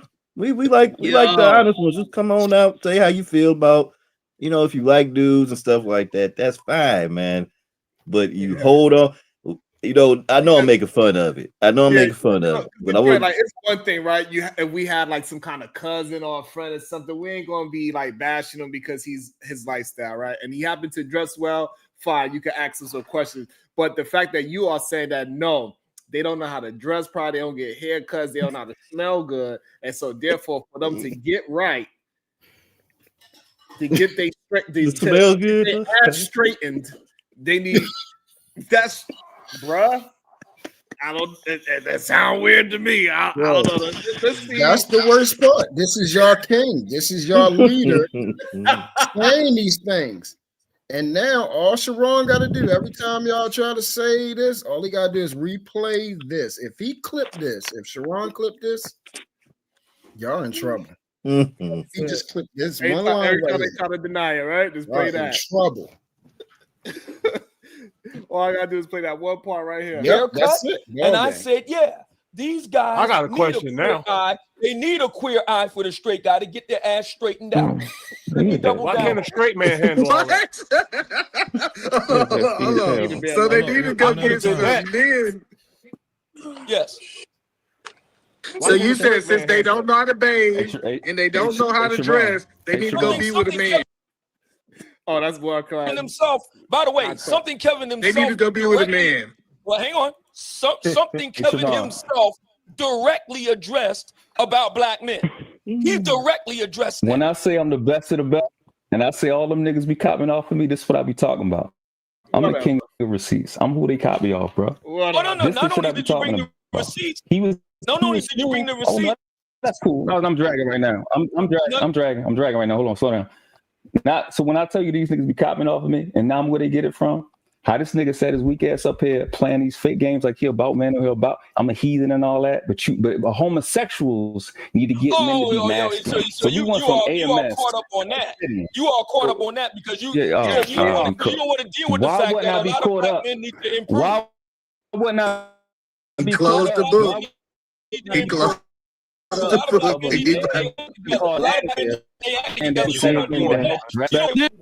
he might take his ball and go home. You saying did a homosexual dress you today? You don't want to deal with that part, right?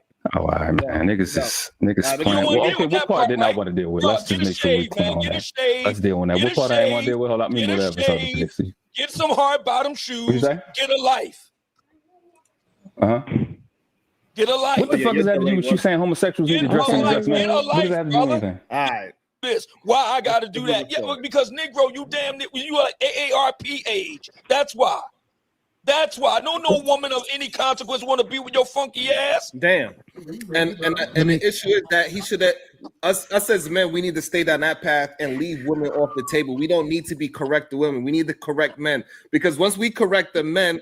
On whatever woman he chooses, that woman is going to follow that man. I don't agree. I don't agree with you. I don't agree with you, brother. I don't agree with this idea that once black men get their act together, black women are going to be like lemmings going off a cliff. No. What was there to if disagree? we're going to focus on black men, we just need to leave it there because a lot of black women are just neurotic and very disagreeable. No matter what you do, they ain't going to get on board. Fine. Well, we won't choose them. We'll choose. Hold on 1 second. I'm gonna squeeze in. So the problem is that you put that. You see what I'm saying?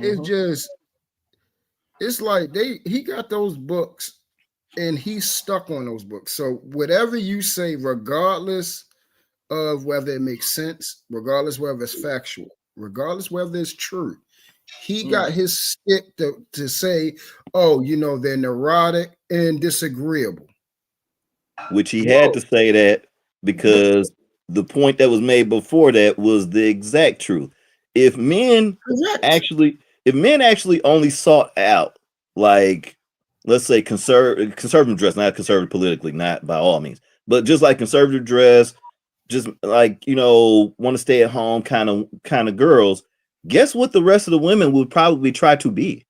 And the young ones that are trying to be, that are influenced by whatever we want to talk about, the hip hop or artists or whatever we want to talk about, they don't look at those as the example. But as men, if we are steadily chasing the Cardi B's, then the women are going to try to be the Cardi B's. If we're steadily chasing the Rosa Parks, then you're going to have a whole bunch of Rosa Parks.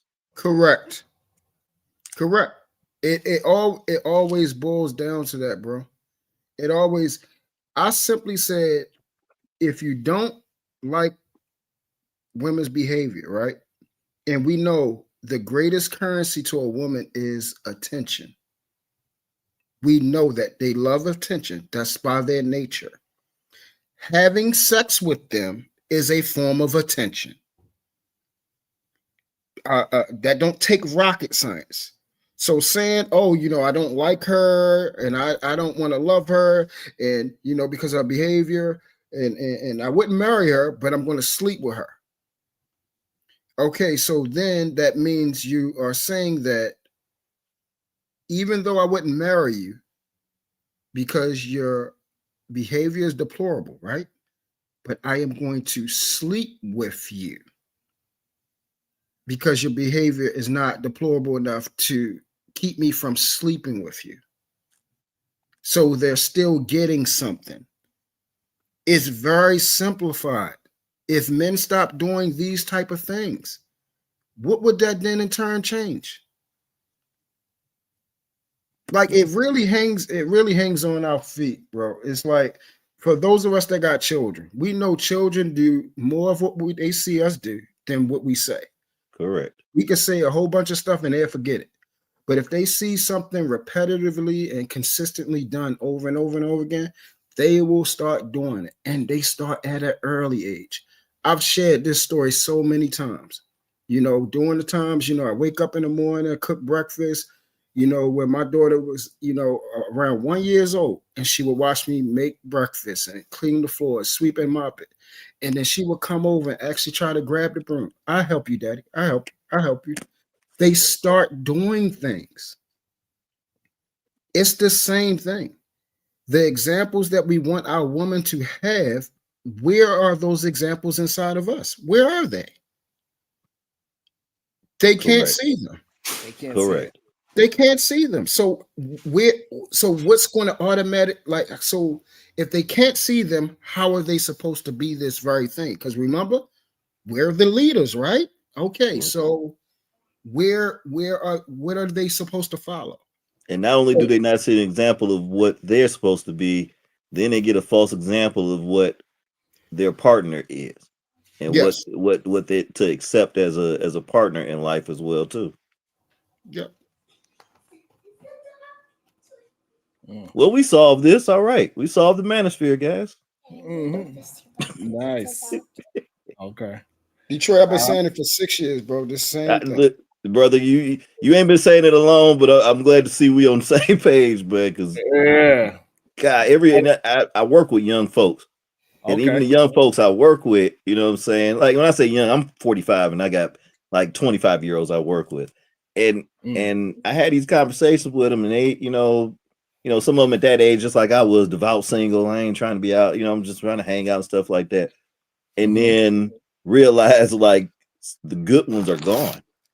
Because those good ones, there was some smart dudes, some smart guys that were smarter than me at that age that, locked these up, like sold it up, like knew they had a good one. I don't need to be out here in the field, like blase. I honestly see it with my 18-year-old son now, because, he's like got his little committed relationship. They've been together for like 2 years. I look at it like, I'm kind of envious of that, man.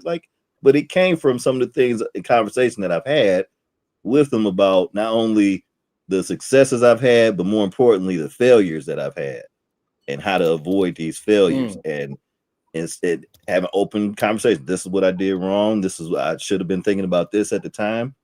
but you don't have those conversations in the manosphere because once again, you know, admitting to a fault is a weakness with weak men. Only weak men can admit a fault. Bar. I moved it forward because I'm trying to get to the cute butter part as well because people want to see the cute butter part. So I'm moving forward a little bit. All right, let's see. I think this is around where he came in. Fine for entertainment. Damn. Wow. Nobody, black men, listen, Tommy Sotomayor didn't start the fight at the Chase Cheesecake Factory to get those women acting the fool. He didn't do that. I didn't do that. Kevin Samuels didn't reach out of the grave and did that. Those black women chose to do that on their own. That's not majority of black women. We know I didn't say it was the majority of black women. I never said that. So when you focus Why is it on just relevant? that, so the problem is that you are focused on the small little minority of human beings, and when we focus on that, you get other men to believe this is how black women act in majority. No, they don't. They send me the videos. They send me this stuff. So this is coming from black men, and no black man said, "See," and that's my point. And for some reason, he's acting like he don't understand it. That majority of these men that in the manosphere that follow him believe this is what black women do all the time in majority sense. They don't look at it as a minority. That's the problem. That's correct. And he playing in our goddamn face. It's way They too said much. they don't know anything about a decent woman. They don't know Right. anything about a woman being respectful or kept or anything like that. Right.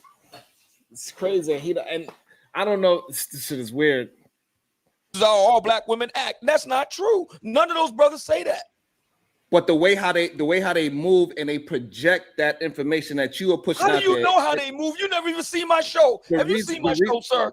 Have you seen my show, sir? I did not. I would start. My show, sir. I'm gonna answer you. I did not. I will start, and I will comment so this way we can have a back and forth sometimes. But what I do see is what is going on with these rim bros out here that they take your talking point and they try to. Yes, the rim bro. That's the red pill, incel, manosphere, no good sucker like that young man down there. Oh, right? gotcha. R-I-M, gotcha. You know I had to do it. Yeah. No, If you can sell your book, tell him, Sharon, if he can sell his books, you can sell your product too. You know I Rim had bros, I'm using that. You know I had to do it. And then I gave him example of homeboy down there, and that's the reason why I made it up in the first place. I hear that they take your talking point and they try to. Yes, the rim bro. That's the red pill, incel, manosphere, no good sucker like that young man down there. Oh, right? gotcha. So, R-I-M, gotcha. Okay, go ahead. So they take your talking point, even though you are articulated, they cannot articulate it, and all they doing is talking and bashing women. And that's where the shaming come, and that's where I understand you pushing them into this dark corner, but that dark corner got a real big light on it. It's a lot of these channels with these so-called little corners, but they all over the goddamn place, and they So we got a trying lot of to Uncle harm Jimmys. people. Uncle Yep. Jimmy's. We got a lot of Uncle Jimmys out there. And you gotta rectify them. That's your people. You built them.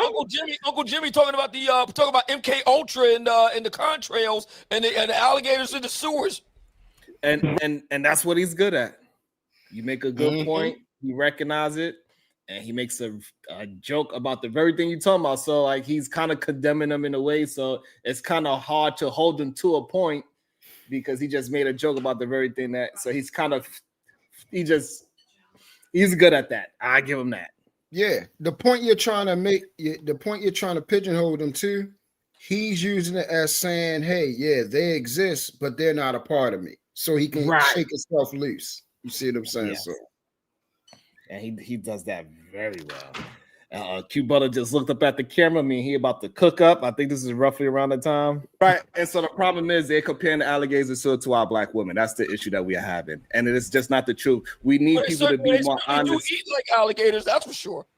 Right, but we need these black men to be more honest about themselves. They eat the whole calf. They eat the whole buck. What do alligators eat? By the way, whatever alligators are eating, they're eating. They eat the same thing you eat, fish.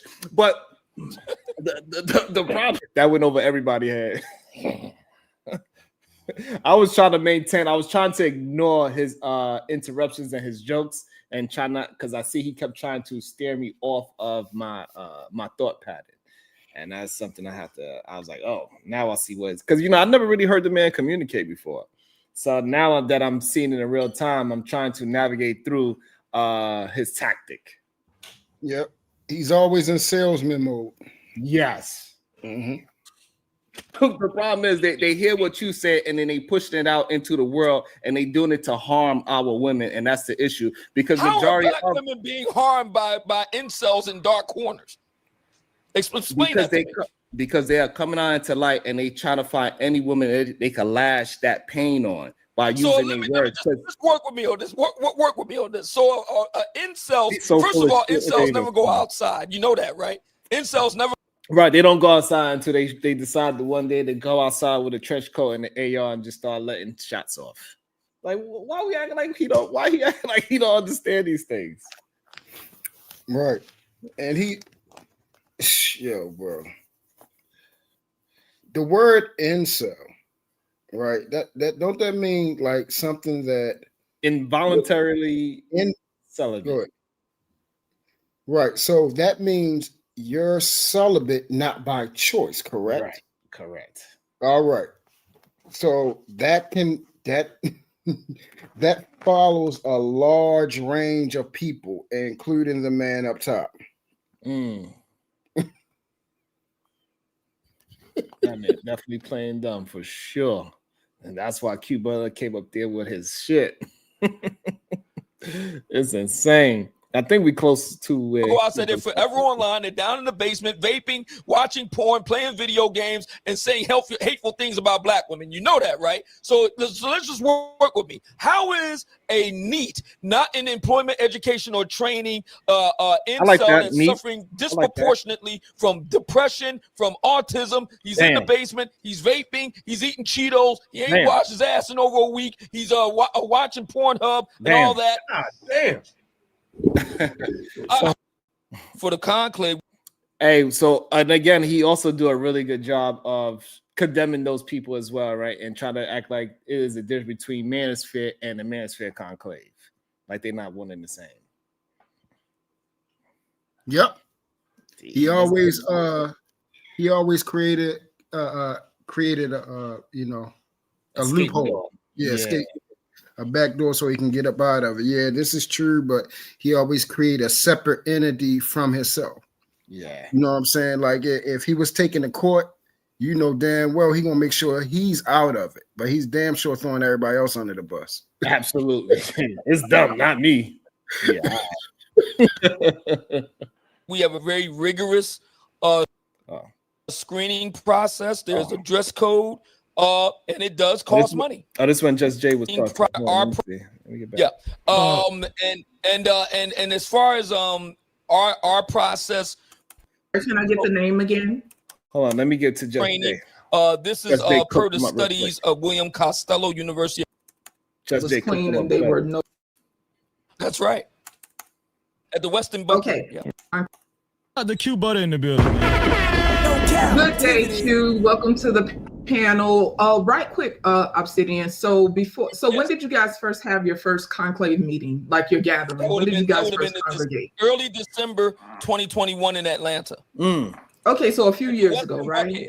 At the Westin Bucket. Okay. In Atlanta. So before you guys initially congregated, like as far as proximity and being physically in the midst of one another, right? You are online, correct? That's right. So how did you sort through who was the incels and who wasn't? Is it just because they came so the slate was clean and they were no longer incels? No, yo, the way how they just politely cooked them. So you saying that after they came to you, now all of a sudden they not incels anymore? Because at one point. Exactly. That was it literally is a great point. How all of a sudden it changed up?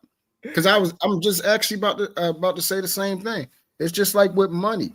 If you was a lame without money, you're gonna be a lame with money. That stuff does not change you. So if they was incels before this getting with you, they no longer incels. Bro, you shitting me. Gentlemen, I'm gonna cut out here. Y'all have a good day here. Appreciate the work. Yes, sir. Jerome, appreciate you. Thank you. I appreciate you, Detroit Coalition. Good day. Hopefully, I'll see you again soon. For sure, though. Thank you. Yo, Take it but that easy, was a nice, polite way to drag a person. Goddamn. Let's see. Absolutely not. Incels meaning you're not getting laid. And we don't have any incels there. Well, first of all, incels can't attend the conclave because they broke. Damn. Like I said, incels are neat, not in education, employment, or training. This is per the studies of William Costello, University of Texas, Austin. He's the world premier researcher of incels. You can look him up. He's all over YouTube. You can look him up. He's done excellent work on the incels. I'm sorry, can I get the name again? William Costello. Okay. Yeah. And as far as our process for the conclave, we have a very rigorous screening process. There's a dress code, and it does cost money. Okay, and right quick, I'm gonna let you guys move on. My last question. So with this rigorous screening process that you guys have, because it seems that health is a big priority for you guys. Do you guys request like full blood panels to be submitted? Say what? You guys request like full blood panels to be submitted? Do you guys request like full blood panels to be submitted to make sure that people are really living up to the standard that they claim they have in regards to health? Oh, a matter of fact, interesting you asked that. We're going to be going to Las Vegas next year, and one of the things we're going to be working on is healthcare screenings, STD prevention and things like that. So that's something that we're going to be looking into next year. Okay, that's pretty awesome. So I would imagine you guys will be covering things like high blood pressure, high cholesterol, all the comorbidities that sometimes are prevalent amongst Black people, not just Black women, correct? That's right. That's correct. Awesome. Thank you, sir. That was a good one. Shout out to Q Butter. Q Butter, what's your thoughts, bro? Yo, what's good, Frizzy? Yo, shout out to the panel and the panel, man. Y'all making me proud, man. I like the growth in Black YouTube, man. It was years ago, a lot of dudes sounded like brutal, like just angry with Black women and stuff like that. It's amazing to hear this dude talk about overweight women, and he's literally overweight. Like, bro, you need to take the time. It's crazy. You're literally overweight. It's crazy. You've been talking about overweight women, and you aren't even there for overweight. Okay, so what happens, Q Butter? So what happens, Q Butter, is when you point out a fact, you don't countermand the fact by saying, well, what about them? So that's whataboutism. Either what I said is true, or either what I said was true, or it's not true. So it's what I said true. Yes or no? The only fact that's on the screen is that you are literally overweight, and you can see. But that's irrelevant. It's what I said true. You got a button up on and a sweater, a cardigan, and you can still see your man breath. Now you're doing that hominum test. I know that your mom was fat. I get it. I understand. But that's not my fault. Let's not bring in family members. Going in on your mom for being fat. That's not my fault. Let's not bring in family members. Let's not do that. All I'm saying, Q Butter, is what I'm saying true. If it's true, then deal with the truth. Manhood includes looking like a man, dog. You gotta be built like one and look like one. Don't try to shoot the messenger, brother. Don't shoot the messenger. Deal with the truth. So the fact is that the culture that was permeating in the manosphere was around a lot of men who were promoting like Fox 5, anecdotal, just non-sourced information that was just going nowhere. And then talking about building Black men. We're not talking about building a community up. And many times when I had conversation with some of these individuals talking about building a community, they don't care about his actual term was the community. Damn. And he would make fun of Black people who cared about the community and then parade around as a Black man who should be listened to. And hearing Sharon made me proud, bro. I seen you before on panel. It made me proud, bro. You know, the word class. I really came up to shout y'all out. It is really like y'all proud, man. Because there was a time it used to hurt seeing so many Black dudes with their camera on and just up there making fun of Black women, just talking about Black women's weaves, talking about passport broing, bragging about going to pay. This dude just looking horrible, and then look at me looking hood, and I'm like, damn, I'm hood. And I'm ashamed of y'all dudes. And you got dudes that will talk about burning up the community, whole lawyers and people with businesses talking about burning the black community, just leave the community. And then dudes making just the most homosexual based arguments. I don't know how, you know what I mean? And it's like throwing it in there. Been here a half hour ago. I was listening, you know what I'm saying? Like, and then having a sphere and men and putting those two words together and think it means anything but a sphere full of men. And you're gonna get anything out of that but a sphere full of men. It's crazy to me. And it just is not. He was really roasting him though. He was really roasting him.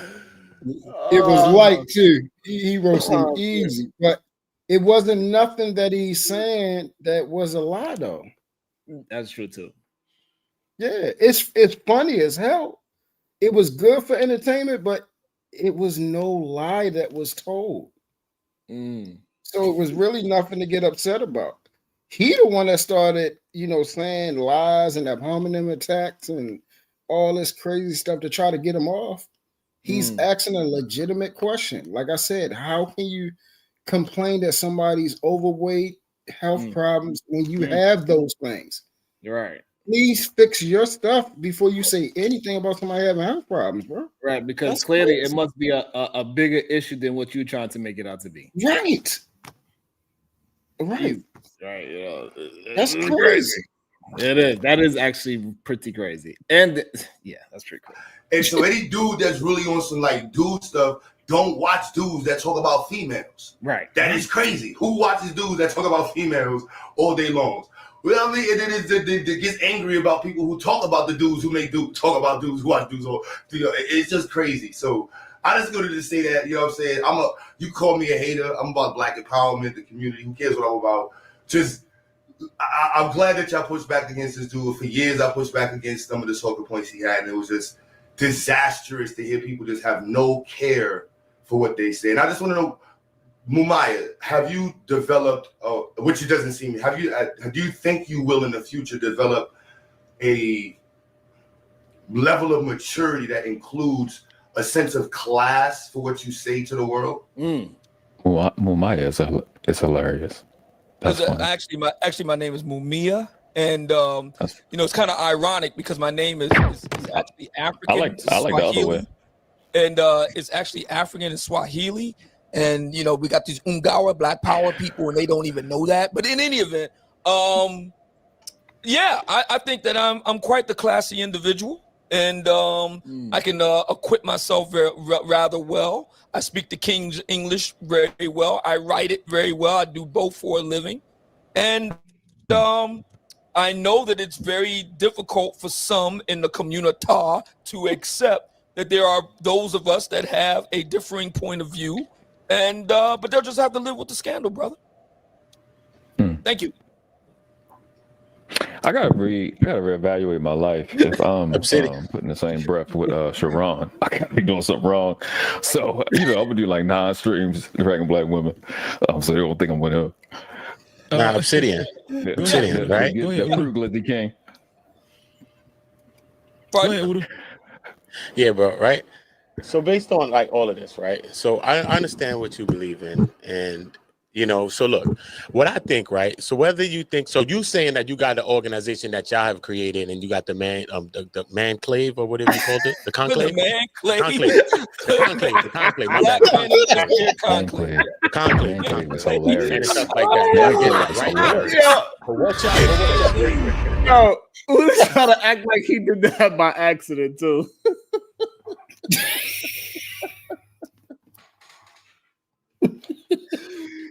Uda was trying to front like he did that by accident. Yo, man, it was hilarious. The That was not an manclave, bro. That was not an what, G? Man, Lord have mercy. Manclave was crazy. Diabolical. No shots at what y'all believe in, real shit, right? Sound like a sex toy or something. Yeah, it's kind of crazy, right? Man clave is wild, bro. That's crazy. The man clave is crazy. The man clave is crazy, Man right? Sound like a sex But toy. people though, right? People don't see it, right? It's actually not a bad idea. Go ahead. Oh damn! Right? But look, right? So, See? so based on No, it, so you regardless of the see? fact, what y'all have See, created, I'm because y'all say done. you have the I'm father, done. it, I'm glad whether you it's you heard and it. you was in conjunction with other people, Bad idea. Go ahead. right? Sound like a sex But toy. people though, right? People don't see it, right? It's actually not a bad idea. Go ahead. Right? But look, right? So boom. So based on it though, but regardless Hey, of the fact, Sharon, what pause y'all it real have quick. created, because y'all say you have the father, it, whether it's you and you was in conjunction. Bro, I'm done. You niggas can get mad at him for that acronym he gave y'all. It fits, bro. It fits now. This nigga took his time out to say, hey, that's a great idea. Crazy. Bro, it's over with. Done. It's done. It's done now. It's done. Yo, the crazy thing, they were saying I was It's getting Waldo. cooked by a city in the whole show, bro. That's This the is wildest crazy. part to me, bro. Like the way how they be fanning out over people is wild to me. Like, why we not just listening to the information and have a proper assessment what's going on? Because that is just it's over with. It's literally over with now, because this is the top dog of this manosphere thing. He's the founder, and we're hearing it from his mouth, his words of what is, and we're seeing how he moves and address certain things. Right. That's the key part right there. The way how he addressed. Come on, talk to him, True. So it can't be, oh, yo, you know what? He didn't mean it like that, or you insinuating something. This is messed up. You misconstruing somebody's words and the way they did. He really ain't say that. He really ain't address it that way. You can't do it now. Y'all fucked.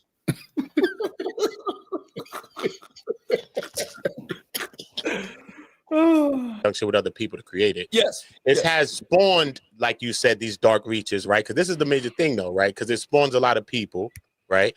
That maybe have, like you said, the weirdos. Maybe they couldn't get women or whatever their issues are, right? It has spawned some of that. So what are they doing, or y'all, or the people that has created this thing, to one, eradicate these people, or to call these certain peoples out to say, look, this is a difference between water and wine. There's a difference between what we doing and all these people that's doing here.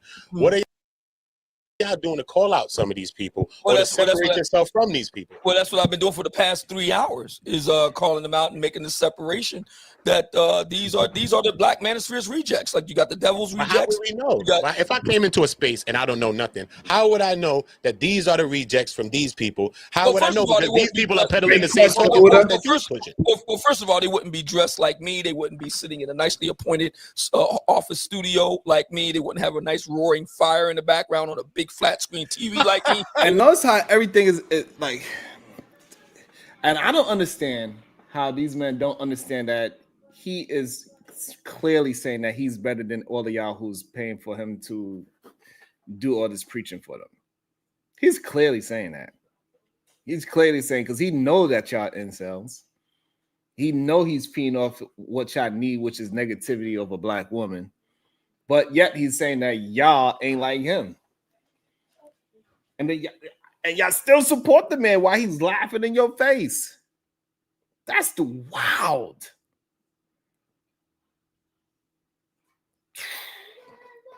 Some crazy shit right there.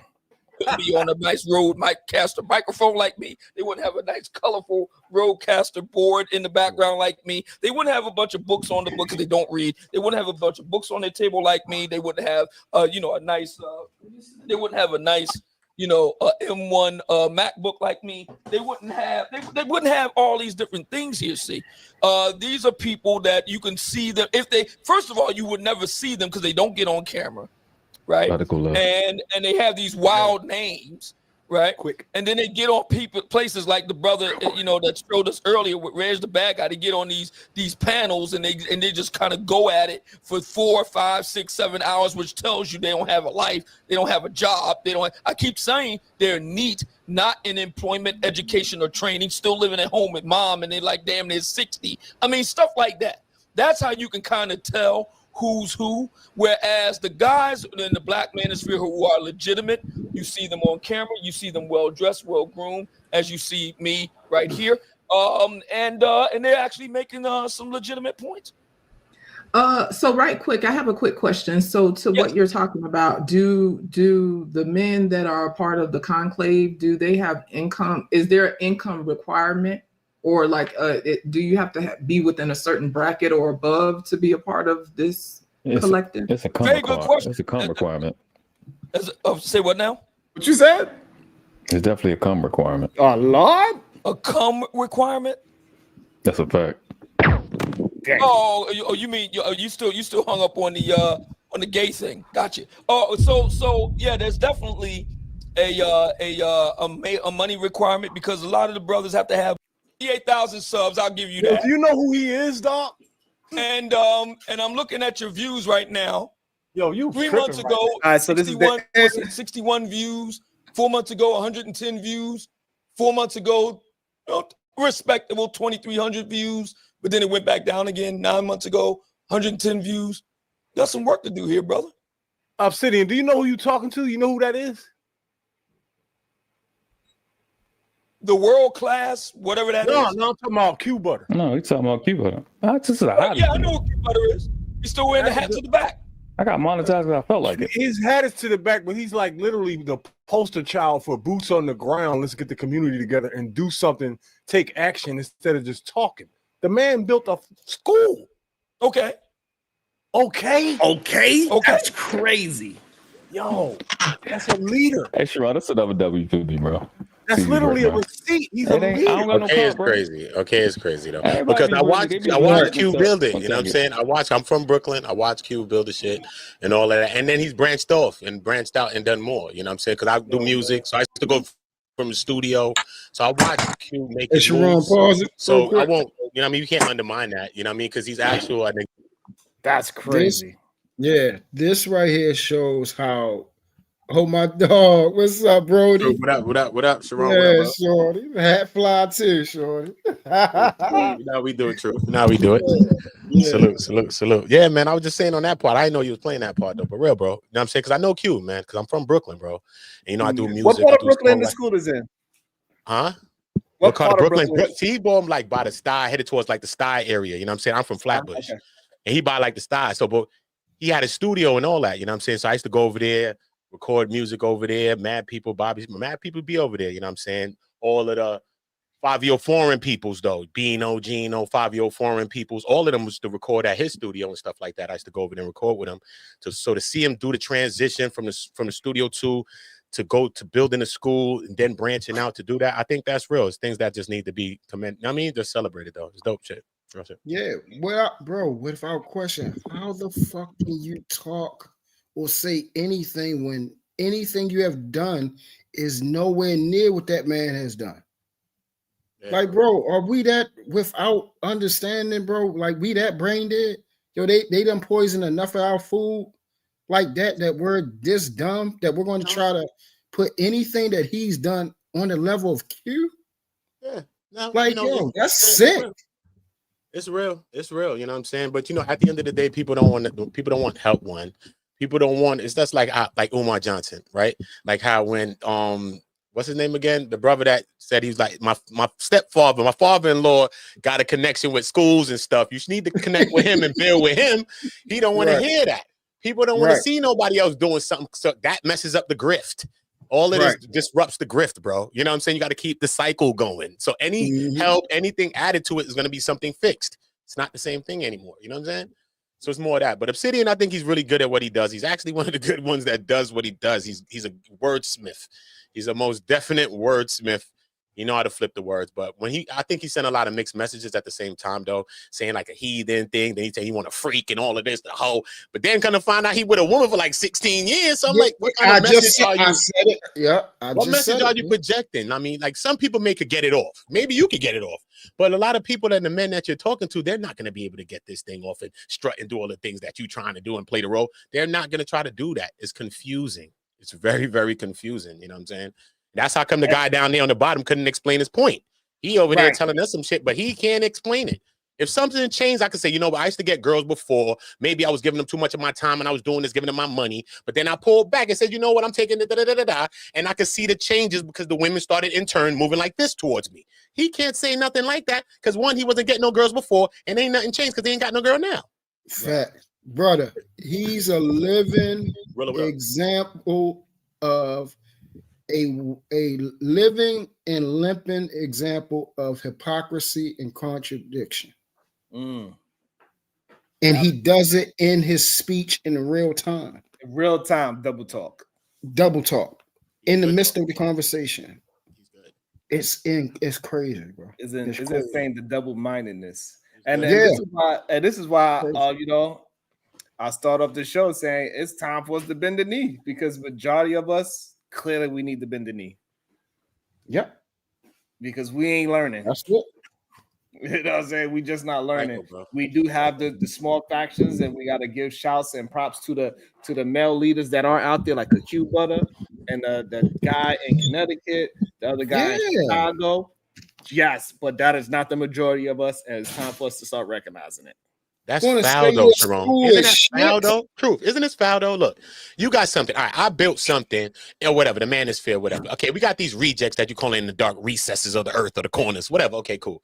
But still in all, they come from this. You know what I'm saying? Yes. So you don't even care about them. You're like, nah, throw them away, this and this and that. You ain't even trying to get people focused, trying to get these people cleaned up in a way to say, nah, this is not how y'all doing it. Y'all going about it wrong. This is what this supposed to represent. Y'all giving it a black eye. This is what it is. Call it out by name and number. This person, that person, that person, that person. Y'all don't need to get to them channels unless they changing something because they sending a different message of what the manosphere represents. You're not doing that.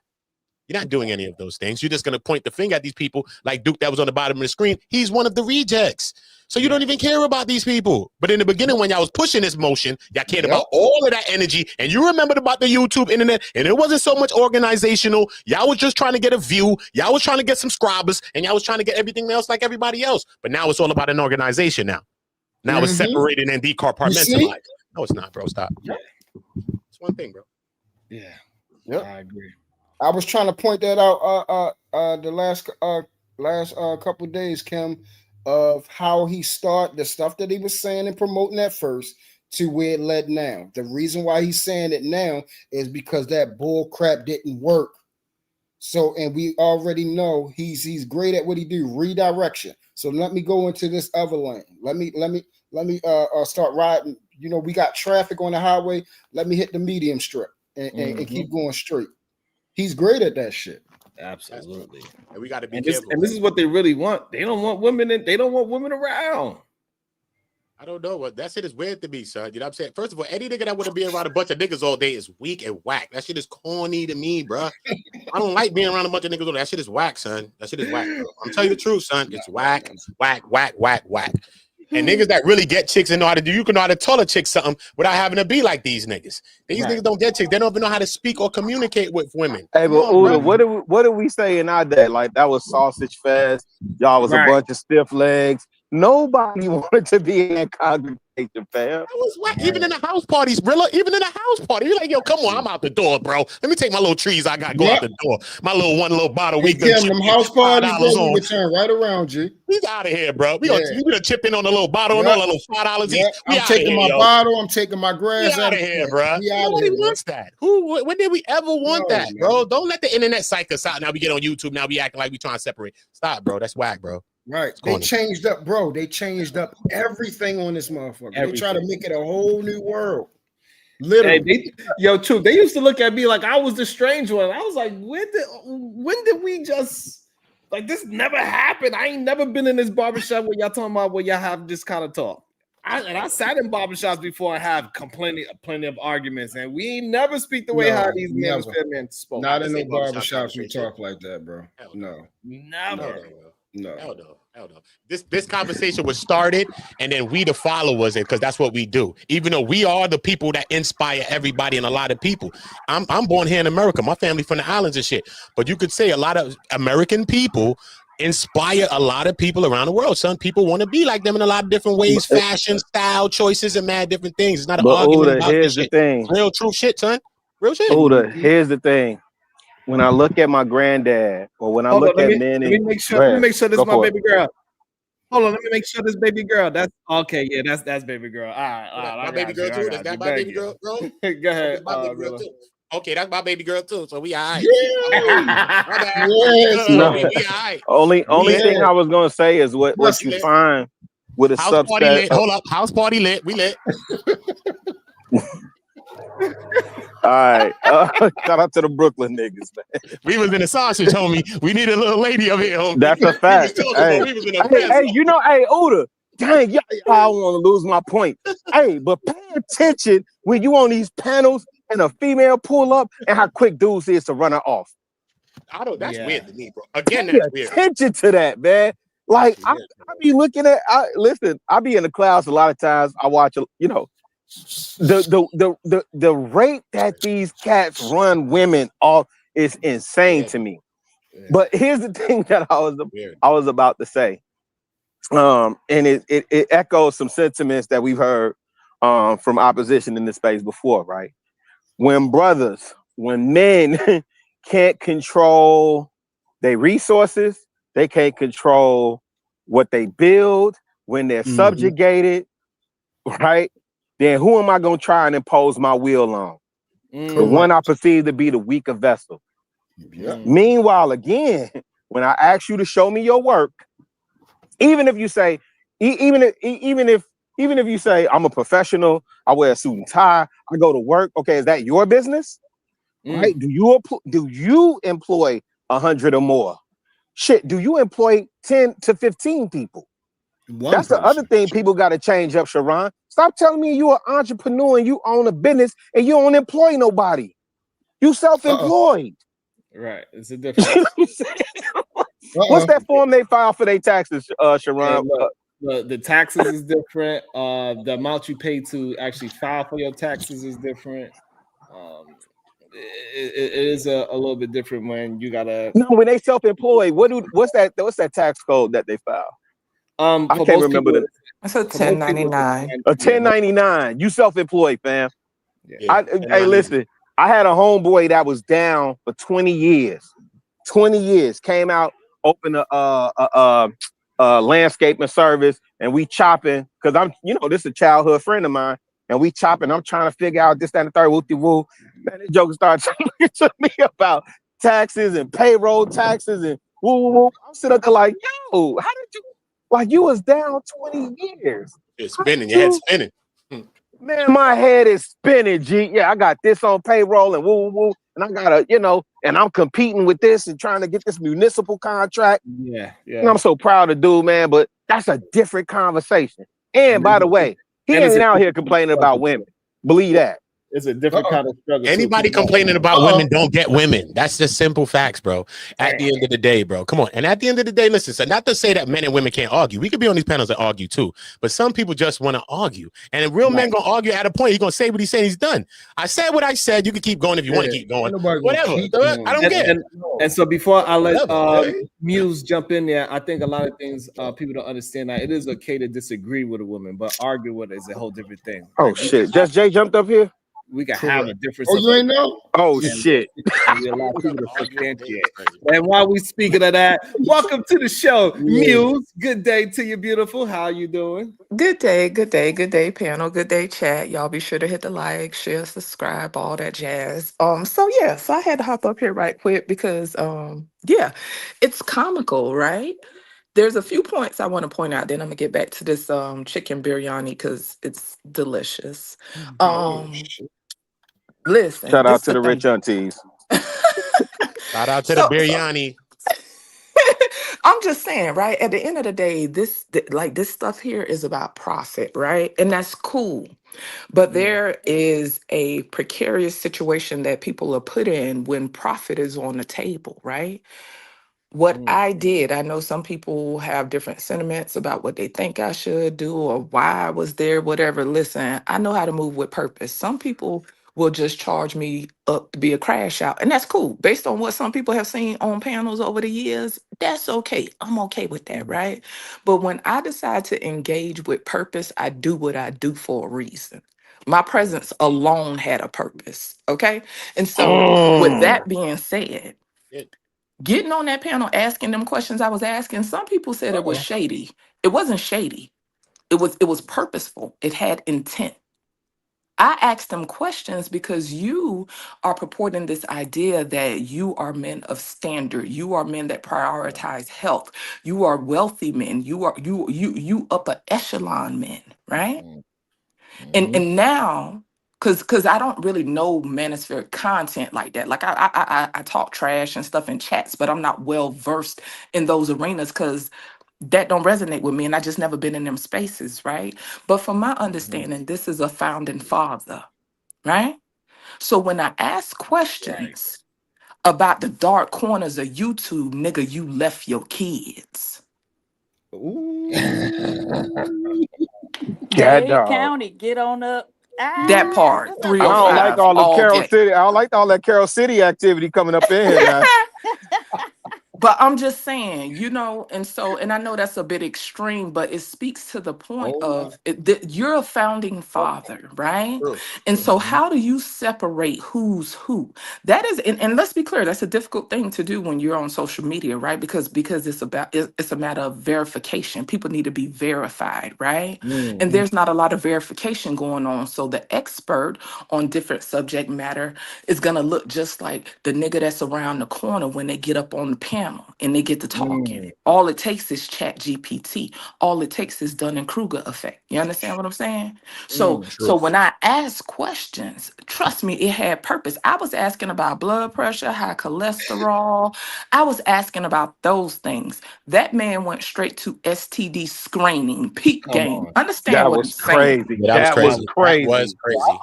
But think about it. But how you gonna throw away all your people? But look, let's say I believe in God, I believe in Jesus. All right, cool. That ain't even our thing. That's God's thing. You know what I'm saying? But if we see somebody that, might be on the wayside, you might want to go minister to the person, tell a person a little 1-2, like, yo, bro, come on, man, what you doing, man? Get your No, step your she weight up. know why he You did it. built something. You're the creator of it, and you don't care about nobody that's a part of it that Well, believes in look it. at it.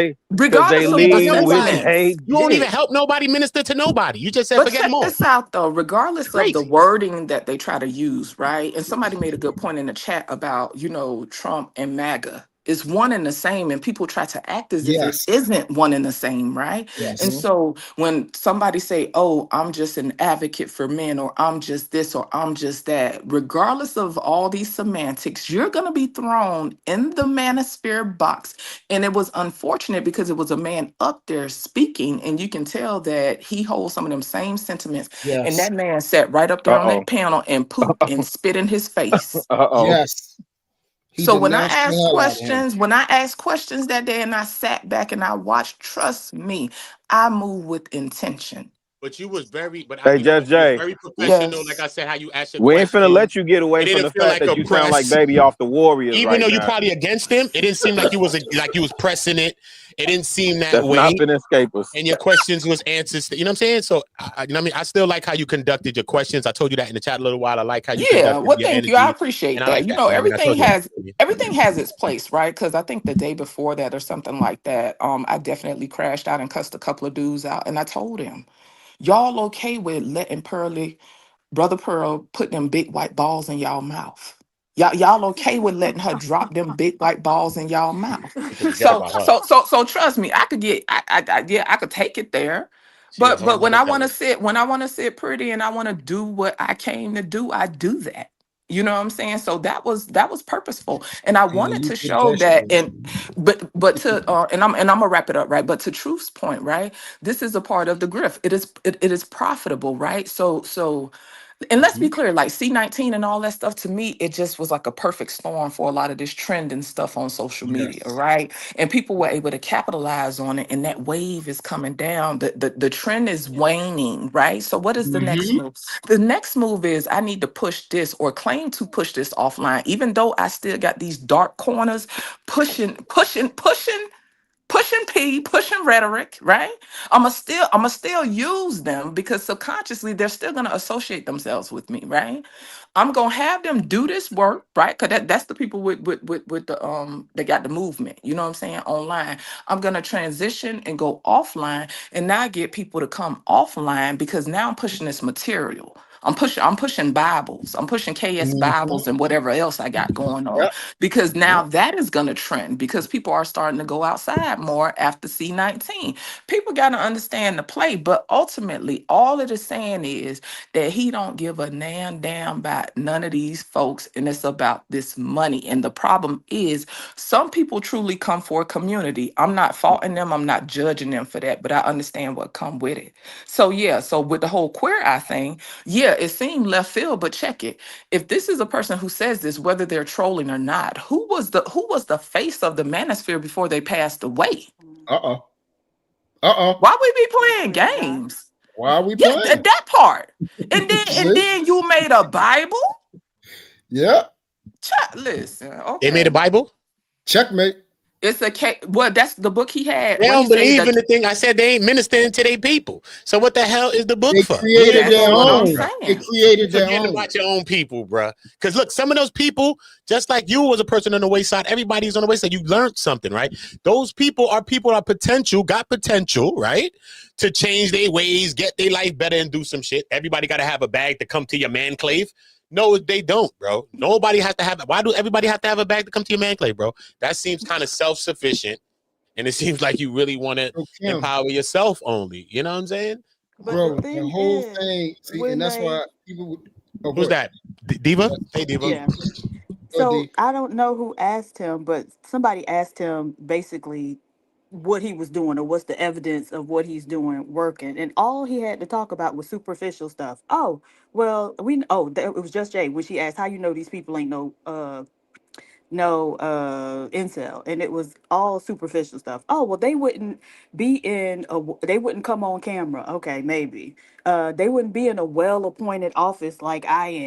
Mm-hmm.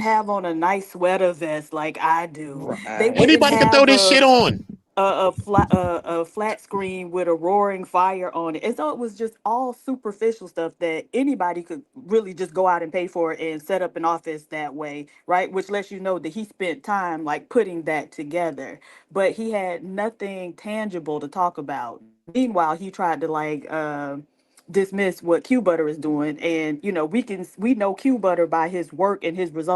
Right.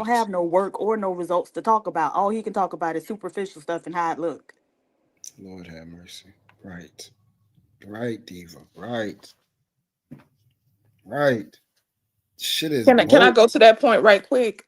Yeah. So yeah, and so for the people who think, and shout out to you in the chat, Ranger. Y'all be sure to hit that like though while y'all bouncing in that chat. You obviously not familiar with me if you think I care about flattery. You obviously not familiar with me, but that's cool though, right? And so whether the all the movements are winning and losing or whatever, that is irrelevant. Ultimately, it's all profitable. So people join whatever communities they want, whatever they deem works in their favor. Like I said before, to me, a lot of these communities are akin to a scab that people keep ripping off. Just when the scab gets ready to heal, they snatch it off again. Just when it get ready to heal, they snatch it off again. Whether or not it truly benefited someone, I can't speak to that, and I won't speak to that because I think it would be ignorant to assume that it didn't benefit anyone. But the primary goal is profit. That's the primary goal. So even when Q Butter was showing the stuff that he showed, right? This is someone who's showing their work. This is someone whose work can be quantified on some level, whether you agree with him, whether you support him, Facts. whether you do or whether you don't. It can be measured, right? So Yes. so so so at the coven, maybe it can be measured at the coven, right? We don't know. I can't speak to the coven. I've never been to the coven. I never seen what the coven do. I But like how even you when he switched got that At on the the up. who? panel, At the who, No, no, Judge? the let her coven, finish. Let her the finish. coven, The coven. She said it right. I noticed she switched it. the Keep going. coven. Yep. I meant what I said. Yep. I meant that. Keep going. So even when he had came on Freezy panel the first day, and he and Freezy did the interview, and shout out to my dog Freezy. When he did that interview, he was speaking, and there was somebody in the chat saying, and of course we don't know, a troll could be a troll, they could be lying or whatever, right? But it was somebody who was giving a lot of information in that chat, and they was saying, how do I know? Because I was one of them. They was in the chat, and he was reading other people's comments, but he never acknowledged that person's comment. That person was saying that most of them people at the coven is alcoholics and fat and sloppy. Exactly. And you know they're not going to Uh-oh. change. And you know they're not going to change. So that's the whole part of the Uh-oh. grift, is that people not changing. So it keeps cycling. You don't really want Exactly. nobody to change, because by now they'd have had mad people that went through this thing, had the changes, and that would inspire more people to get into the grift. They don't even have that to show for it. You got all these people. You talk about you did it since 2020, whatever time you did it from the first one. But why you ain't got all these testimonies of people that's coming out to say that? You could even faked it to make it. You even do that. Stop it, bro. That's you could a have faked fact. commercials, bro. You could have faked it like the Latter Day Saints, bro. Come on, bro. You didn't even do that one, bro. And so what y'all was saying about Ain't running? nobody. You got a PH. Do you think?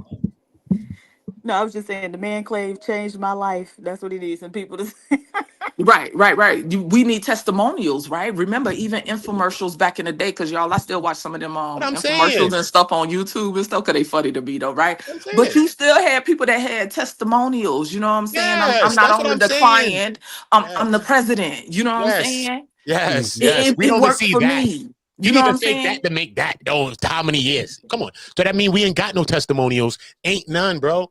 You the testimonial, that's it, bro. And then you ain't even Not carrying even. it right, because you all over the place talking about heathenism, talking about this, talking about that, talking about a freak and a Make it big make booty hoe, sense. and all type of other stuff that you're talking about. Is confusing, man. Make it Is make It's sense Oh, overweight. though, that right? really threw me. The, I'm the sorry. It's big booty confusing. chicks on the yacht really threw me. Confusing.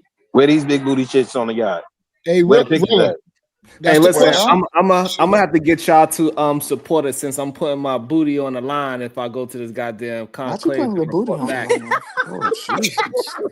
I know Hey, that's right. Sharon. Listen, we need to send some Sharon, you insurance saying Hey, money. Sharon.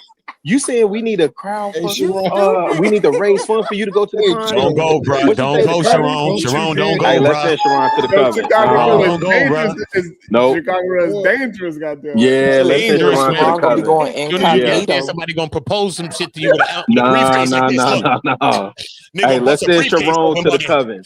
On some, Y'all tweaking. we're not Hey, doing it, bro. Don't go to the hey, man send a crazy, bro. 99-cent super Well, sticker. y'all would have to just give him like a little SOS thing Nah, where, man. like, if it really, J Lo really go got booty left, insurance, bro. You're it gonna have like to he get that sent J out a Lo little bat insurance, homie. signal instead of a bat hey, signal. Sharon, It can could be y'all like send me a peach. Yeah, It man. could be a peach up in the sky that he just flashed like a peach Yeah. up in the sky. You're gonna You have to see get that that J peach and Lo. you just y'all know it's Yeah. go time. Bum Mm-hmm. rush that thing, run up in there, Get them. He's gonna have get to him get that out of Jenny here, from the get block him out of insurance. here.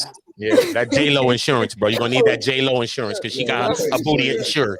Yeah, you're gonna need that. That's crazy. Nah, but for real, No, to your we point though, sending what you Sharon said to the though, coven. Sharon. We I'm sorry, sending go them to ahead. the coven. To the We coven is sending crazy. him. Let's get The that bread coven up is right now. But Sharon, what you said about the NDA, honestly, that makes sense though. It would make sense, especially if you have a group of people that are doing whatever they do. And I'm not saying that like I don't know what they do, right? But if this is exclusive, right, it would make sense that people would have an NDA. You know what I'm saying? But like I ain't gonna hold you. And some people hold on, let me slow down. Okay, this the visual, right? Because I don't know if it be my ADHD or what, but I be having movies in my head, right? The movie Me say too. boom. Yeah, you know, we finna link up, we finna hang out, we finna talk about money and how we can get money in different ways. And then we gon' tell the hoes, all right, y'all come in and do what we paid y'all to do. That's But the movie that I got in my Just head. Jay, if they're billing this as Invest Fest or any of these other conferences, Essence Fest, whatever, Very funny. then what the hell do you need an NDA for? That NDA Bougie screams fest. nefarious. The only That's what thing that I'm most people saying. sign off on is, hey, when you enter this area, there's filming going on. So by you entering this area, you consent that we could use your likeness and image, right? But an NDA says, Hey man, you ain't see nothing, you can't say nothing on some old what happens in Vegas. I just want to see these big booty hoes that was on the yacht, man. Where the big booty hoes that was in Miami on this yacht, man? We know there was no such thing. But he ain't really supporting that, really pushing that, because you know what I mean. If he got his women, I mean, because they no joke. They were saying his woman is a big woman, whatever the case. Q-Buddy had some jokes on him, whatever. Regardless of who she is, if she with him and he with a woman, he with her. But why not show your woman? Not show a man that look, you can love your woman, a woman love you. And I think he has shown his woman though, Uda. But I think he's showing his woman, but he was supporting that because he the one that said it was big booty hoes. We wouldn't have known that's what I'm about no saying. big booty He hoes. said that. But why don't he show the women that he got though? The women that you got. We understand about the big booty hoes and all Okay, but if he been with her What about the one you 10 got? years, I think people have seen her because I've heard people speak on her or he's whatever. showing her, I yeah. don't go checking. We've seen her. I don't You go seen her? checking for people, but this my thing though, right? Check this out. And because I'm older, I'm in my 40s, right? It's time out for grown ass people talking about boyfriends and girlfriends. This man is elderly talking about lady friend. That man, and so Thank you, we Jay. know it's old school terms like that's my old lady, whatever. But when is it time out for elderly people talking about this my lady friend? Make it make Talking sense. about he needs to show his real life, like his wife and that life, and show men that it's real. You could keep it real. You could do all of these things and be real. But I He mean, don't wanna check it show that. though. He already said what he was on. This man is on confusion and chaos. This is not a man of structure nor order, from what I heard. Now, I don't know about him outside of what I heard that day, right? So it is what it is. This is just my summation based on what I seen and what I heard. This is a man of chaos. This is a man who is hedonistic. That is what he wants. He wants to pursue pleasure by any means necessary. That has nothing to do, in my opinion, of what I view a man of purpose to be about. Correct. That man has no structure. And so if you don't have structure, if you don't have direction, and that goes for anybody, where you end up into deviancy, into chaos, into hedonism, into indulgence, Perversion, and that's any of us on any promiscuity, level. all the Yo, shout out to my boy on World Class though, man. You know what I'm saying? Because I wasn't trying to joke him up when I said the man clave thing. You know, I got it confused. No, But man right clave is after funny. World Class is so funny. You talking about Marvin Gaye? You said Marvin?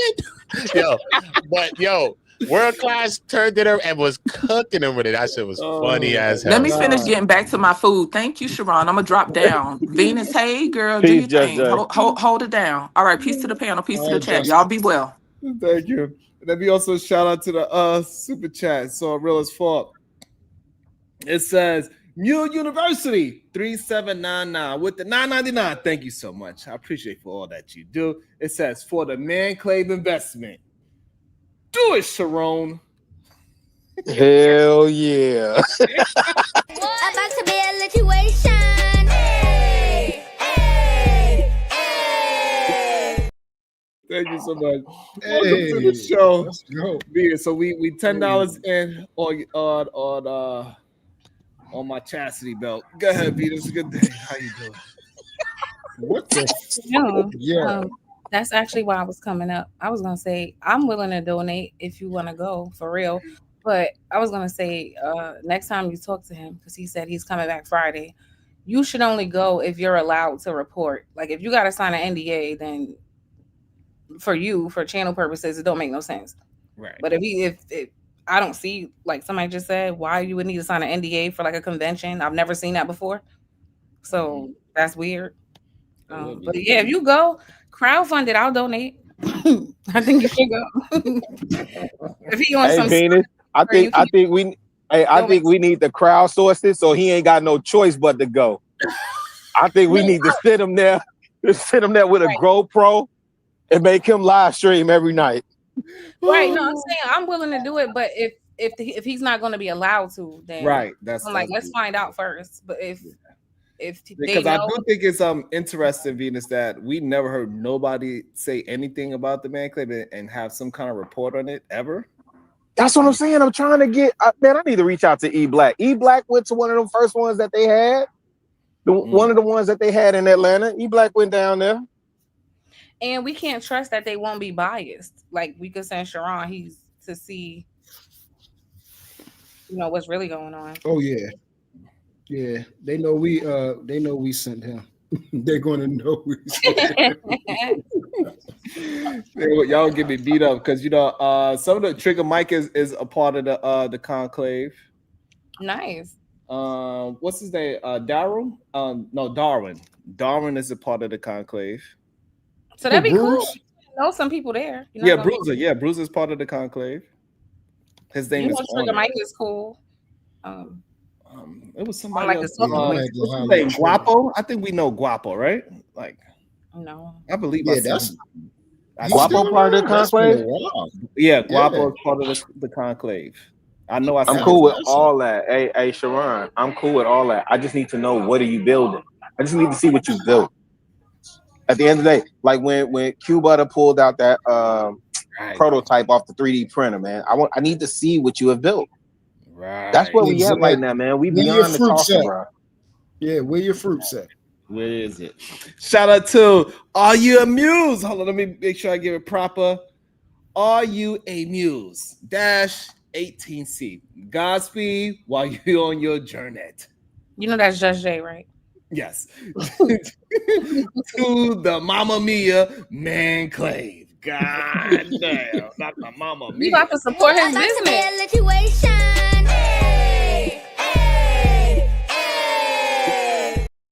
I'm sorry, Venus Cat, what you said?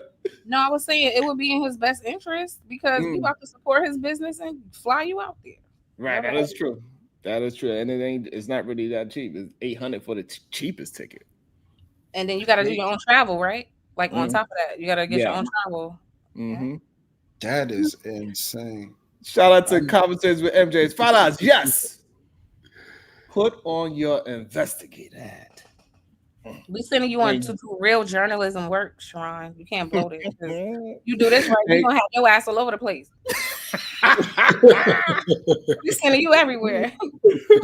And get us the juicy details of the man clave. We need a 4-page. Goddamn, how you pronounce that word? You know damn well I can't pronounce words. The Monahan report on it to discuss it online. Thank you so much. Conversation with MJ. Where's it gonna be? I think he said the next one is in Vegas. Yeah, he said Vegas, but I'm curious because a lot of it sounds like SYSBM, right? So how do you plan on building men or building, I guess, for better future if you're not intentionally building families and communities? That's my Well, like how do you do that? He does promote Black women across the diaspora, he said. So not Black American women, but because he named like the African, Afro-Latina. So he's for get with Black women, just not the American ones, is what it seems like. That's what I got. That was my whole point, Rilla, was that it's a contradiction in everything.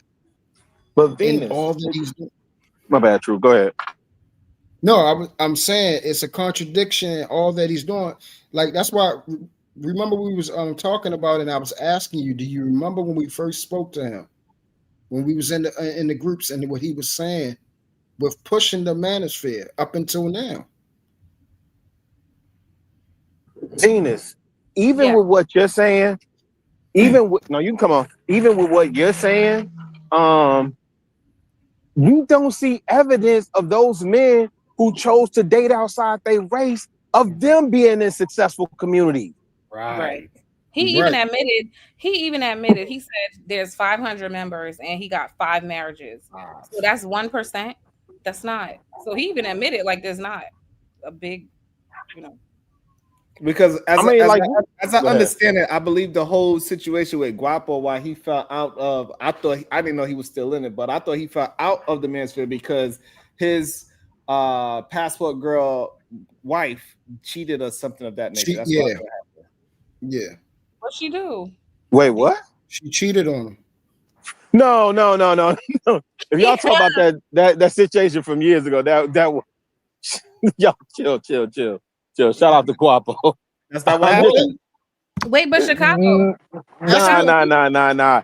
Hey, Sharon, it was more akin, if y'all talk about that same situation, it was more akin to reckless eyeballing than it was to cheat. But I'm not casting no aspersions on that man's name. I'm just saying I'm in the space right now where these brothers got to start showing they work, man. It's too much. We're too quick to see the reactions to something. So say like these kids in Chicago, right? Not only did we have a situation with them jumping on the mother, then we just had something with the Christmas tree lighting downtown, right? And everybody right now is saying, oh, the kids, the parents. Okay, cool. I'm with you on that, right? But we know what it is with the parents. We know for the most part, the worst amongst us keep producing. Yeah. That's a bean. I'm keeping it a bean, fam. You can't correct that. You can't go in and shame somebody that's having babies for sport. Or that's having babies for a check. You're not finna go in and shame them. So y'all can stop saying, well, where the parents? Now, again, what I've been saying since I got in here day one, I think it's on men to check men and let the women check the women. Yeah. Yes. That's not saying that men don't ever check women. You can only check the women that's under your covering. And most of these jokers don't even do that. Correct. But, go ahead. I just want some clarification. Did he leave his wife? Which one? See, I have not caught any of Guapo's material in a long time. If you're talking about the woman that he had his speed with, his firstborn son with, the last time I checked, they were still together. But if you're talking about from a couple of years ago, when people was all over there on Old Boy channel, and he was about to get into it with Daryl, like that was for reckless eyeballing. That the way he described that, it was more akin to reckless eyeballing. And at the time, the rhetoric that was being put out, it didn't mesh well. If you're saying you're an alpha male and your female out here reckless eyeballing. Correct. You see what I'm saying? Like you holding conversation with another man, but I'm they married at the time, or were they dating or were they married? I can't remember, but it was because that was a minute ago, Sharon. But if it's the situation that I think you talking about, that was more akin to reckless eyeballing than it was to like she didn't sleep with the man, she didn't go out with the man, and so she didn't spread like mustard. No. If it's the same situation that I'm thinking wasn't it about. conversations too, Rilla? Yeah. It was somebody that he told her not to be in concert with. Yeah, but it wasn't like, oh, I want to see you, I want to be with you. It wasn't like that. It was somebody that I told you can't be in concert with this person, period. Okay. That's what that was like. And again, think about it, the pressures of this space. We supposed to be alpha men.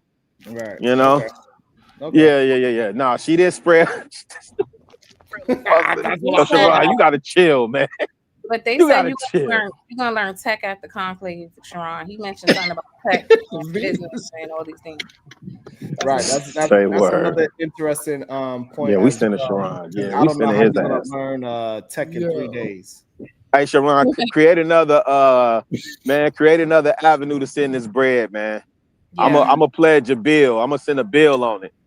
I'm gonna have to do I don't know how I don't even a GoFundMe to the man. I don't like that one. Try something else, because don't they take some of the money? Do a cash app, or do it in Sharon. They can't get mad at Sharon no more about that RIM, the RIM or the LOM. Sharon goes to the conclave. That's the cash. Getting dressed and examined with your hygiene by, extra. Like they're gonna switch it up if they know he's coming though. So that's not safe. Nah, they ain't gonna change the whole thing for Sharon. Sharon. Thing he said, Sharon, he said, "Oh yeah, that's a great idea." Yes, he did.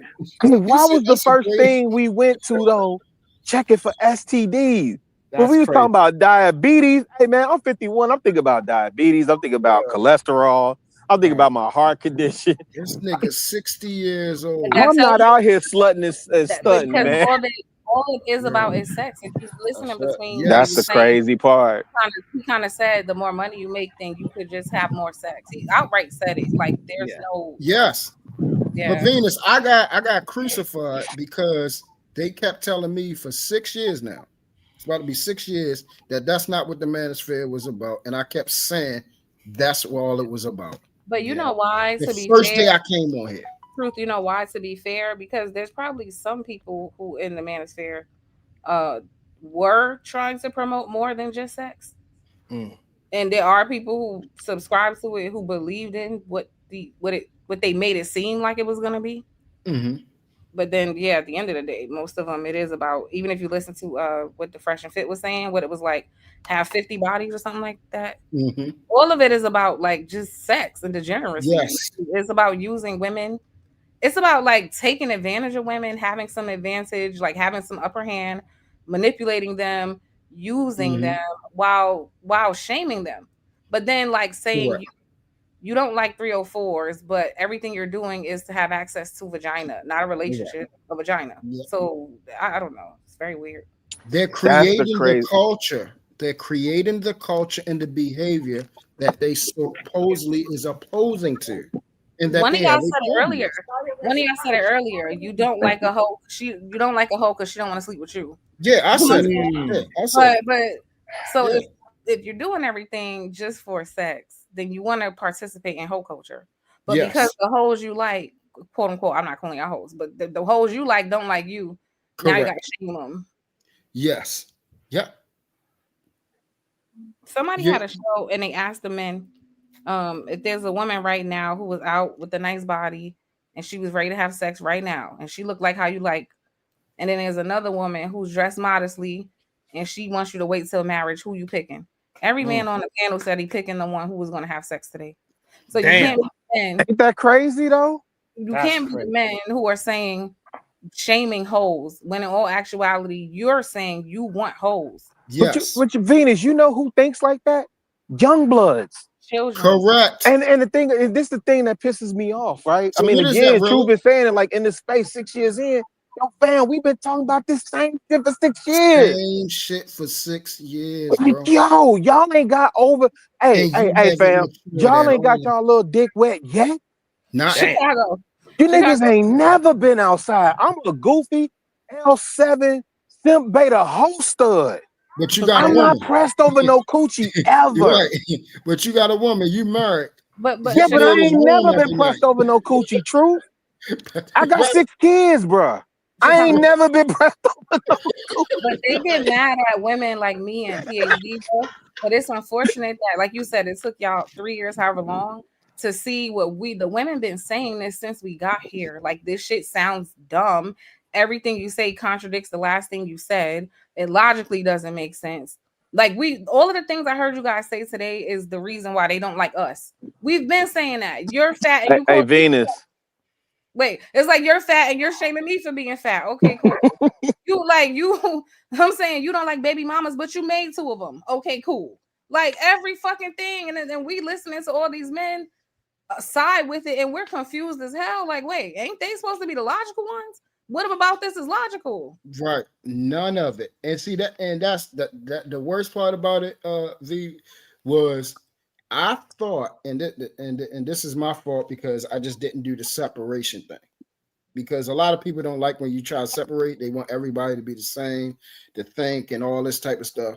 And that's what I started doing. I said, okay, you know what? I'm gonna have to make a clear distinction because I'm getting backlash from shit that I don't even think that way, move that way, nor respond that way. So I had to make a real delineation between me and them. I'm thinking they wanted marriage. I'm thinking at least some of them wanted marriage and were having problem finding a decent woman. When I asked them certain questions, then I'm like, oh shit, Venus and them was right. You niggas want pussy. Y'all having a problem getting pussy. And here's the Women thing: don't like you. if they no, you know what I would respect if they was on it like Myron and them, because at least Myron Yes. says, at least he fucking said, get 50 bucks. You know for a fact he don't stand for shit because he says it. I can respect that. They up here shaming women because they're pretending to be righteous. That's my issue. Yes. You're not fucking righteous. Yes. You And actually prefer the Meg the Stallions, the whoever the hell that they want to talk about. You wish you could breathe the air of her. And that's the real problem. Well, they tricks undercover, V. They don't want to acknowledge that they a trick, you know what I'm saying, and pimping at home and it's still the best thing going. They say it ain't tricking if you got it, when it's Can I really a say tricking something right because you got quick it. and Go drop ahead, back Andre. down? I'm sorry. Can I say something right quick and drop back Go ahead, down? Jay. Mhm. Go ahead. That man on the panel said he used the term deliciously ambiguous. Did anybody see? Listen, Yes. listen. Y'all better peep game. That man said deliciously ambiguous. Okay, I'm finna drop back down. Because Jay, I No. told. That's why I said Wait, they you can't fucked pull up. the pin. They Wait, fucked up. I They gotta can't say shit to Sharon no more You now. can't pull I the gotta pin piggyback. on the grenade. Hey, Wait, I gotta deliciously piggyback off that ambiguous. before Andrea go because it's important. Oh I forgot shit. to say this yesterday. Half of this, beside the men who are mad at the women they can't get, there's a lot of homosexuality in the manosphere, and Oh shit. I'm not trying to be funny, Hey, but it's not even funny no more, no, bro. You I'm can't. trying to wait. Hold on, I'm being serious, and Yeah. like Judge said, if you listen to what's being said and you pay attention, to there's a way of like sneakily always entering some subtle homosexual shit Yes. into the conversation. Yeah. They're like grooming you all. There's a sneaky way of like making women bad no matter what they do, right? It's all centered around getting men to gravitate and congregate amongst men. And then we do mention women, it's only to sleep with them. You know what I'm saying? But most of them, it really ain't doing that. It's a hatred. A lot of the people who don't like black women who are also undercover gay, it really stems from not being accepted by women when they show that part of themselves. So like if you notice, there's a lot of gay men who may not like women, like on a personal level, but it's because their mom rejected them. So they're bitter about it, right? And there's a lot of DL men who, which I don't understand this, you're mad at women because they realized what you were and they didn't let you use them. So now you hate women because they Correct. figured it out. It's all like, I think what I've learned is gay or straight, there's a misogyny issue where like men, no matter what their sexuality is, a lot of them have this entitlement to women. You can't be mad at women if she doesn't want to sleep with men who sleep with men. You should not hate women for that. And she shouldn't hate you for sleeping with men, but she will hate you if you're misleading and deceiving her while you do it. Yeah. She should. I agree. Shout out to a random independent with the 2 bar says, deliciously what? Run the tape back. Welcome to the show. Andrea, good day. How you doing today? What's your thoughts? I'm good, thank you. I agree with what that last lady said about the entitlement. Like, I feel like in a lot of these spaces, there's just way too much entitlement. I don't think anyone's entitled to a healthy, functioning relationship. Like pointing the finger at someone else, that's just all I kept hearing from that man. I was on the line that day with like Obsidian, he kept circling back every single question back to women. And I just feel like, isn't that such like a pathetic stance to take as a man, right? That every single decision you make, it basically women control you. So it's like, I'm not understanding like this move. It just isn't, it just keeps making no sense. Like essentially women are controlling your every move without you realizing it. And this is supposed to be a place for you to empower yourself. Like, I don't think there's anything wrong with anybody empowering themselves. Like if men really made a space where they were actually empowering themselves, I would actually encourage that. Like, that's a good thing. Everybody should be empowered. But like, it's kind of the opposite of empowering yourself. If you say every bad thing that happens is because of my mom, it's because of single moms. I mean, that's just pathetic, So, No, yeah, I absolutely. just feel like that's the opposite of empowering yourself. There's power. Like they're always talking about accountability. Like, why don't you start with that, like for your own personal self, Even when you get them to acknowledge that, they'll say, because he said it, he was like, well, even if the men got it all together, the women, let's not do hypothetical. How about let's just focus on the men getting it together? Let's Come on now. In what universe even if, well, let's try it first and see what happens. Right. They never want to do that. Right. Because I said the same thing, and that's when I knew. That's why I came back and apologized to y'all. Yeah.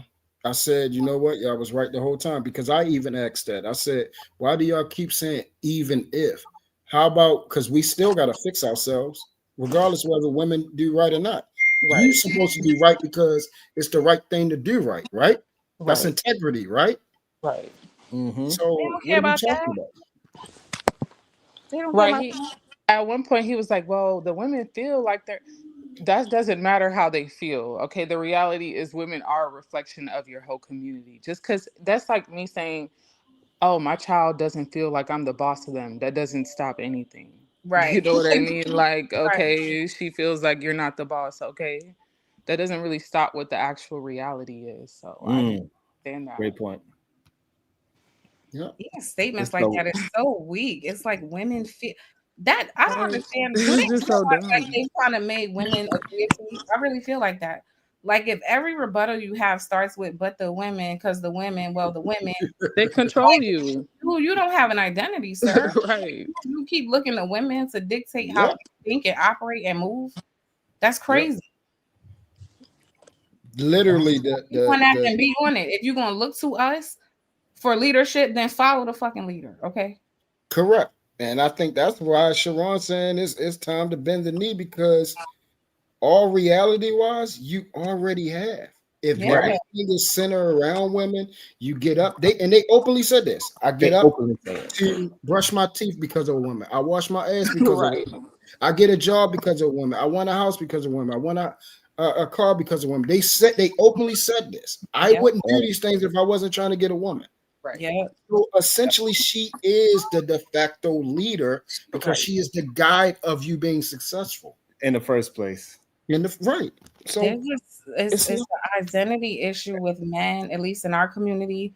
I'm gonna speak to, and that's clearly what's lacking. It's because either they're jealous, they're comparing themselves in a well, women get to do it kind of way, or B, they're mad because she's sleeping with these dudes and not with me, or C, they're angry because she rejected me because she kind of picked up on my little gay stuff. And this is the thing I found out with the dudes who date a lot of white women. A lot of them are DL, not all of them. A lot. And it was said that it's because the way we all seen how white men operate. Black men present masculinity a very different way. So black women expect a certain behavior. White women, when it comes to masculinity, it's different because their men are not as masculine presenting. So when they are around men who are more feminine, it doesn't raise any red flags to them because that's how a lot of their men are. But a correct. black woman, it raises flags and she's like, hold on, something's not right. So some of them like to go to white women because he can, while he's trying to figure out how to be on a DL, he can go under the radar next to her because the questionable things about him don't stand out to her. Right, because it's expected. Yeah, because white men do a lot of gay shit for fun, so it'd be weird. Like I don't know. Yep. Yep. I And then agree. and that's why at the end of the day, like is no way, because we got the answers now. This is the second time he came to Freezy's channel. These questions, these statements that he's given, there is no way around it because, like we said, the founder. And then we seen this same behavior, these same mannerisms, these same statements from KS. Like when he had interviewed that one guy. What did he ask that boy? What did he ask that boy, y'all? Because I'm not Do you have a big ego? You feel what I'm saying? Nowhere in the history of me being a man would I even think about asking another man some crazy stuff like that. I'm telling y'all, they've And been think it's okay. And then we had other men saying it is okay for him to ask that. Excuse me, trying to justify it, trying to explain it away. That's why I said yesterday, they're not they're the inability to think and this like blind loyalty they have to strangers, like to where it gets to the point that no matter what they say, they'll just keep justifying it. And just then I saw one time Kevin Samuels was like, we need to advocate for men being with other men. He absolutely said men should do a Boston marriage, which was started when women was marrying each other for protection. Exactly. So he said men should do a Boston marriage. So a lot of these men are gay. I'm not saying that to be mean. I'm telling you, like, women are not stupid. Okay, there's a certain sense, you know what I'm saying? You just certain things from dealing with men on the opposite end your whole life, you start to recognize certain things look normal and certain things don't. And some of this stuff is not normal. It's not. Yes, Nightish. Kevin Samuels promoted men are going to start doing Boston marriages, which stands for same-sex marriage, but not supposedly sexually. So y'all don't understand that y'all are being groomed. Like, and I think some of you want to be honest. That's why you don't have a problem with it. I really don't think you all are this stupid. I think some of you understand exactly what you're signing up for and you're with it. And that's cool. But some of these men don't understand what's happening. You're being groomed to like open up to the idea of homosexuality. That's what's happening. That's why they keep sneaking these little gay things in little by little. It's called grooming. They want to see how far they can go. All you want, but please, this conversation about what's wrong in the community, we no longer can say women, bro. That's over with. That shit is over. That shit is tired and over with. It's just done. Can't nobody groom me. Anybody could be groomed. Humans are susceptible to influence. You gotta be very careful. We are all influenced by something. If you expose something to anybody too much, things have an effect. Not saying you can turn somebody gay, but I'm just saying, like, shit, sometimes you can. Yeah, some of these men get put in a position where they're scared to say no. Right. That's how cults work. The worst part about it was when they had a show and they said, other than a woman's, behind, what is she good for? Damn. And we had men actually saying, yes, that they have no clue or there is nothing better, nothing good about them. They have nothing else to offer. Yeah. When I heard that it illuminated a lot of stuff, and it started matching up with the other questions that I was asking. And it's nothing to argue about. I'm not going to try to justify and try to make a man be something that he's not. If he's not on the same time of trying to love women, trying to be decent, trying to actually do something for the community, he's just not on that type of time. But these niggas so busy trying to protect each other and trying to make each other something that they're not, and they're just not. Listen to what they're saying out of their mouth. These are things that they're saying out of their mouth about women. The women been listening. That's why we was like, oh, hell, Yeah. What the fuck? Yeah. What is this? These men are weird. Yeah.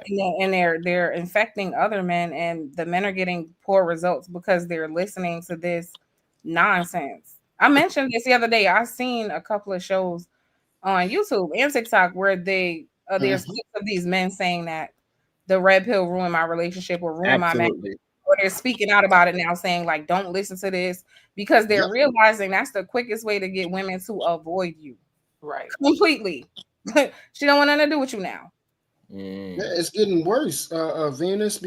Like you're saying, women are actually saying, no, we're not dealing with it, nor do we want it. So what are y'all going to do now? Because clearly, like we stated, you want women. Passport, that stuff is not going to work either, because that's not even being successful.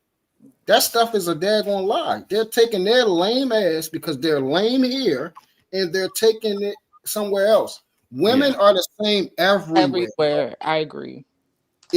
Biologically, y'all got this radar inside of y'all, either to smell lame or bitch. And when y'all smell that shit, y'all don't want no parts of it. Y'all out. Now, I don't agree. When they go to some of these poor countries where women are in like really destitute situations, just being an American does mean something. To some of them. Absolutely. Yes, some of them, but it's not on a large scale. Like, they're not that successful, Venus. Yes, some of them are successful, but it's not like, hundreds and hundreds of guys successful in getting what they want out of women. They're actually coming back complaining. Exactly. And I have family like in other countries, all over, like in different countries. And a lot of these people from poorer countries are very materialistic, like way worse than us. Like they see an American, it's not, they might like be more interested, but not for anything good. Like to them, scamming is normal. Like scamming is like, they don't look at it like we are pretty much the only people like in the world who really don't believe in taking advantage of other people and stuff like that. That's kind of an American like concept. Like we are the ones who think that's wrong, but like in a lot of these developing nations, scamming these men, using these men, that's all they're thinking about. They're very materialistic. So it's just delusional to think women like money everywhere, unfortunately, but a lot of women will be with men that don't have money. I feel like more in America than anywhere. Like I know women who men live in their house. Like I'm sorry, like an African woman would never let, like it would just never happen. Like that's extremely kind. You know what I mean? And it's crazy to hear them turn around and complain about these women that seem extremely generous, if you ask me. We know y'all generous. We know y'all take care of us. Extremely generous. We're talking about in the real world. Women take care of our asses, our broke asses, and when we don't have anything. Because So talking about baby that's a mamas, lot. the baby mamas, this the funny thing, to be honest, right? Are the ones who qualify for Section 8 and stuff like that and have the apartments. Most of them, that's where they're living. Right. A woman was putting the roof over their heads. That's why the shit blows my mind. It blew And my how shit. ungrateful and how about that. How undeserving and ungrateful these men are. Like this shit's sad. We know when we look in our day-to-day life, we seen how this shit go. Most of the time, that man is in her shit. She's not in his. Yeah. Eating up her food stamps and sleeping up her Section 8. And I'm gonna use this as an example of Venus, because this goes back to when they calling, women whores and everything like that. The same thing when they talk about homosexuals. Oh, she did that with a homosexual. She's trying to tell you, nigga, you wanted to be the homosexual. Right. All homosexuals, like, goddamn, you wanted to be that. You wanted her to take care of fucking place. It's really not. But like, which one is it? Are they dating homosexuals or are they these evil gold diggers that y'all trying to say they are? Like, it can't be both. It can't not. All of it's a lie. I said everything contradicts the other. On the one hand, you're gold diggers. On the next hand, you fuck homosexuals. Right. Because it's not a big enough. It's not that we don't have examples of it. It's not a big enough sample size for it to be relevant. Right. So the talking points is over with. Like we have actual real life data that people interact with each other, and that shit don't happen like I was saying on here. We have the people that are having trouble with basically getting a woman to like them, and that's a you problem. You can't. It has never been that you can make a woman like you. And I actually heard a guy on here. This was the end of it. I'm not going to say his name. I heard him say, we don't have the laws. We don't have the money to make a woman like me. Damn. That's been I heard him say that. That was it. Yeah. Yeah, they that's keep wild. talking about the law, and it's like, well, how come the men who have wives right now, they under the same laws as you? They didn't need the law to make somebody listen to them or any of that. What are you talking about? Perfect. That was a perfect response. Yeah. Yeah. And let's not forget all the damn bliss that's out there. They be suckering, succotashing. Those be the main ones. We're just talking about the household. These women were raised in these households, and you were raised in the same fucking household. I don't understand none of these fucking points at all. Yeah, me neither. It is like they didn't learn how to be wives because they was raised in a household with a single mother. Okay, now let's reverse that. We all have brothers. So you were raised in that same house and didn't learn how to be a fucking husband, dummy. How were you judging somebody? Yep. And the truth is, like, none of our parents or our ancestors really learned how to be. They were just doing the best they can, like, which is all we should be. Right. Nobody really like using that against somebody. Oh, nobody ever. We're all just learning as we go along and doing the best we can. And you know, and somebody for their upbringing, like, what are we even doing? Yeah, and my biggest thing is that, like, so once the big mama situation really died out, that really showed who was the real leader of the families were. Because when Big Mama left the situation, the houses fell apart. Everybody just sold the house. Or the house just deteriorated. And now we are in a state where, you know, Big Mama is way younger now. So we don't have no such thing as a Big Mama keeping things together. So that's the truth. Can't get mad about it. It just shows that, like, hey, I had to, like, when I had to really think about it, I had to take myself out of the situation. Yes, I'm doing my best in dealing with whatever it takes to do all these things. However, on majority scale, yes, that's what I had to do, Sharon. That's what I had to do. Ain't that my thought process, how I live my life, you know, what I want, the stability and organization of a household. They you know, it's things that I believe in, and that's how I live my life. They want to say that they believe in that, but they're not going to sacrifice for that woman. They're not willing to die for that woman. They're not willing to, make sure they deal with promiscuity problems and perversion and mental illness so that their woman can be taken care of emotionally and are physically stable. You're busy saying, I'm going to get married and I'm going to be able to cheat on her and I should be allowed to. What? Right. Hey, look, think about it like this, right? So like Big Mama's not there. That's the place where all the parents used to take the kids. This is where all the cousins and us used to congregate at and all that. We used to all sleep over at Big Mama house on the weekend. And I just realized this weekend I was the goddamn Big Mama's house.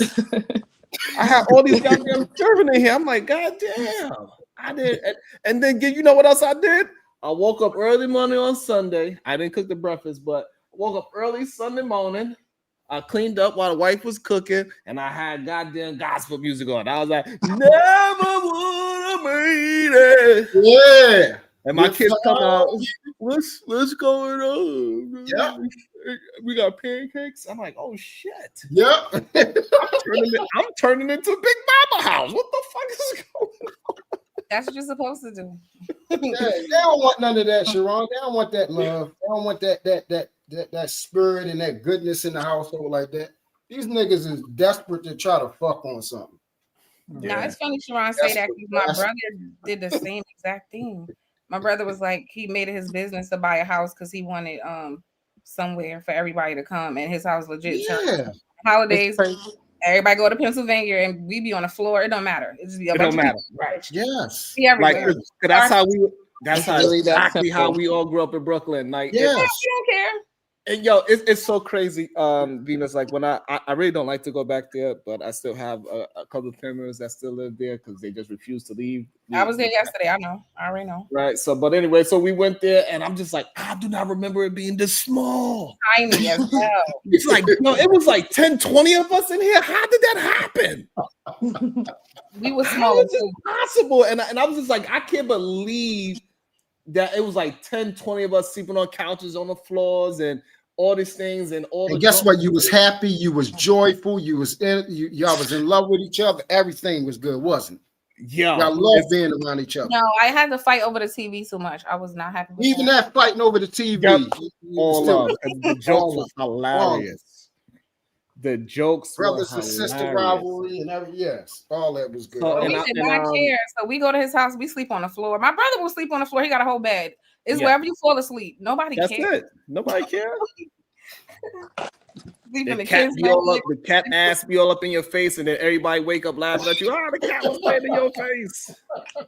Like that Now shit his is like, house is big, so we be finding little spots to hide in. Like, I'm going in the basement. I ain't fucking with y'all. so I'm you know, going like, and but like you know, like so Venus, she has her brother. I have me, like you know what I'm saying. So my house is the new house where everybody conjugate at. But that's a blessing. I want that. I don't know if that's in Nash yet, where the fellas are really taking over. Like, hey, we are being the they don't want that. The patriarchy of the family for real. don't Like want this is we going to Cuz house and we don't care how we sleep in. Cuz got a bunch of blankets and air mattresses, and even though it's gonna be flat by the time I wake up, we don't care. Like that's how we literally live. We didn't care. It was the fact that we all was hanging out all night, fell asleep, and woke up in the morning and see each other. That was it. So Can I ask you a question? Did you get any pushback from the women in your family about that? Like, do the women have a problem with that? Like, people make it seem like, oh, the women won't let us. How? No, right? Okay. Just Nah. wanted to, you know, because he tried to make it seem like women didn't want that. Like, women didn't want it. But it doesn't sound like it's really a problem. No, Sure, my uncle did it too. My uncle bought a house in New Brunswick. So we got options. Like, everybody went and bought a house. They had to leave Brooklyn because, you know, it's too much. But like ridiculous. the men went and bought houses when they got both of them married. They get married, they get a big ass house, and then they tell the family this is the spot. Okay. And not only that, right? So when you go get the house, right? The people only coming around like once or twice throughout the year. So we come to the holiday. We're not really Yep. 3 times. That's it. The whole other time is just 4 like times. you know, So it's you just a got- waste of space. you But got that Easter. 1 or 2 times that they do decide to come through is all love and it's fun. Yeah, you got Easter, you got 4th of July, you got Christmas and Thanksgiving. And they be wanting you to come because most of them, like Sharon, most of the family is where he's from. Most of the family's not where he is. Right. So they be happy when family do want to come stay for a little weekend throughout the year or pass through. They be happy to have you. Like, yeah. And you see that, Sharon? So the thing that you just described, they would say they want that, but they're not willing to create it. They don't want the responsibility of creating that. Right. They don't want the weight that comes with making sure you keep the family together, making the phone calls, checking up on everybody, seeing what somebody else needs. Are you willing to be the person that literally is like Atlas, got the whole world on your shoulders? Right. Do you want that responsibility? And that's the thing. They want to be called men, but they don't want the responsibility that comes with it. Yeah, because it's you all. Want to be Peyton Manning? Are you going to take the L when y'all lose? Because you damn sure want to take the W when y'all win the Super Bowl. Yep. And not only that, right? Also remember that Big Mama was the one that everybody called as well with all their problems. All their problems. Right.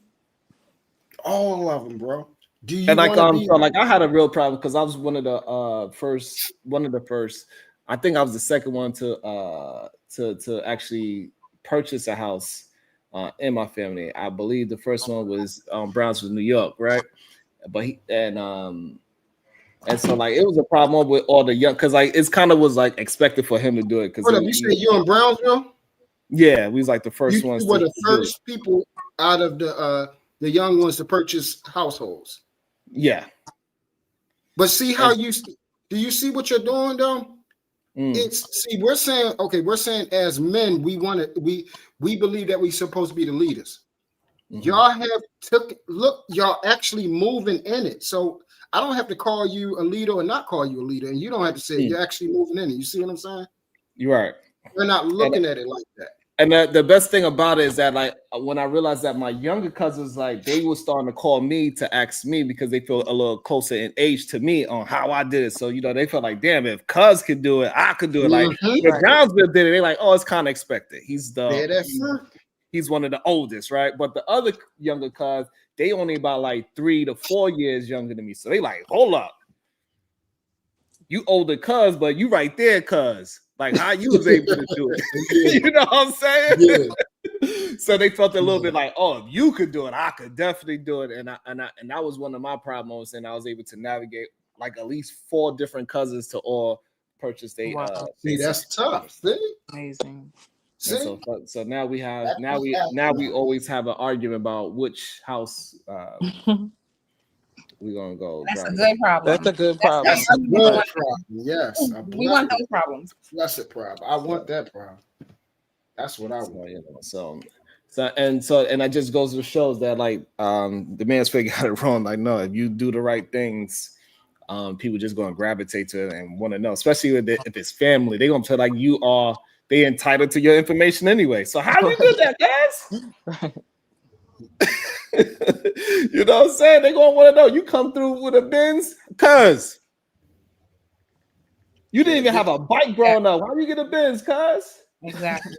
And see, Siobhan, this will be the last thing I had to say for it, bro. And I'm thankful for you sharing that example. I'm thankful for everybody that came up here and said what they had to say, bro. We're literally asking for things out here. Like if I was trying to deal with Venus or Andrea or somebody, I'm asking them to be loyal to me, to love me, to like me, to be committed. But when you're dealing with the people that are talking about the manosphere, they are not telling themselves, I need to have these things for myself so I can give that to Venus, give that to Andrea. Right. I'm asking and trying to take from somebody something that I don't even have to give. Right. It's a great point. And you give it to me, we're gonna turn it up, okay? Turn it exactly. See? Instant. See how that works? See how that works? Man, I think this is a great place to land it right here. Nice and productive, thoughtful. And I got to figure out what I'm going to talk about tomorrow. While we enjoy, most people should be starting to get ready for where they traveling to and all those things. So hopefully I can get somebody some help getting through their days. You know what I'm saying? Anybody got any final thoughts? That was it for me. You guys have a great one. Bracy, great show, great build. Appreciate you, G. You have a good one. Thank you. Real with your bald head ass.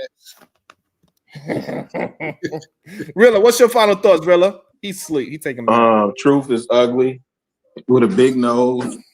And hey, listen, y'all make sure y'all are consistently sending them 99-cent super stickers so we can send Sharon to the coven.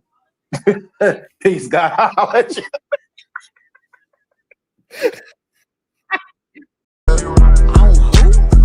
Nothing wrong with being. Let me